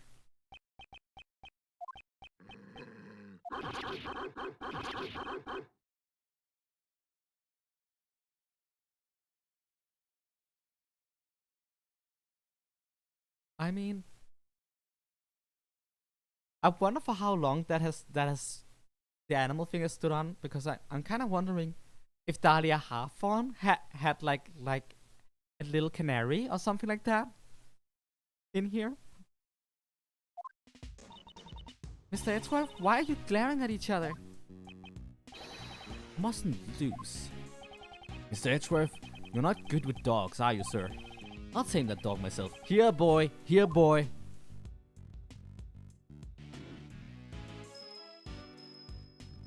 And the good detective was ignored. Completely ignored me, sir. Compared to the other animals, there's something different about this one. I'm sensing a great hostility towards me only. Well, now that I've introduced you to the animals, what's next on the agenda? Of course, we questioned those related to the case, pal. Yes, we should gather information about the state of things when the body was discovered. We'll start with you in that cell. Tell us what you know.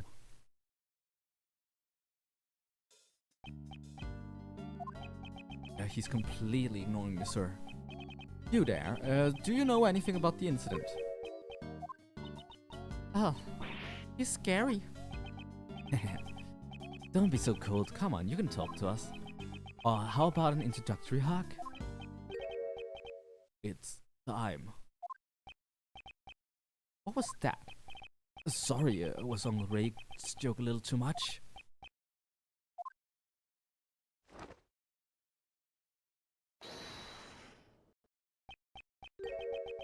Exercise time. This man is clearly odd.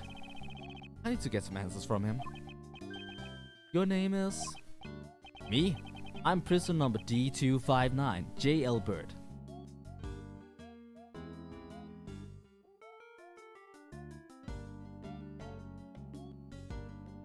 That is actually a good question. I wonder if it would have been like some sort of very rare species, very rare dog breed. One of those kinds of breeds that would have entered a dog show, you know. Or if it might have been, or it could have been a cat, to be honest. An Egyptian style cat.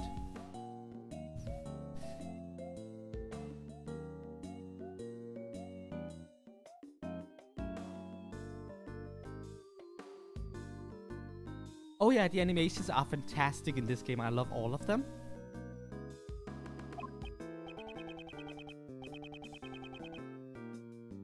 Gotta raise my metabolism. Can't let my muscles rest. Muscles aside, it looks like you lost a lot of weight. Half of the match is won even before it has begun. Gotta make the weight limit. Are you entering some kind of tournament? Or perhaps as a boxer? Yeah, a rare dog does sound a lot fitting. Yeah, I'm a former boxer. But exercise is just a hobby of mine. Well, then it sure looks like it's the bear's hobby too. Yeah, right, an Egyptian-style cat, especially because of their long history of status in ancient Egypt. Like, that is kind of very fitting. It's hanging on like an apron, so cute. This is Rocky, the polar bear. He's my partner. He's loosened his tongue. Maybe we can try asking him now. Where were you and Rocky at the time of the incident? I don't know anything. I got nothing to say to you. That's for me to decide. Now answer the question. Didn't I just tell you? I know nothing. He has no intention of talking. In that case, you got no choice but to use that. Yes, if you insist he has nothing to do with this, we'll just have to prove there's a connection. Mr. Albert, by all means, you will tell us what you know.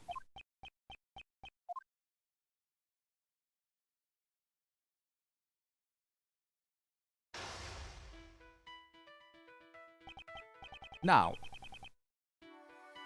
let's analyze the situation. A fighting stance. It seems that he has become agitated.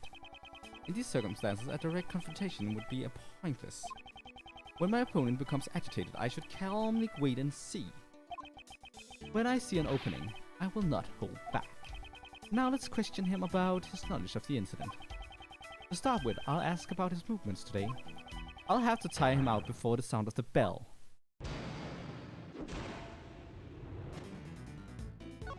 What did you do today? Could you tell me what you have done today? Answer me. Huh? If you want to fight with me, get into your fighting stance. What? Are you throwing in the towel already? This is not a fist fight. Welcome to the war that is chess. By the way, hasn't all that moving around tired you out? Don't underestimate my stamina. You want to test me with that body of yours?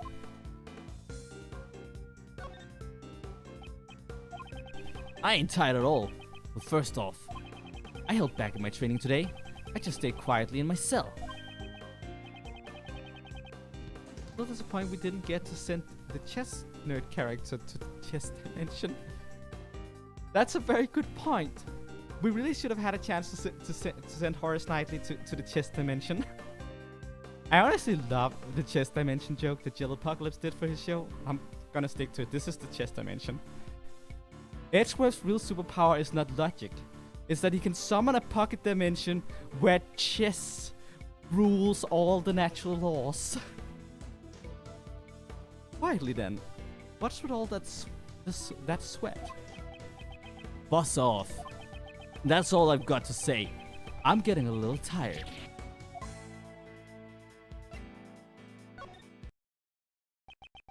You are a well-trained boxer, however, you need more practice in the art of lying. Getting a little tired, that's not possible. You said that you stayed quietly in your cell just a moment ago. Rocky, it looks like this is gonna be a tough opponent.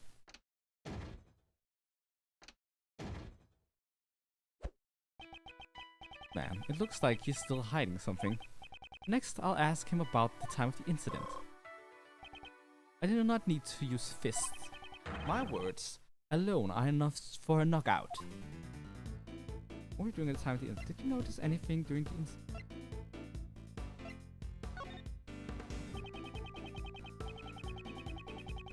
Yeah, we agree. That is the perfect way of looking at it. Just welcome to the chess dimension. When the incident occurred, did you notice anything unusual about the prison? Huh?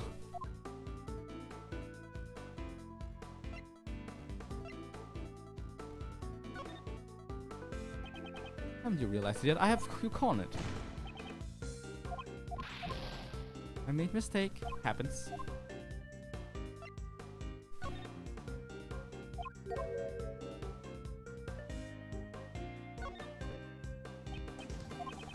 Don't want to fight. Get out of the ring.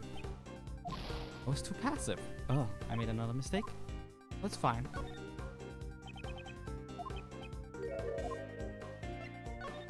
Ah, dang it, I misclicked. that might mess me up too much.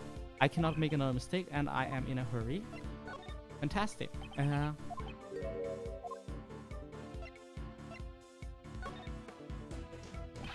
Answer the question. What was the situation like at the time of the incident? Sorry, but I got no answer for you. I was asleep then. Rocky was too. I don't have enough clues to proceed with this line of questioning. Maybe I should try another line of attack.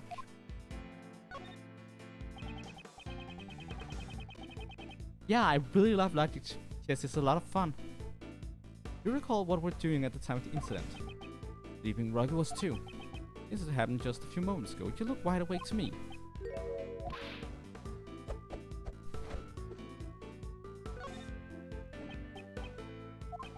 Muscle strength while they're resting. Sleep is important. Well then, I'm sorry to have woken you. Rest is part of training, right? Oh. So you get it after all. Not bad, Mr. Prosecutor. Oh. I don't recall ever introducing myself as a prosecutor. How did you know? That's... the conversation we had when we first entered this room. Were you by any chance eavesdropping on us? In that case, there's no way you could have been asleep. You lied to us. You got me there. You pack a nice punch. Yeah, I lied about sleeping. So what? I was just exercising in this room. You got a problem with that? Well, I now know he's awake. I should remember this clue. Honestly, logic chess might actually be one of my favorite gimmicks for Ace Attorney games. My favorite is probably the Mood Matrix, but I love that there's like a new gimmick each game, and this one is pretty good. So yeah.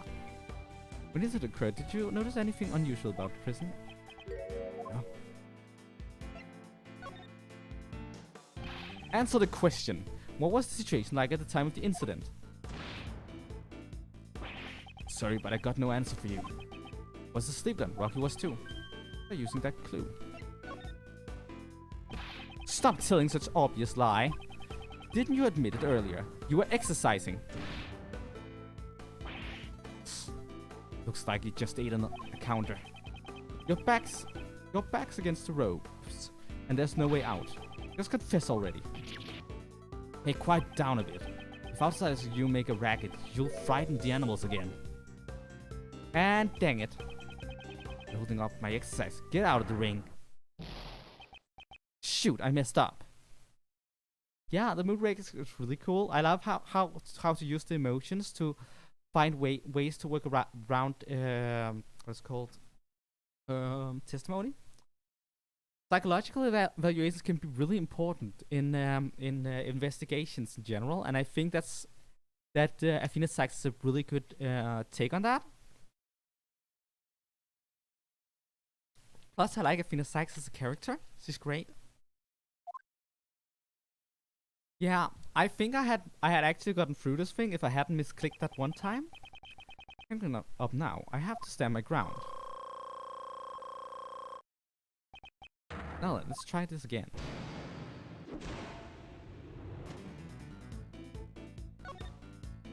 What were you doing at the time of the incident?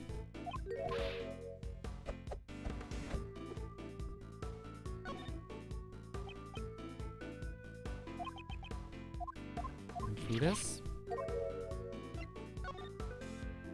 Just need to unlock the clue first.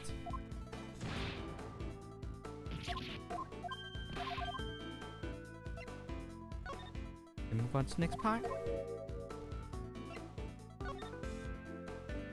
Answer the question. Weren't you exercising? This is obvious lie. Didn't you admit it earlier? You were exercising. Looks like you just ate another counter. Your back's against the ropes and there's no way out. I would really love to see an Ace Attorney Athena Sykes game. I know that at the moment it's Phoenix is back, but can't we have her as the main character just once? Instead of as a support edition? Just confess already. Hey, quiet down a bit. If outsiders like you make a racket, you'll frighten the animals again.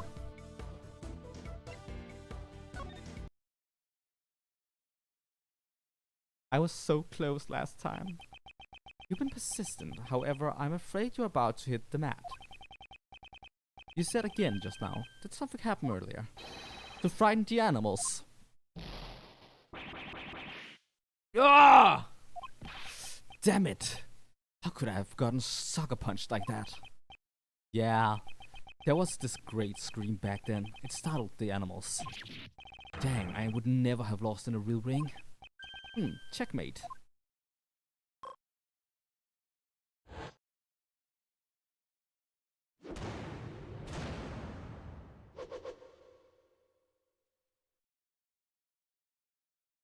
I believe this proves that you do know something about the case. Damn, okay, I'll talk. You did it, Mr. Edgeworth. Don't lose focus, Kay. The real game has just begun. Let's just stop for a moment. Uncle Ray's got one important thing to say. It must be fate that has brought us together after all these years. I have received the opportunity to observe your skills carefully, and I'm giving a detailed report to that person about how much you've grown. Who is that person? Oh, you didn't know? Do this.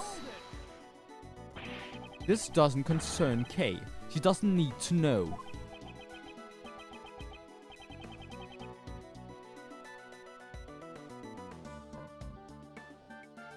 That count is probably going to be very high, everything considered. Oh there, you scared me. Don't get so worked up. You can't do what you like. You can do what you like.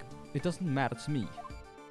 How you have been leading your life ever since you were tainted by the Von Karma way. I'm sure that person is interested. I feel that it's my duty to report it to him. I'll expose your mistakes here. I won't let you disappoint him any further. Mr. Edgeworth, just what are you guys talking about? Don't concern yourself with it. Our only opponent now is Elbert. Well then, let's hear it. What do you know about that case? Oh, you're gonna be sorry.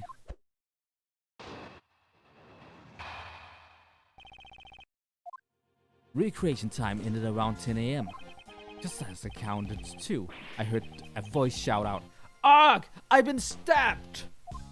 It sounds like someone in pain calling out for help, but I couldn't do anything since I was docked up in my cell.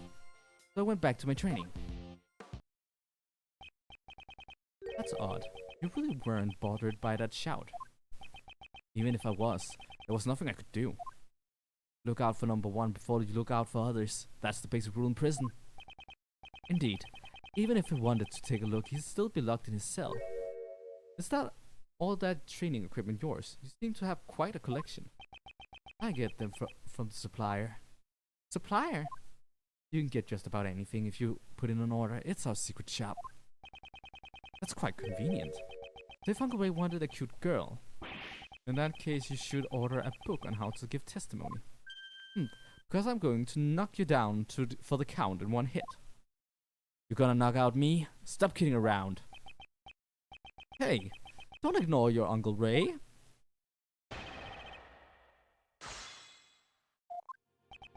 Recreation time ended around 10 AM.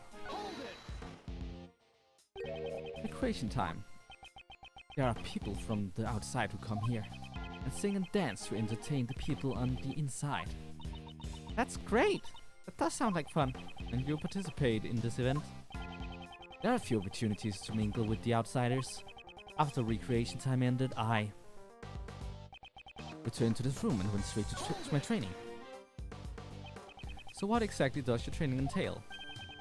To build up stamina and rhythm, I jump rope. Wow, in such a small room? Isn't that dangerous for Mr. Bear? I mean, Rocky? Rocky's the smart one. When he sees me grab my rope, he clings to my chest. You're able to jump rope while holding a bear. He's a weight. I'll gladly bear Rocky's. My best partner. So today I started my jump rope routine as usual. However, just as I counted to 2, I heard a voice shout out, "Arg! I've been stabbed!" Hold it! Could you describe that voice for me? It was the voice of someone whose life was in peril. I could tell. Really? That's no laughing matter. And this voice, you heard it quite clearly. You never heard the scream of a cornered man before? I told you, the man was screaming for his life. Of course I heard it clearly. It sounded like someone in pain calling out for help, but... Was that all? Did he say anything else? That was all. He didn't say anything important after that. That's for me to decide. I'd like to hear it if you please. If you really want to know that badly, how about I recreate the scene for you right now? No. Sorry, that was a stupid thing to ask. Miles, you should apologize too. This point is vital. I'd like to clarify it if possible. Come on, please bear it with us for Uncle Ray's sake, okay? Anyhow, I heard the voice, but I couldn't do anything since I was locked up in my cell, so I went back to training. You were able to concentrate on your training after that scream. If I were on the outside, I'd probably go over and take a look out of curiosity. However, inside this stupid cell, I had to give permission to go anywhere. Have you considered breaking out of prison? That sounds more like something you'd try to do. If this place wasn't a prison, Mr. Knightley might have been able to get help. I don't believe he could have been saved. Huh? But what if someone had come running to his aid? Well, that is clearly lying. But what possible reason would he have to do this? To find out, I'll have to point out the contradiction.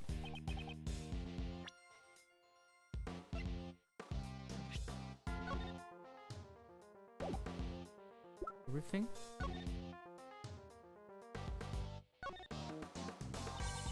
You can open it from there. Hurry up and open it. Why are you getting so excited?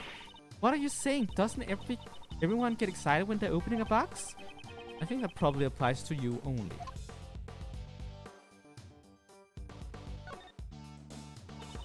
These are chess pieces, right? I saw something similar in your office, Mr. Edgeworth. But the pieces here are black and white. Those are the correct colors. My pieces were custom made. Custom made? That sounds like a treasure to me. Eyes are sparkling. Does she intend to steal it?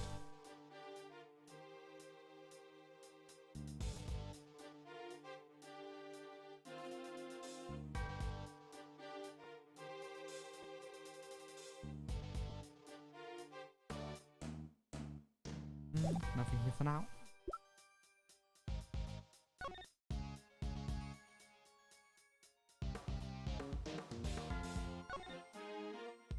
It says for inmate use. That must mean a prisoner used the spell? Yes, that's what I was thinking. Okay, I'm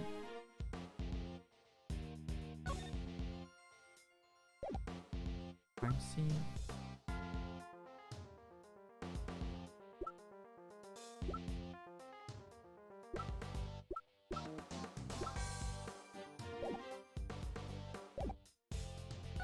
I returned to the room and went to my training. Just as I counted two, I heard the voice shout out, "Arg, I've been stabbed."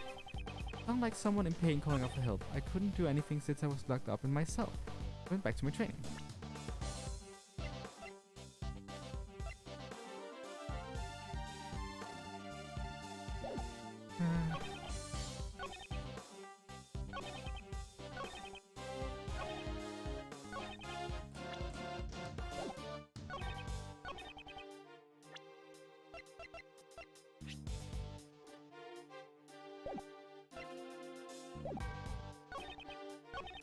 I have no idea how to approach this one.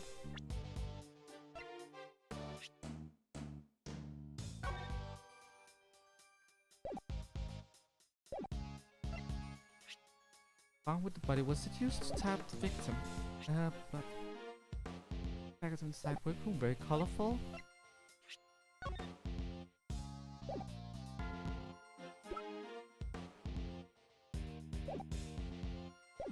Where's the contradiction? Creation time ended around 10 AM. We had nothing on time. I returned to this room and went straight to my training. That's gonna be hard to refute.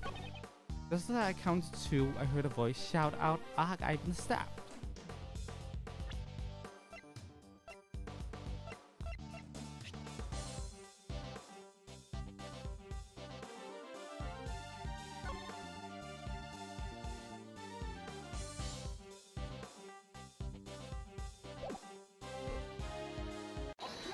Here we are. Nah, it's fine. I figured it out. But thank you for asking. I highly appreciate it. Mr. Albert, can you hear my voice clearly? Why, you're mocking me? The victim received a fatal blow to the throat, which means he couldn't possibly have screamed. Why did you hear a non-existent scream? There should have been a scream. There should have been one. Dang it, I ought to rip that smug look off of your face. Yeah, you're right. I never heard a scream. The one who heard it was the guy in the next cell. The next cell? The next cell? What's up? Yeah, I heard a scream. Station time had just ended. It happened after we returned to our cells. So then I tell that guy, I heard a great scream. Can you describe that scream for me? Sure, I never told that. I swear the animations of Albert in the background is fantastic.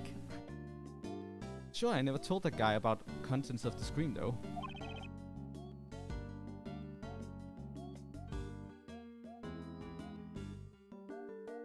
Well, either I remember it or I figure it out.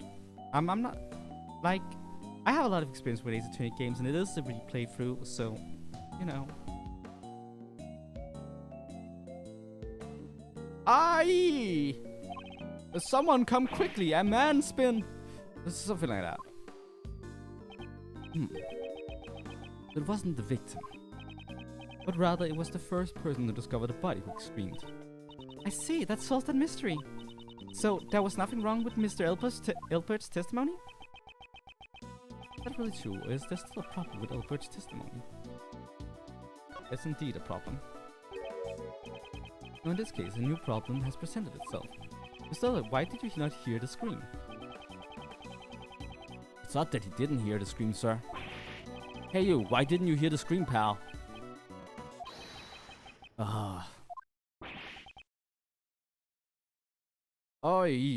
I.e.? What is that kind of scream? What is that supposed to be? But okay, Guys, do you suspect me? I was shut up in the stupid cell the whole time. How could I have killed someone in the workroom? That would be impossible, wouldn't it? Yeah, none of us could have killed him. If we could have killed him, we would have already killed you guys by now. Aye! You guys don't think you're going to get out of this prison alive. I nearly forgot. Despite being locked inside cages, these guys are still dangerous criminals. Looks like we got ourselves in a pretty bad situation here. What can I do? I can't talk to them in these circumstances. Who was that? Here's one of the best themes in the game. Please be silent. What for you? Can't you see we're busy here? Shush. Silence is golden.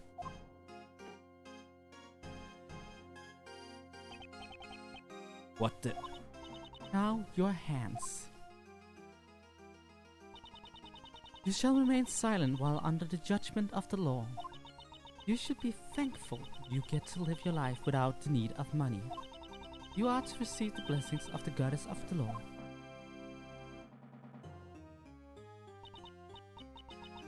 God, if you would please. Congratulations, you get to spend the night in this disciplinary room. Huh? That's... No, not there! Anywhere but there! Accept this wonderful blessing. Let your heart be reborn. Cast away your sins. Stop it. No! Oh, goddess of the law, give this man your blessings. I thank thee. I very much agree that all the character themes in this game are fantastic. You are... My name is Justine Courtney. I am privileged to be a judge, an emissary of the strength of the law. A judge, you say? Why are you here? A prosecutor, Edgeworth. I came to meet you with you personally. I convey the will of the Prosecutorial Investigation Committee. That is my appointed task. Prosecutorial Investigation Committee? What's that? Do not use that name so lightly. Those are the sacred words of the Goddess of Law. Since little Kay doesn't know, Uncle Ray will explain it to her. The PIC is an assembly comprised of 11 members. Their job is to check if prosecutors are doing their job properly.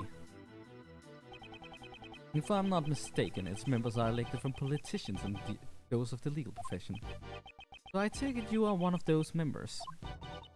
Indeed, I am thankful they judged me worthy of such a task.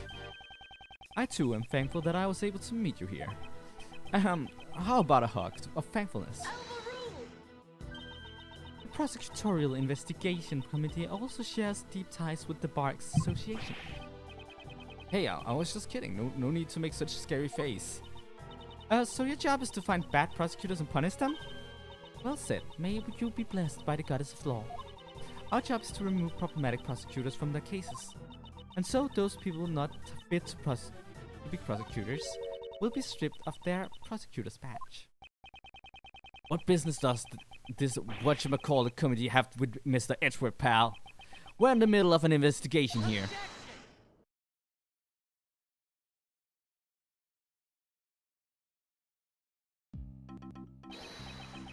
Wow, you're thick. Seriously, how thick-headed can you be? And just who do you think you are, pal? Me, I'm a prosecutor. Sebastian the Best is my name. Haven't you heard of me? At the prosecutor's office, everyone calls me the best. I'm so beloved there. I've never heard of you. Hey you, Mr. Fatfoot. You heard of me, right? This is the first time, pal. Oh well, it can't be helped. There's no way someone who's so thick on the intake could have good ears. Don't you mean slow on the uptake? I suppose the only natural as Sebastian only became a prosecutor last month. This is the rookie prosecutor? Right, the best rookie prosecutor in the office. Oh, so he plans to be. Mr. Edgeworth, I'm here to clean up the mess you made. What do you mean? Sebastian is fantastic too. He's like really an amazing character. Yes, he intends to have me replaced. That much is clear. Mr. The Best, I know what you're trying to say. However, I have not been informed of this. Your Honor, I would like an explanation. Very well, this judgment has been passed under the name of the Goddess of the Law. The incident at the President's welcoming event and the murder of Horace Knightley. The Prosecutorial Investigation Committee has decreed that you will be taken off this case, and Sebastian has been appointed to take over the case. That is all. What? You can't just take him off the case like that, pal. Your Honor, I thought I asked for an explanation. The judgment is guilty. The Goddess of Law verdict is absolute. I have done nothing to warrant being taken off this case. You don't remember? Very well, in that case, I shall remind you of your past crimes. You boarded the President's plane, which was protected by extraterritorial rights. And then, of all things, you ordered a search of the President's personal. A single mistake could have sparked an international incident. You crossed the line as a prosecutor. You gravely overstepped your authority. I'll admit my actions may have gone against the rules. However, if I had not taken that risk, I'm certain the truth would never have been found. I have never considered my action as a mistake. So, you're saying that as long as it ends justifies the means. It's alright to ignore the rules. That is an extremely dangerous way of thinking. No one is above the rules. That is the spirit of the law. I'm sorry, but I cannot accept your way of thinking. I see. That's a shame, even so. The gavel must slam down at the conclusion of a trial. Even if you or the defense attorney or the suspect do not consent to the verdict, all you can do is accept the blessings of the goddess of the law. Or will you fight it and risk losing your badge? It means to take my badge if I don't obey. Oh, that's too bad. It seems you understand. Now then, guards, please proceed.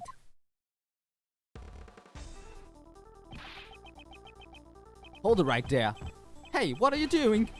Aren't you supposed to be on my side? You should listen to the new prosecutor in charge.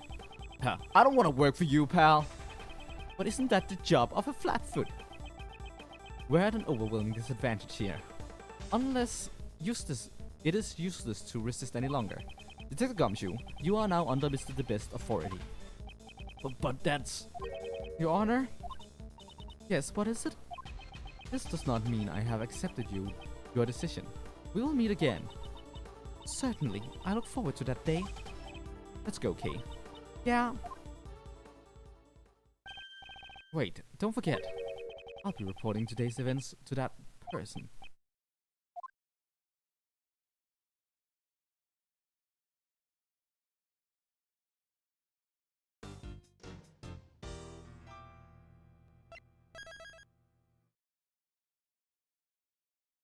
Well, might as well save the game. March 28, 9:45 a.m. High Prosecutor's Offices, Room 1202. Mr. Edgeworth, just what happened yesterday? Those two people, their attitude was just unforgivable. Mr. Edgeworth, I'm here to clean up the mess you made. The Prosecutorial Investigation Committee has agreed that you will be taken off this case. And Sebastian has been appointed to take over the case. That is all. Judge Courtney and Mr. The Best. They were certainly ruthless. But what I'm more concerned about is... just what is the PIC thinking?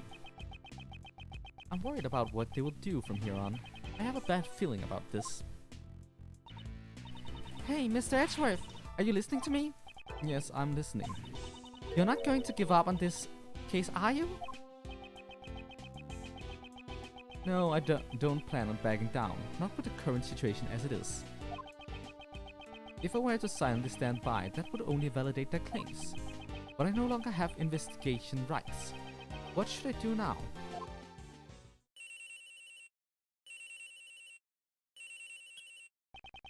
What is it, Detective Gumshoe? Bad news, sir. I heard something down at the prison.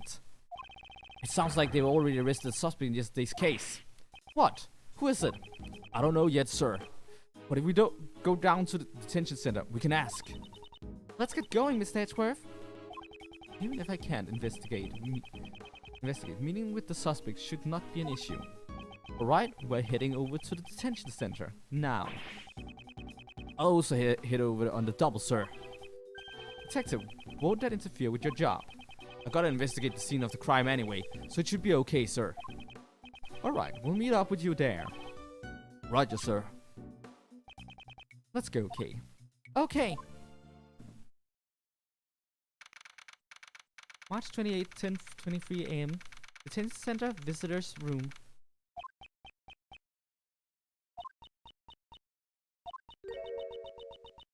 Not coming, is he? He's not.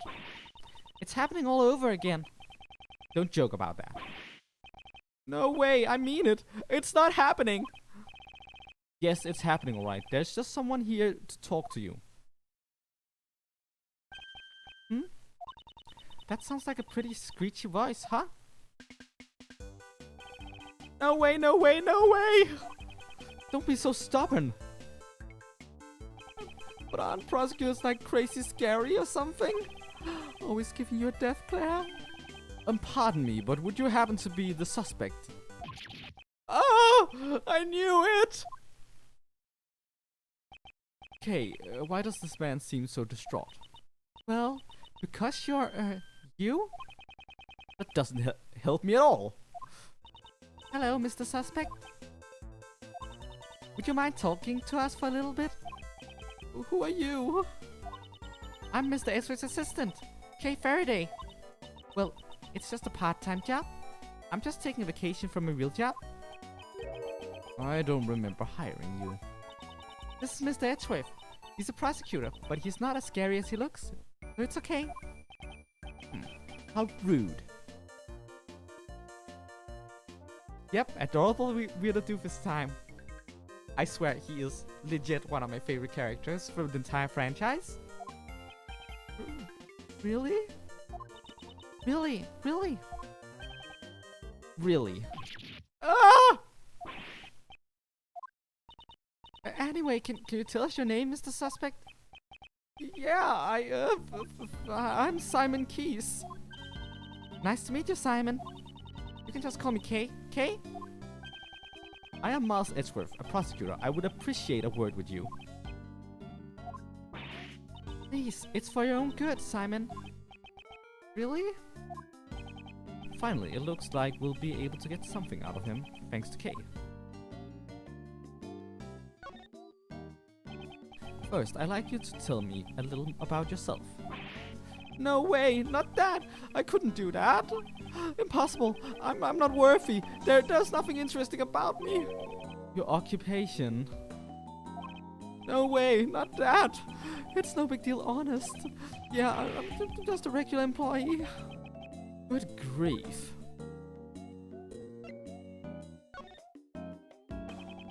About the victim, Knightley. I don't think he's going to talk to me about this. Hey. Simon, did you know Mr. Knightley from somewhere? Knightley? Yeah, I did. He was a friend.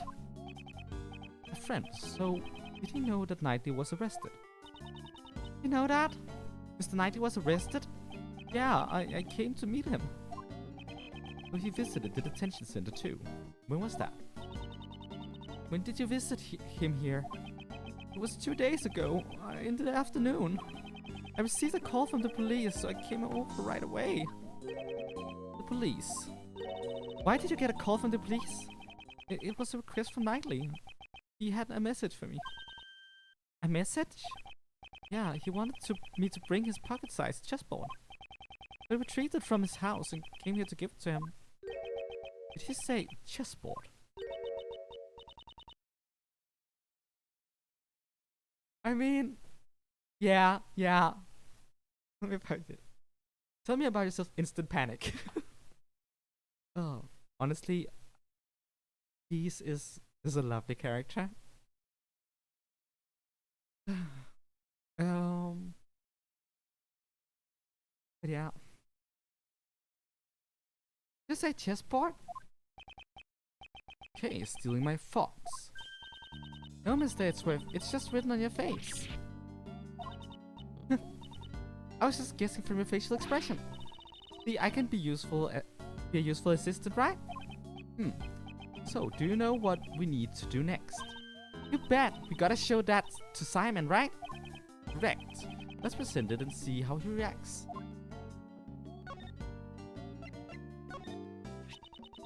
You recognize this chessboard? Oh, that's Knightley's. Just as I thought. This was found near Mr. Knightley's corpse. He always carried a chessboard with him. It's just like him to have one until his last breath. It sounds like you two were really close, Simon. Yeah, we're best friends. At least I thought we were. But maybe I was wrong. Huh? Because I never imagined he would murder someone.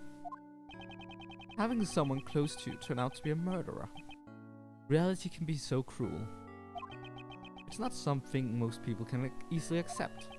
And I never imagined we would part ways like this. Mr. Edgeworth, something's definitely strange here.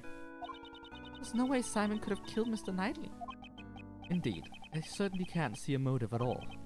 However, the fact remains that he was the one who was arrested on that charge. Just what was the justification for doing so?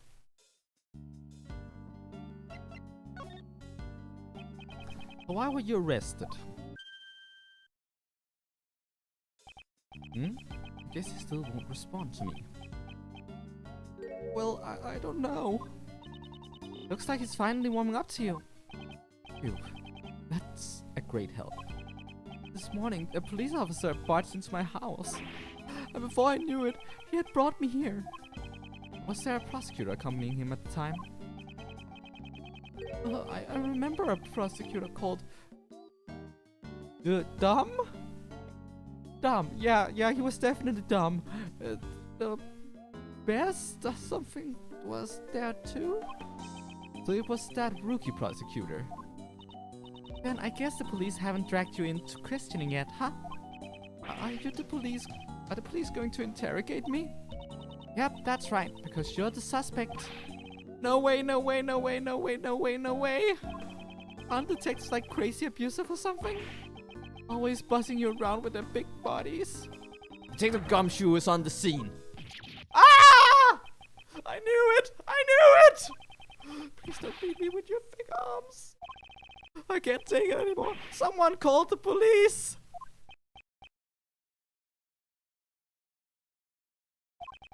What's gotten into him, sir? Well, it's because you're you, detective. Huh? I don't get it, sir. I know Simon has to be innocent, Mr. Edgeworth. Can we do something?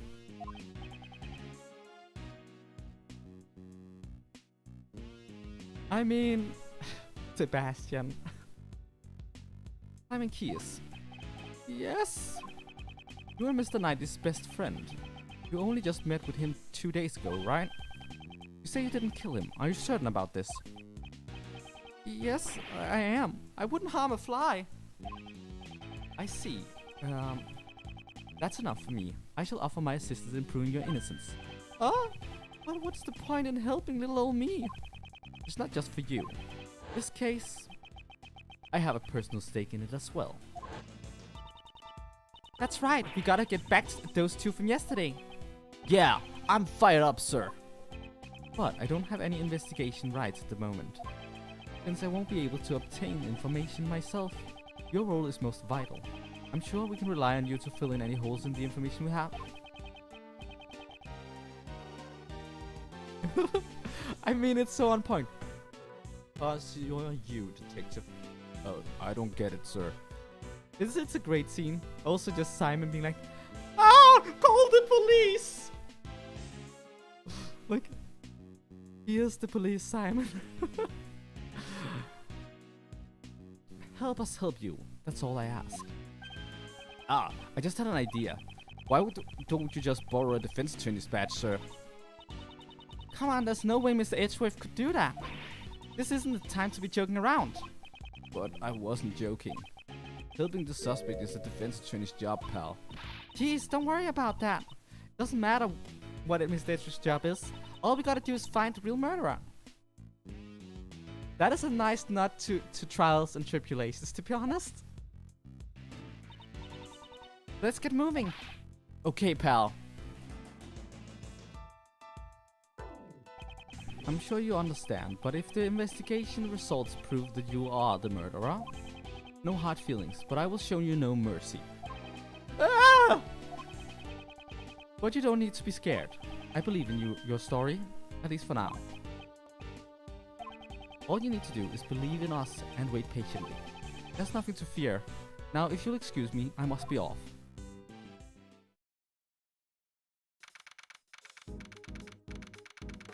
I mean, yeah, only person to ever be scared of Gumshoe. March 28, 11:22 a.m. Detention Center hallway. So we're all fired up and ready to go? But we still can't enter the part of the prison where the murder occurred. You can't investigate. The only thing you can do now is defend him in court, sir. But how are we supposed to do that? We can't.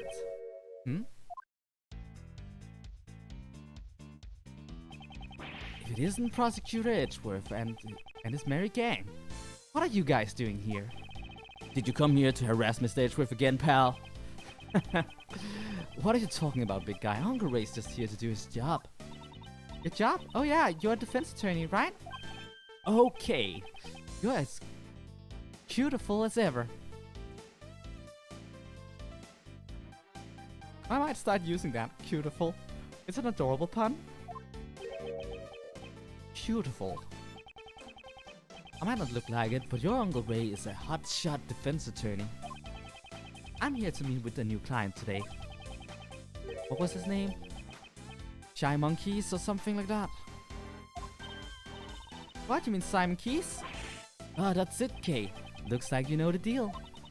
Mr. Edgeworth, he's the defense attorney. I thought as much. Guess we have no choice but to resort to that method. In the past, whenever I had to investigate the cases I was not placed in charge of, I was able to gain access by becoming a subordinate to whomever was in charge. Not my preferred option, but it's the only one I have now. Mr. Shields, if I may ask. By the way, I don't take on sidekicks. I refuse to take on a male assistant who lacks charm. Especially someone who was like a son to Von Karma. Mr. Shields, as I thought, you won't forgive me so easily. Mr. Shields, I understand that you cannot forgive me for what I've done. I am also fully aware of your hatred towards those who involved themselves with Von Karma. I don't know if you'll believe me, but I am no longer the same as I was back then. Back when I idolized Von Karma. Yeah, pal, Mr. Edgeworth is a changed man. Sure, he may have been cruel, inhuman prosecutor in the past, but now he's completely different, pal. When you put it that bluntly, it kind of hurts. That's right, Mr. Edgeworth's not a bad guy anymore. I wouldn't even call him a prosecutor. It's more like, a hero, yeah! He even helped me out in a big case last month. A hero? That's some pretty big talk there, Missy. He's a magnificent hero, although he'd be no match for the great thief like me. Mr. Shields, don't the action of the PIC appear strange to you? I believe there may be something else hidden behind this case. I can't afford to quit at this juncture. Please, let me help you with the investigation. I am begging you.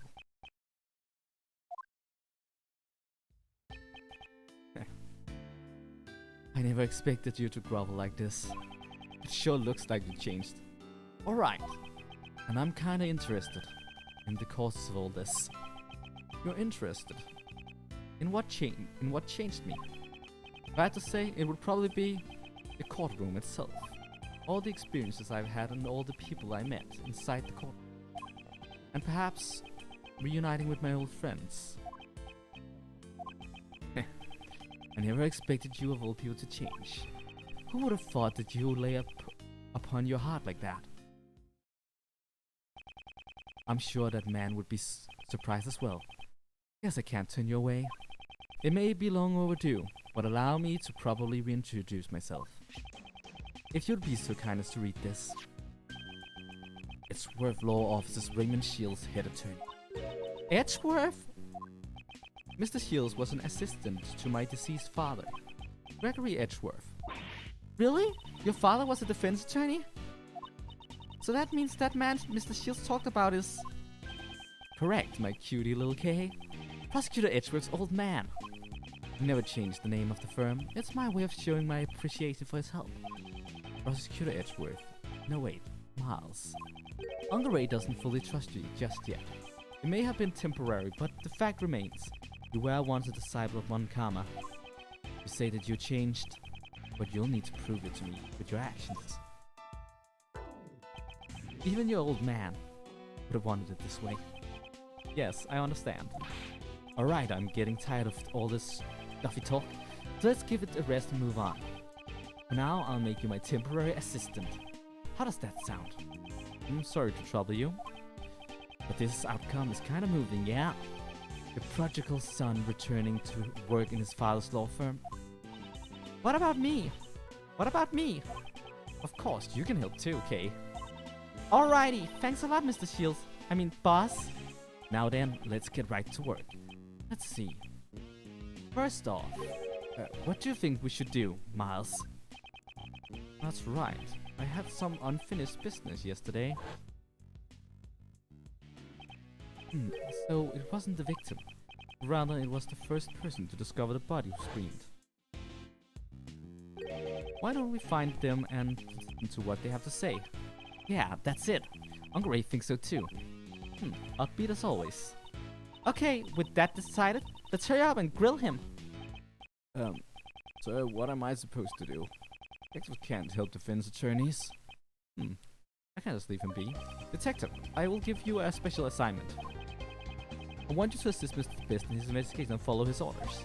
And then, if you discover anything useful, I want you to share it with us. Detective, this is a job that only you can do. Can we count on you? Yes, sir, leave it to me. I'm really good at leaking investigation reports to defense attorneys.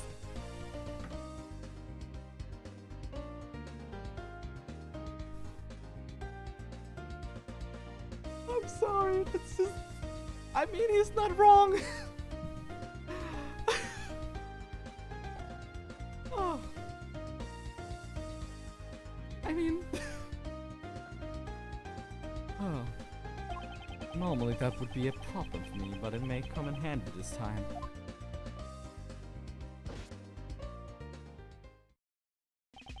Alright, let's get moving. Shall we? Time to go to jail.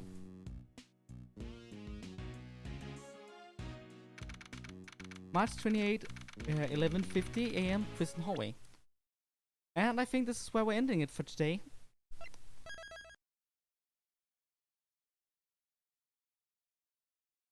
Yeah, that was very perfect Gumshoe line. Really on point. That's it. I'll be back next Saturday with more of this. And also Monday I'll be streaming my Pokemon Shining Pearl art lock. You sound so proud of it too. Yeah, I'm pretty good at leaking information to the defense. And you're proud of that? Gumshoe is amazing.